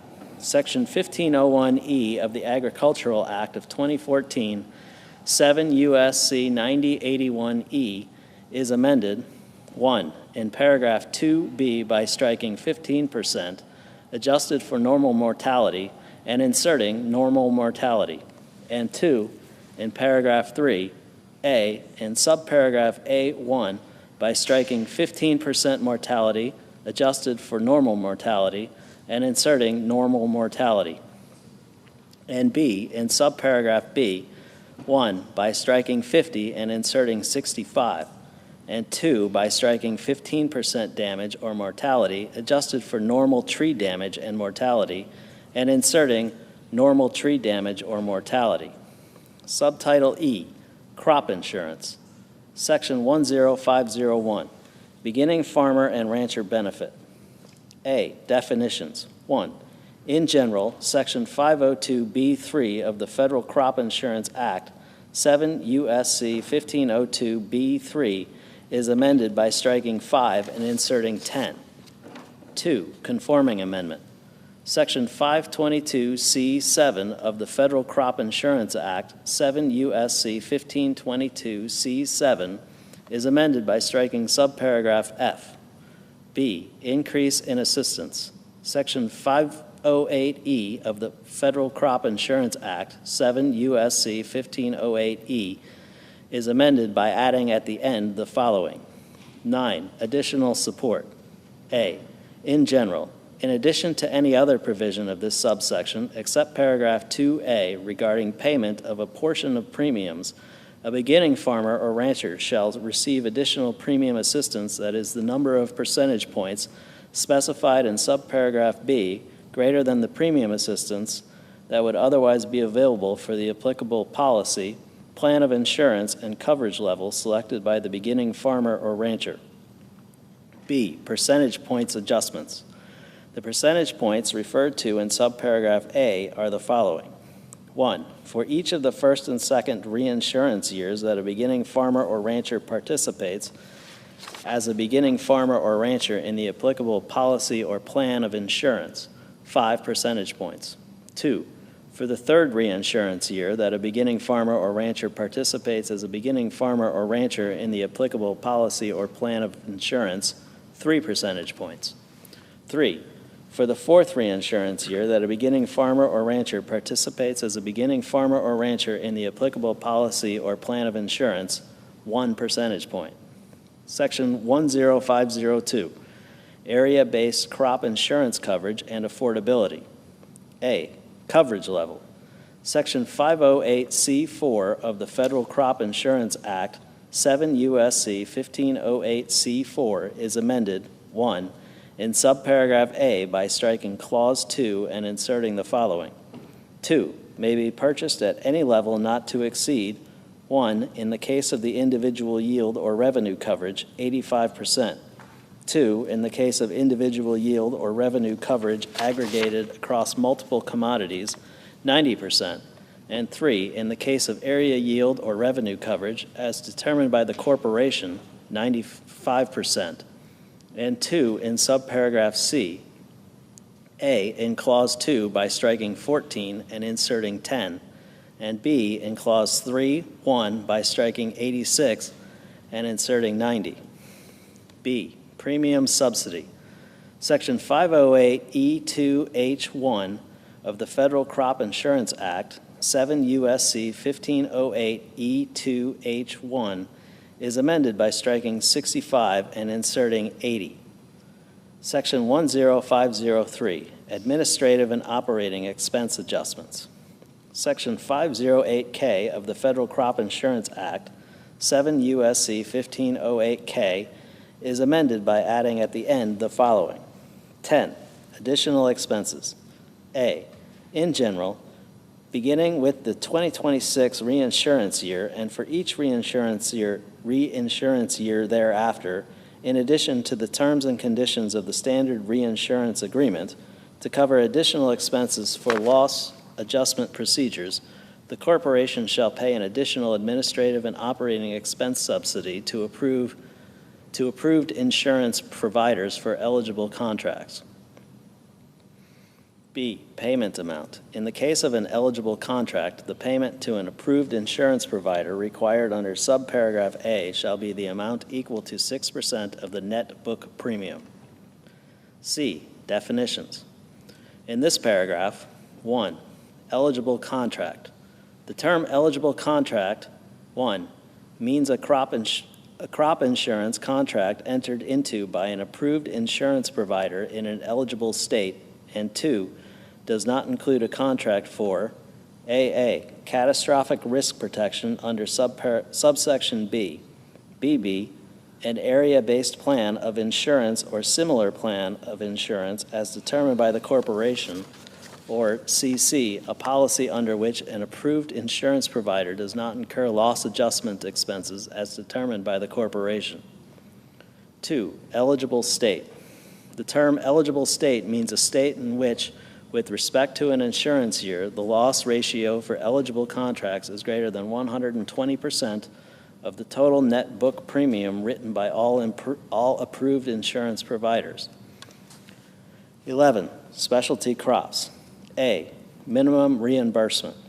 Beginning with the 2026 reinsurance year and for each reinsurance year thereafter, the rate of reimbursement to approved insurance providers and agents for administrative and operating expenses with respect to crop insurance contracts covering agricultural commodities described in Section 101 of the Specialty Crops Competitiveness Act of 2004, 7 U.S.C. 1621 Note, Public Law 108-465, shall be equal to or greater than the percentage that is the greater of the following. 1, 17% of the premium used to define loss ratio. 2, the percent of the premium used to define loss ratio that is otherwise applicable for the reinsurance year under the terms of the standard reinsurance agreement in effect for the reinsurance year. B, other contracts. In carrying out subparagraph A, the corporation shall not reduce, with respect to any reinsurance year, the amount or the rate of reimbursement to approved insurance providers and agents under the standard reinsurance agreement described in Clause 2 of such subparagraph for administrative and operating expenses with respect to contracts covering agricultural commodities that are not subject to such subparagraph. C, administration. The requirements of this paragraph and the adjustments made pursuant to this paragraph shall not be considered a renegotiation under paragraph 8A. 12, A&O inflation adjustment. In general, subject to subparagraph B, beginning with the 2026 reinsurance year and for each reinsurance year thereafter, the corporation shall increase the total administrative and operating expense reimbursements otherwise required under the standard reinsurance agreement in effect for the reinsurance year in order to account for inflation in a manner consistent with the increases provided with respect to the 2011 through 2015 reinsurance years under the enclosure included in Risk Management Agency Bulletin numbered MGR 10007 and dated June 30, 2010. B, special rule for 2026 reinsurance year. The increase under subparagraph A for the 2026 reinsurance year shall not exceed the percentage change for the preceding reinsurance year included in the Consumer Price Index for all urban consumers published by the Bureau of Labor Statistics and the Department of Labor. C, administration. An increase under subparagraph A, 1, shall apply with respect to all contracts covering agricultural commodities that were subject to an increase during the period of the 2011 through 2015 reinsurance years under the enclosure referred to in that subparagraph, and 2, shall not be considered a renegotiation under paragraph 8A. Section 10504, premium support. Section 508E2 of the Federal Crop Insurance Act, 7 U.S.C. 1508E2 is amended, 1, in subparagraph C1 by striking 64 and inserting 69. 2, in subparagraph D1 by striking 59 and inserting 64. 3, in subparagraph E1 by striking 55 and inserting 60. 4, in subparagraph F1 by striking 48 and inserting 51. And 5, in subparagraph G1 by striking 38 and inserting 41. Section 10505, Program Compliance and Integrity. Section 515L2 of the Federal Crop Insurance Act, 7 U.S.C. 1515 L2, is amended by striking than and all that follows through the period at the end and inserting the following. Than A, $4 million for each of fiscal years 2009 through 2025, and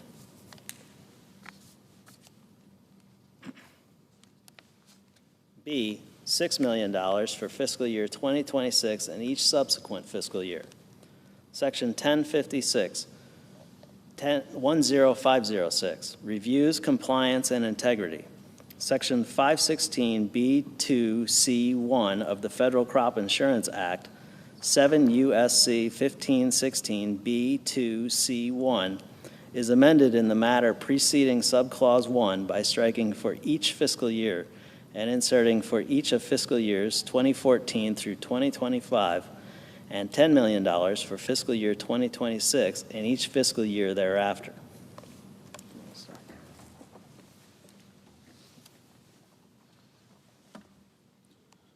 Section 10507, Poultry Insurance Pilot Program. Section 523 of the Federal Crop Insurance Act, 7 U.S.C. 1523, is amended by adding at the end the following.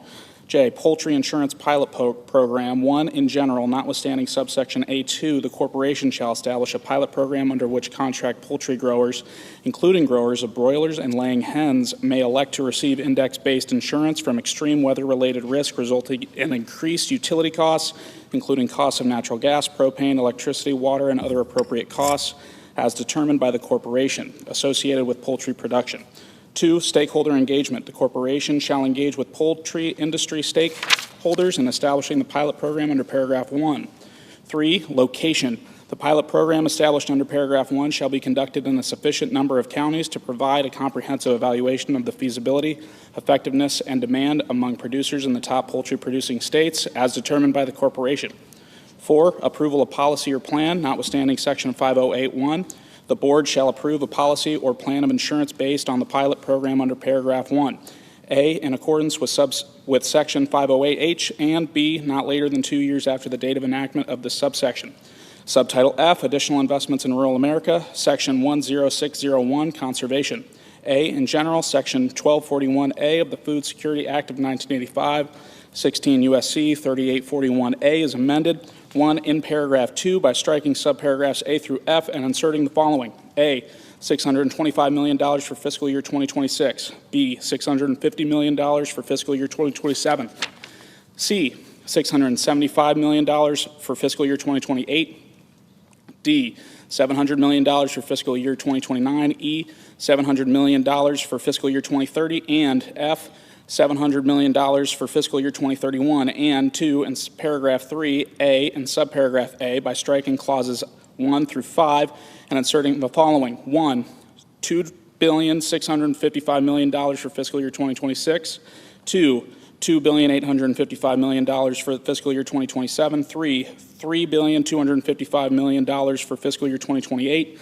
4, $3,255 million for fiscal year 2029. 5, $3,255 million for fiscal year 2030, and 6, $3,255 million for fiscal year 2031, and B, and subparagraph B by striking clauses 1 through 5 and inserting the following. 1, $1,300 million for fiscal year 2026. 2, $1,325 million for fiscal year 2027. 3, $1,350 million for fiscal year 2028. 4, $1,375 million for fiscal year 2029, 5, $1,375 million for fiscal year 2030, and 6, $1,375,000,000 for fiscal year 2031. B, Regional Conservation Partnership Programs, Section 1271D of the Food Security Act of 1985, 16 U.S.C. 3871D is amended by striking subsection A and inserting the following. A, availability of funding. Of the funds of the Commodity Credit Corporation, the Secretary shall use to carry out the program to the maximum extent practicable. 1, $425 million for fiscal year 2026. 2, $450 million for fiscal year 2027. 3, $450 million for fiscal year 2028. 4, $450 million for fiscal year 2029.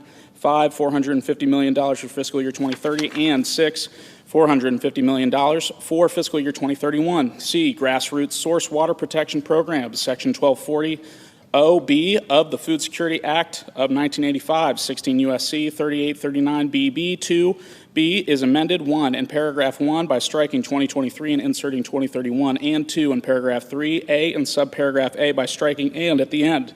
B in subparagraph B by striking the period at the end and inserting and. C by adding at the end of the following.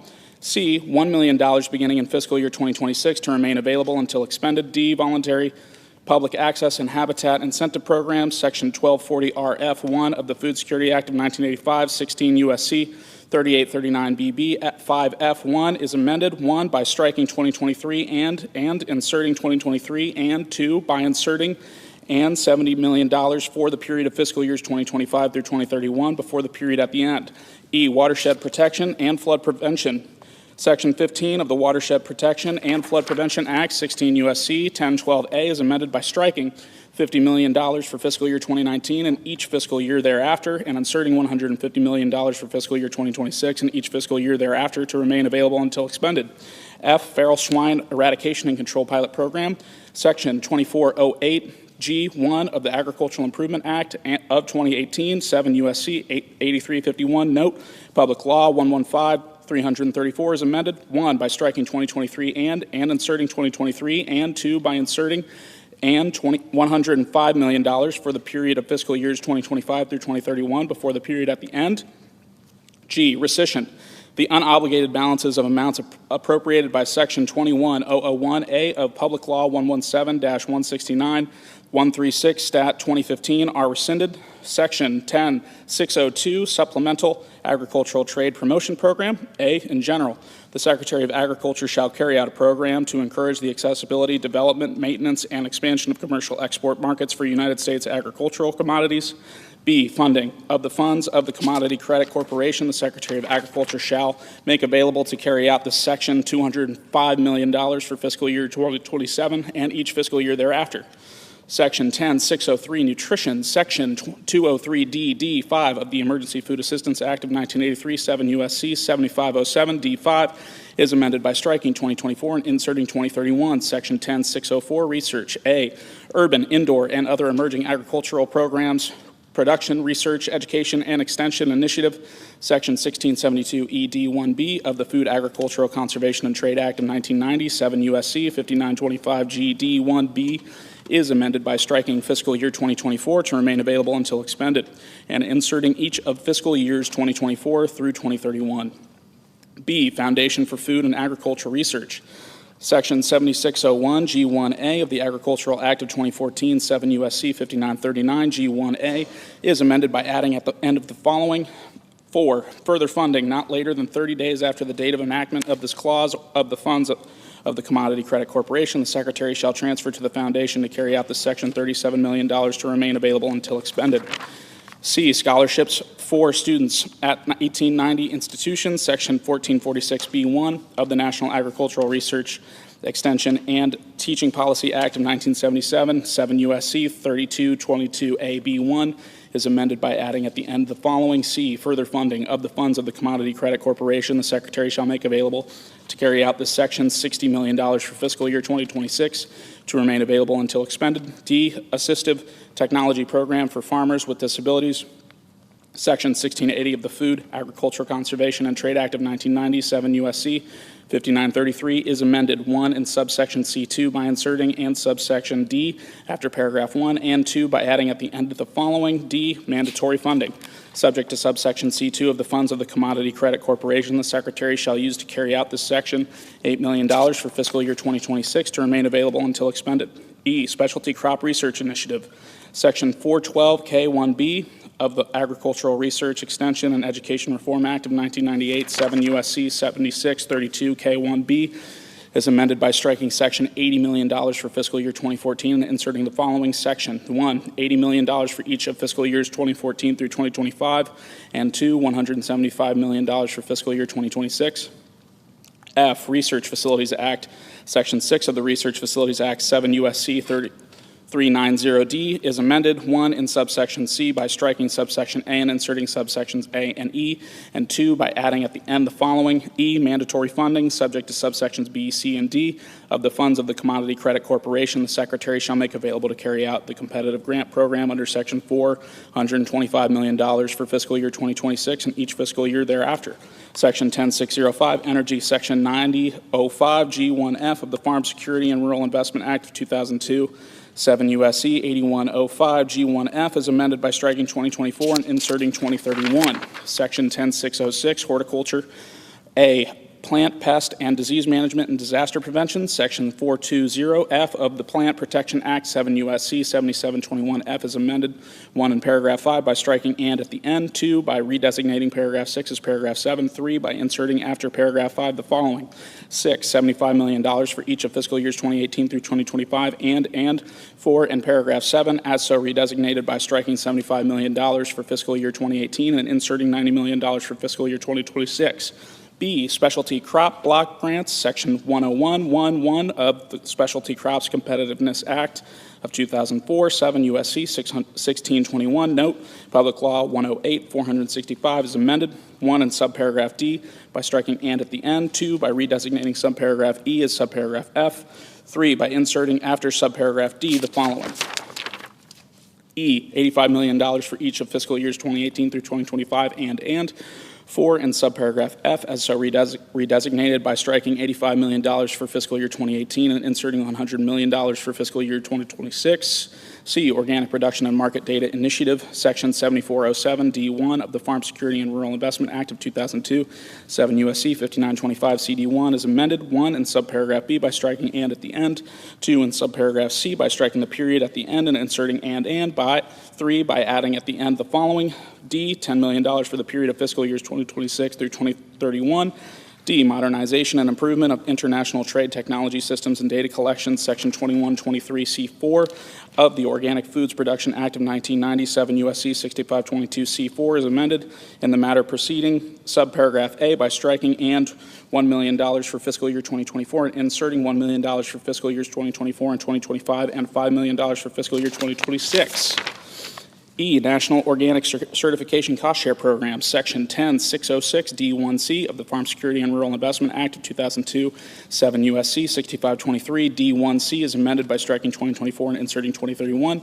F, Multiple Crop and Pesticide Use Survey, Section 10109C of the Agricultural Improvement Act of 2018, Public Law 115-334, 132, Stat 4907 is amended by adding at the end the following. 3, further mandatory funding of the funds of the Commodity Credit Corporation. The Secretary shall use to carry out the Section $5 million for fiscal year 2026 to remain available until expended. Section 10607, miscellaneous. A, Animal Disease Prevention and Management. Section 10409 AD1 of the Animal Health Protection Act, 7 U.S.C. 8308 AD1 is amended 1 in subparagraph B. A, in the heading by striking subsequent fiscal years and inserting fiscal years 2023 through 2025, and B, by striking fiscal year 2023 and each fiscal year thereafter and inserting each of fiscal years 2023 through 2025, and 2, by adding at the end the following. C, fiscal years 2026 through 2030 of the funds of the Commodity Credit Corporation. The Secretary shall make available to carry out the section $233 million for each of fiscal years 2026 through 2030, of which 1, not less than $10 million shall be made available for each such fiscal year to carry out subsection A. 2, not less than $70 million shall be made available for each such fiscal year to carry out subsection B. And 3, not less than $153 million shall be made available for each such fiscal year to carry out subsection C. D, subsequent fiscal years. Of the funds of the Commodity Credit Corporation, the Secretary shall make available to carry out this section $75 million for fiscal year 2031, each fiscal year thereafter, of which not less than $45 million shall be made available for each of those fiscal years to carry out subsection B. B, Sheep Production and Marketing Grant Program, Section 209C of the Agricultural Marketing Act of 1946, 7 U.S.C. 1627 AC is amended, 1, by striking 2019 and inserting 2019, and 2, by inserting and $3 million for fiscal year 2026 after fiscal year 2024. The C, Pima Agricultural Cotton Trust Fund, Section 12314 of the Agricultural Act of 2014, 7 U.S.C. 2101, Note, Public Law 113-79 is amended, 1, in subsection B in the matter preceding paragraph 1 by striking 2024 and inserting 2031, and 2, in subsection H by striking 2024 and inserting 2031. D, Agricultural Wool Apparel Manufacturers Trust Fund, Section 12315 of the Agricultural Act 2014, 7 U.S.C. 7101, Note, Public Law 113-79 is amended by striking 2024, each place it appears, and inserting 2031. E, Wool Research and Promotion, Section 12316A of the Agricultural Act of 2014, 7 U.S.C. 7101, Note, Public Law 113-79 is amended by striking 2024 and inserting 2031. F, Emergency Citrus Disease Research and Development Trust Fund, Section 12605D of the Agricultural Improvement Act of 2018, 7 U.S.C. 7632, Note, Public Law 115-334 is amended by striking 2024 and inserting 2031. Title II, Committee on Armed Services, Section 20001, Enhancement of Department of Defense Resources for Improving the Quality of Life for Military Personnel. A, Appropriations. In addition to amounts otherwise available, there are appropriated to the Secretary of Defense for fiscal year 2025 out of any money in the Treasury not otherwise appropriated to remain available until September 30th, 2029. 1, $230,480,000 for restoration and modernization costs under the Marine Corps Barracks 2030 Initiative. 2, $119 million for base operating support costs under the Marine Corps. 3, $1 billion for Army, Navy, Air Force, and Space Force sustainment, restoration, and modernization of military unaccompanied housing. $2 billion for the Defense Health Program. 5, $2.9 billion to supplement the basic allowance for housing payable to members of the Army, Air Force, Navy, Marine Corps, and Space Force, notwithstanding Section 403 of Title 37 United States Code. 6, $50 million for bonuses, special pays, and incentive pays for members of the Army, Air Force, Navy, Marine Corps, and Space Force pursuant to Titles 10 and 37 United States Code. 7, $10 million for the Defense Activity for Non-Traditional Education Supports Online Academic Skills Course Program for members of the Army, Air Force, Navy, Marine Corps, and Space Force. 8, $100 million for tuition assistance for members of the Army, Air Force, Navy, Marine Corps, and Space Force pursuant to Title 10 United States Code. 9, $100 million for child care fee assistance for members of the Army, Air Force, Navy, Marine Corps, and Space Force under Part 2 of Chapter 88 of Title 10 United States Code. 10, $590 million to increase the temporary lodging expense allowance under Chapter 8 of Title 37 United States Code to 21 days. 11, $100 million for Department of Defense impact aid payments to local educational agencies under Section 2008 of Title 10 United States Code. 12, $10 million for military spouse professional licensure under Section 1784 of Title 10 United States Code. 13, $6 million for Armed Forces Retirement Home Facilities. 14, $100 million for the Defense Community Infrastructure Program. 15, $100 million for Defense Advanced Research Projects Agencies, DARPA, Casualty Care Research, and 16, $62 million for modernization of Department of Defense Child Care Center staffing. B, temporary increase in percentage of value of authorized investment in certain privatized military housing projects, 1, in general. During the period beginning on the date of the enactment of this section and ending on September 30th, 2029, the Secretary concerned shall apply. A, paragraph 1 of subsection C of Section 2875 of Title 10 United States Code by substituting 60% of 33.33%, and B, paragraph 2 of such subsection by substituting 60% for 45%. 2, Secretary concerned defined. In this subsection, the term Secretary concerned has the meaning given such term in Section 101 of Title 10 United States Code. C, temporary authority for acquisition or construction of privatized military unaccompanied housing. Section 2881A of Title 10 United States Code is amended, 1, by striking the heading and inserting temporary authority for acquisition or construction of privatized military unaccompanied housing. 2, by striking Secretary of the Navy, each place it appears, and inserting Secretary concerned. 3, by striking under the pilot projects, each place it appears, and inserting pursuant to this section. 4, in subsection A, A, by striking the heading and inserting in general, and B, by striking carry out not more than 3 pilot projects under the authority of this section or another provision of this subchapter to use the private sector, and inserting use the authority under the subchapter to enter into contracts with appropriate private sector entities. 5, in subsection C, by striking privatized housing and inserting privatized housing units. 6, by redesignating subsection F as subsection E, and 7, in subsection E as so redesignated. A, by striking under the pilot programs and inserting under this section, and B, by striking September 30th, 2009 and inserting September 30th, 2029. Section 20002, enhancement of Department of Defense resource for shipbuilding. In addition to amounts otherwise available, there are appropriated to the Secretary of Defense for fiscal year 2025 out of any money in the Treasury not otherwise appropriated to remain available until September 30th, 2029. 1, $250 million for the expansion of accelerated training and defense manufacturing program. 2, $250 million for United States production of turbine generators for shipbuilding and industrial bases. 3, $450 million for United States additive manufacturing for wire production and machining capacity for shipbuilding and industrial base. 4, $492 million for the next generation shipbuilding techniques. 5, $85 million for United States made steel plate for shipbuilding industrial base. 6, $50 million for machining capacity for naval propellers for shipbuilding industrial base. 7, $110 million for rolled steel and fabrication facility for shipbuilding industrial base. 8, $400 million for expansion of collaborative campus for naval shipbuilding. 9, $450 million for application of autonomy and artificial intelligence to naval shipbuilding. 10, $500 million for the adoption of advanced manufacturing techniques in the shipbuilding industrial base. 11, $500 million for additional dry dock capability. 12, $50 million for the expansion of cold spray repair technologies. 13, $450 million for additional maritime industrial workforce development programs. 14, $750 million for additional supplier development across the naval shipbuilding industrial base. 15, $250 million for additional advanced manufacturing processes across the naval shipbuilding industrial base. 16, $4,600 million for a second Virginia-class submarine in fiscal year 2026. 17, $5,400 million for 2 additional guided missile destroyers, DDG ships. 18, $160 million for advanced procurement of landing ship medium. 19, $1,803,941,000 for procurement of landing ship medium. 20, $295 million for development of a second landing craft utility shipyard and production of additional landing craft utility. 21, $100 million for advanced procurement for light replenishment oiler program. 22, $600 million for the lease or purchase of new ships through the National Defense Sea Lift Fund. 23, $2,725 million for the procurement of TAO oilers. 24, $500 million for cost to complete for rescue and salvage ships. 25, $300 million for production of ship-to-shore connectors. 26, $1,470 million for the implementation of a multi-ship amphibious warship contract. 27, $80 million for accelerated development of vertical launch system reloading at sea. 28, $250 million for expansion of Navy corrosion control programs. 29, $159 million for leasing of ships for Marine Corps operations. 30, $1,534 million for expansion of small unmanned surface vessel production.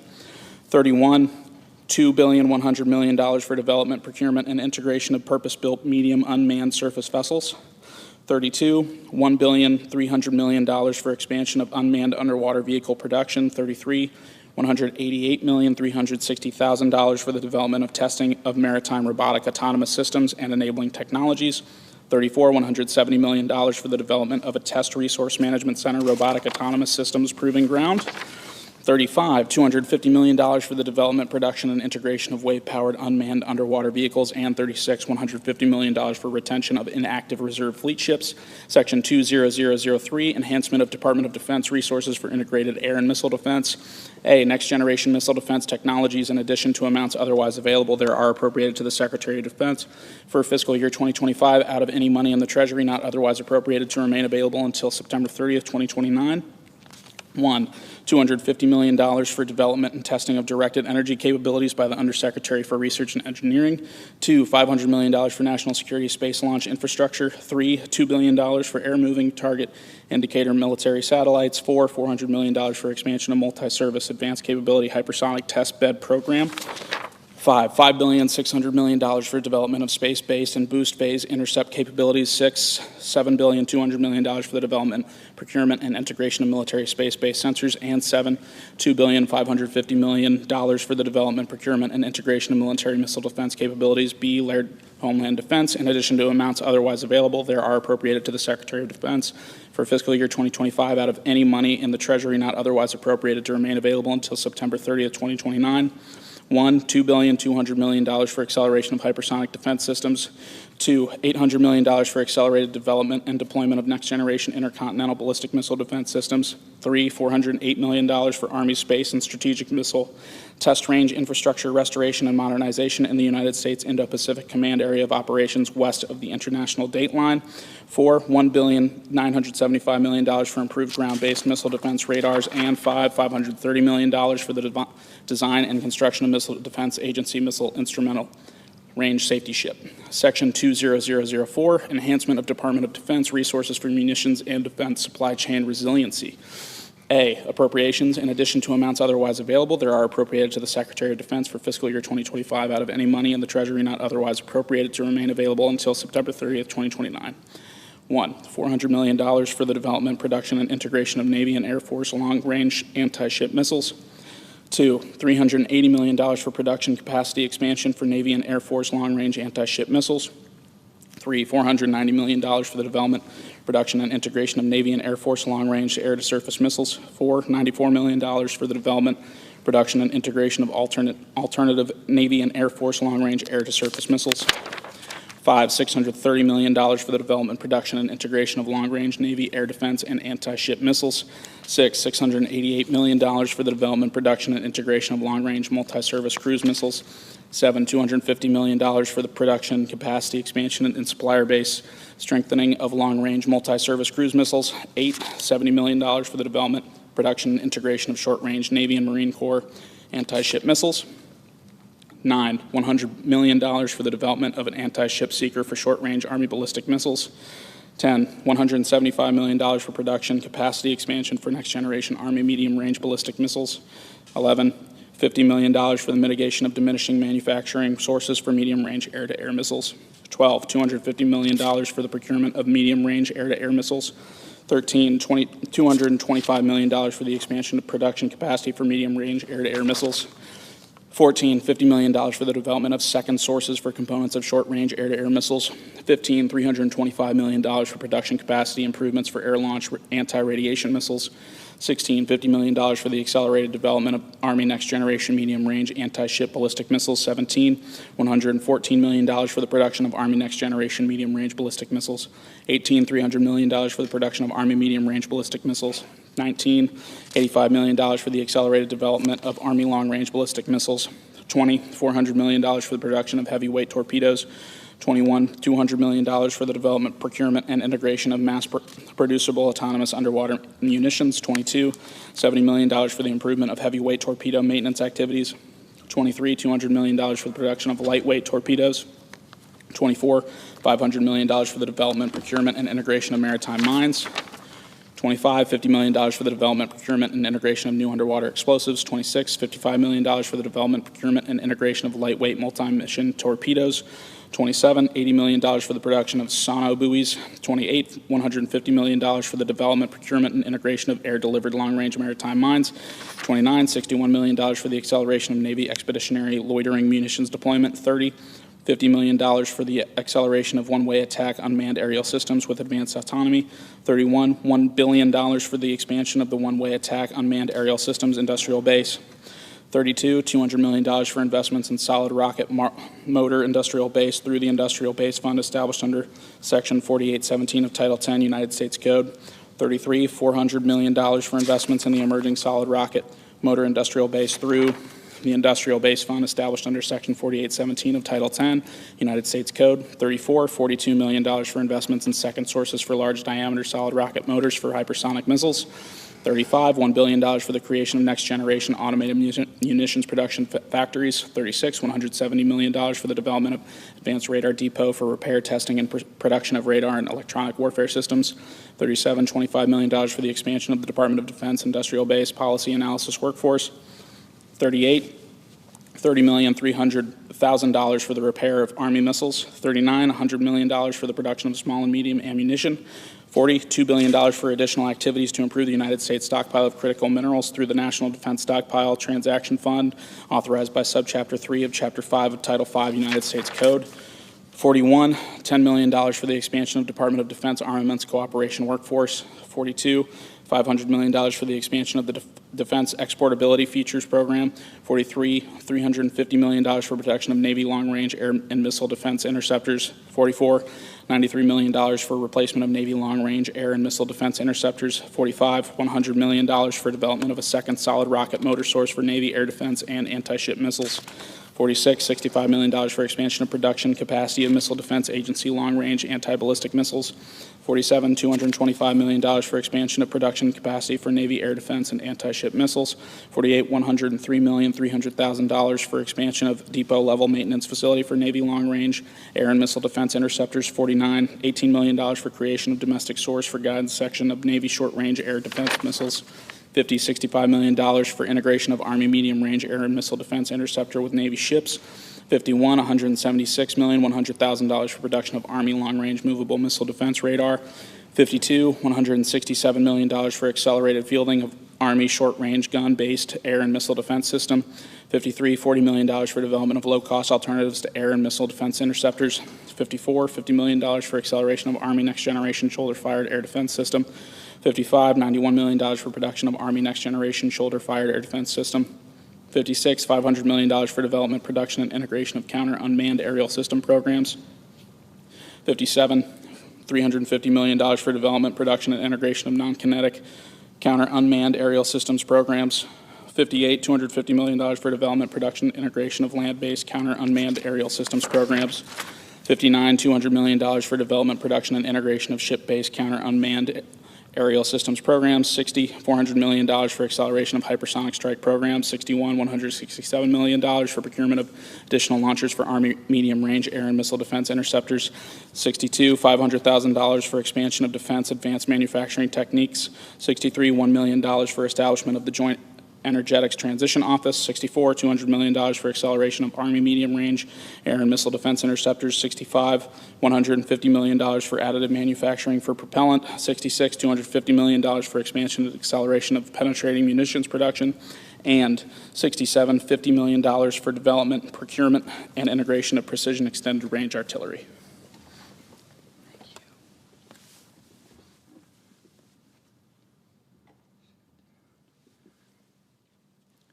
B, appropriation. In addition to amounts otherwise available, there is appropriated to the Secretary of Defense for fiscal year 2025 out of any money in the Treasury not otherwise appropriated to remain available until September 30th, 2029, $3.3 billion for grants and purchase commitments made pursuant to the Industrial Base Fund established under Section 4817 of Title 10, United States Code.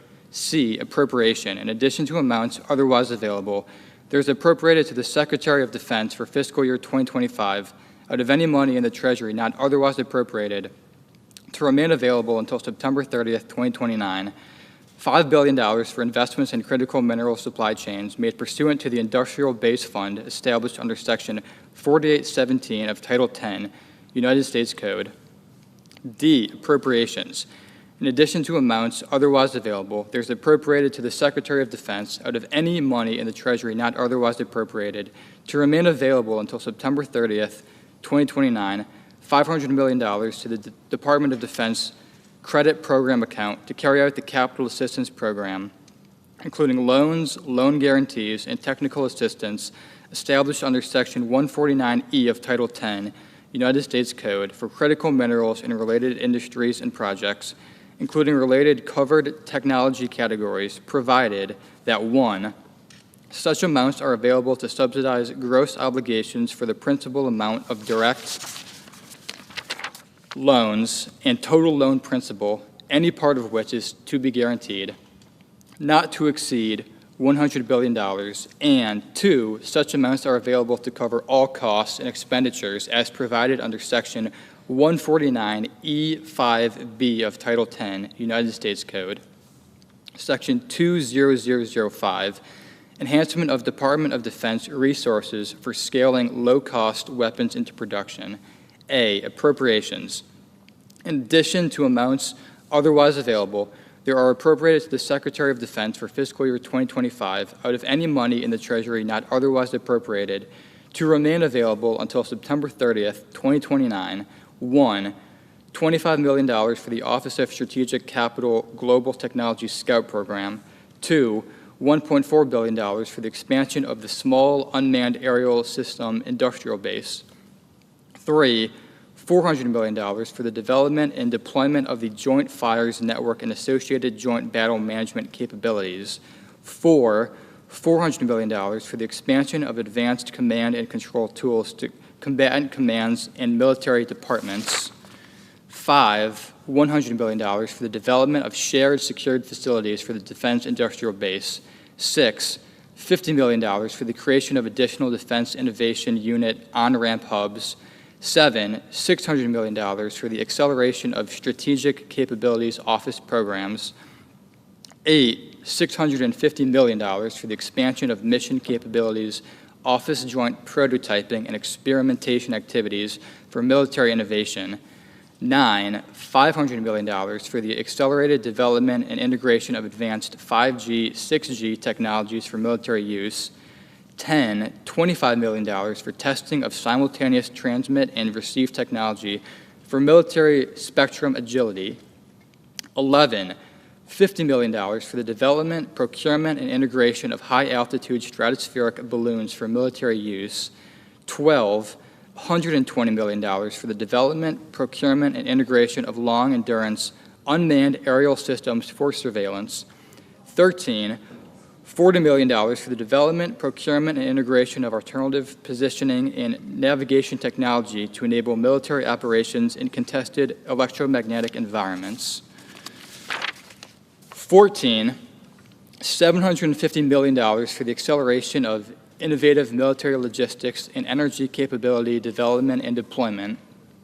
15, $125 million for the acceleration of development of small, portable, modular nuclear reactors for military use. 16, $1 billion for the expansion of programs to accelerate the procurement and fielding of innovative technologies. 17, $90 million for the development of reusable hypersonic technology for military strikes. 18, $2 billion for the expansion of Defense Innovation Unit ceiling of commercial technology for military use. 19, $500 million to prevent delays in delivery of attributable autonomous military capabilities. 20, $1.5 billion for the development, procurement, and integration of low-cost cruise missiles. 21, $124 million for improvements to Test Resource Management Center artificial intelligence capabilities. 22, $145 million for the development of artificial intelligence to enable one-way attack unmanned aerial systems and naval systems. 23, $250 million for the development of the Test Resource Management Center digital test environment. 24, $250 million for the advancement of the artificial intelligence ecosystem. 25, $250 million for the expansion of cyber command artificial intelligence lines of effort. 26, $250 million for the acceleration of the quantum benchmarking initiative. 27, $1 billion for the expansion and acceleration of qualification activities and technical data management to enhance competition in defense industrial base. 28, $400 million for the expansion of the Defense Manufacturing Technology Program. 29, $1,685 million for military cryptographic modernization activities. 30, $90 million for Apex accelerators, the Mentor Protege Program, and cybersecurity support to small non-traditional contractors. 31, $250 million for the development, procurement, and integration of Air Force low-cost counter-air capabilities. 32, $10 million for additional Air Force wargaming activities. And 33, $20 million for the Office of Strategic Capital Workforce. B, appropriations.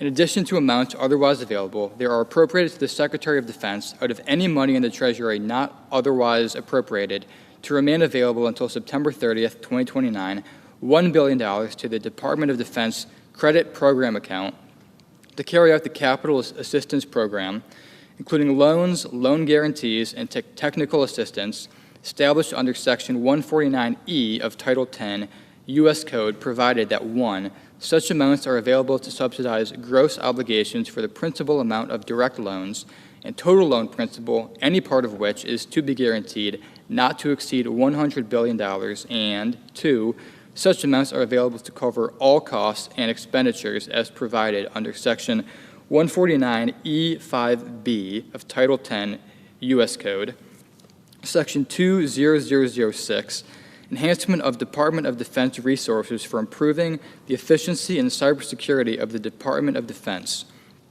In addition to amounts otherwise available, they are appropriated to the Secretary of Defense for fiscal year 2025 out of any money in the Treasury not otherwise appropriated to remain available until September 30th, 2029. One, $150 million for business systems replacement to accelerate the audits of the financial statements of the Department of Defense pursuant to Chapter 9A and Section 2222 of Title 10 U.S. Code. 2, $200 million for the deployment of automation and artificial intelligence to accelerate the audits of the financial statements of the Department of Defense pursuant to Chapter 9A and Section 2222 of Title 10 United States Code.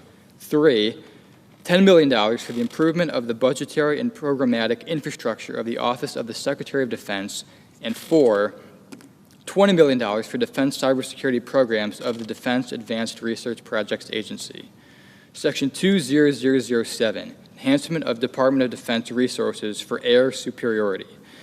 In addition to amounts otherwise available, they are appropriated to the Secretary of Defense for fiscal year 2025 out of any money in the Treasury not otherwise appropriated to remain available until September 30th, 2029.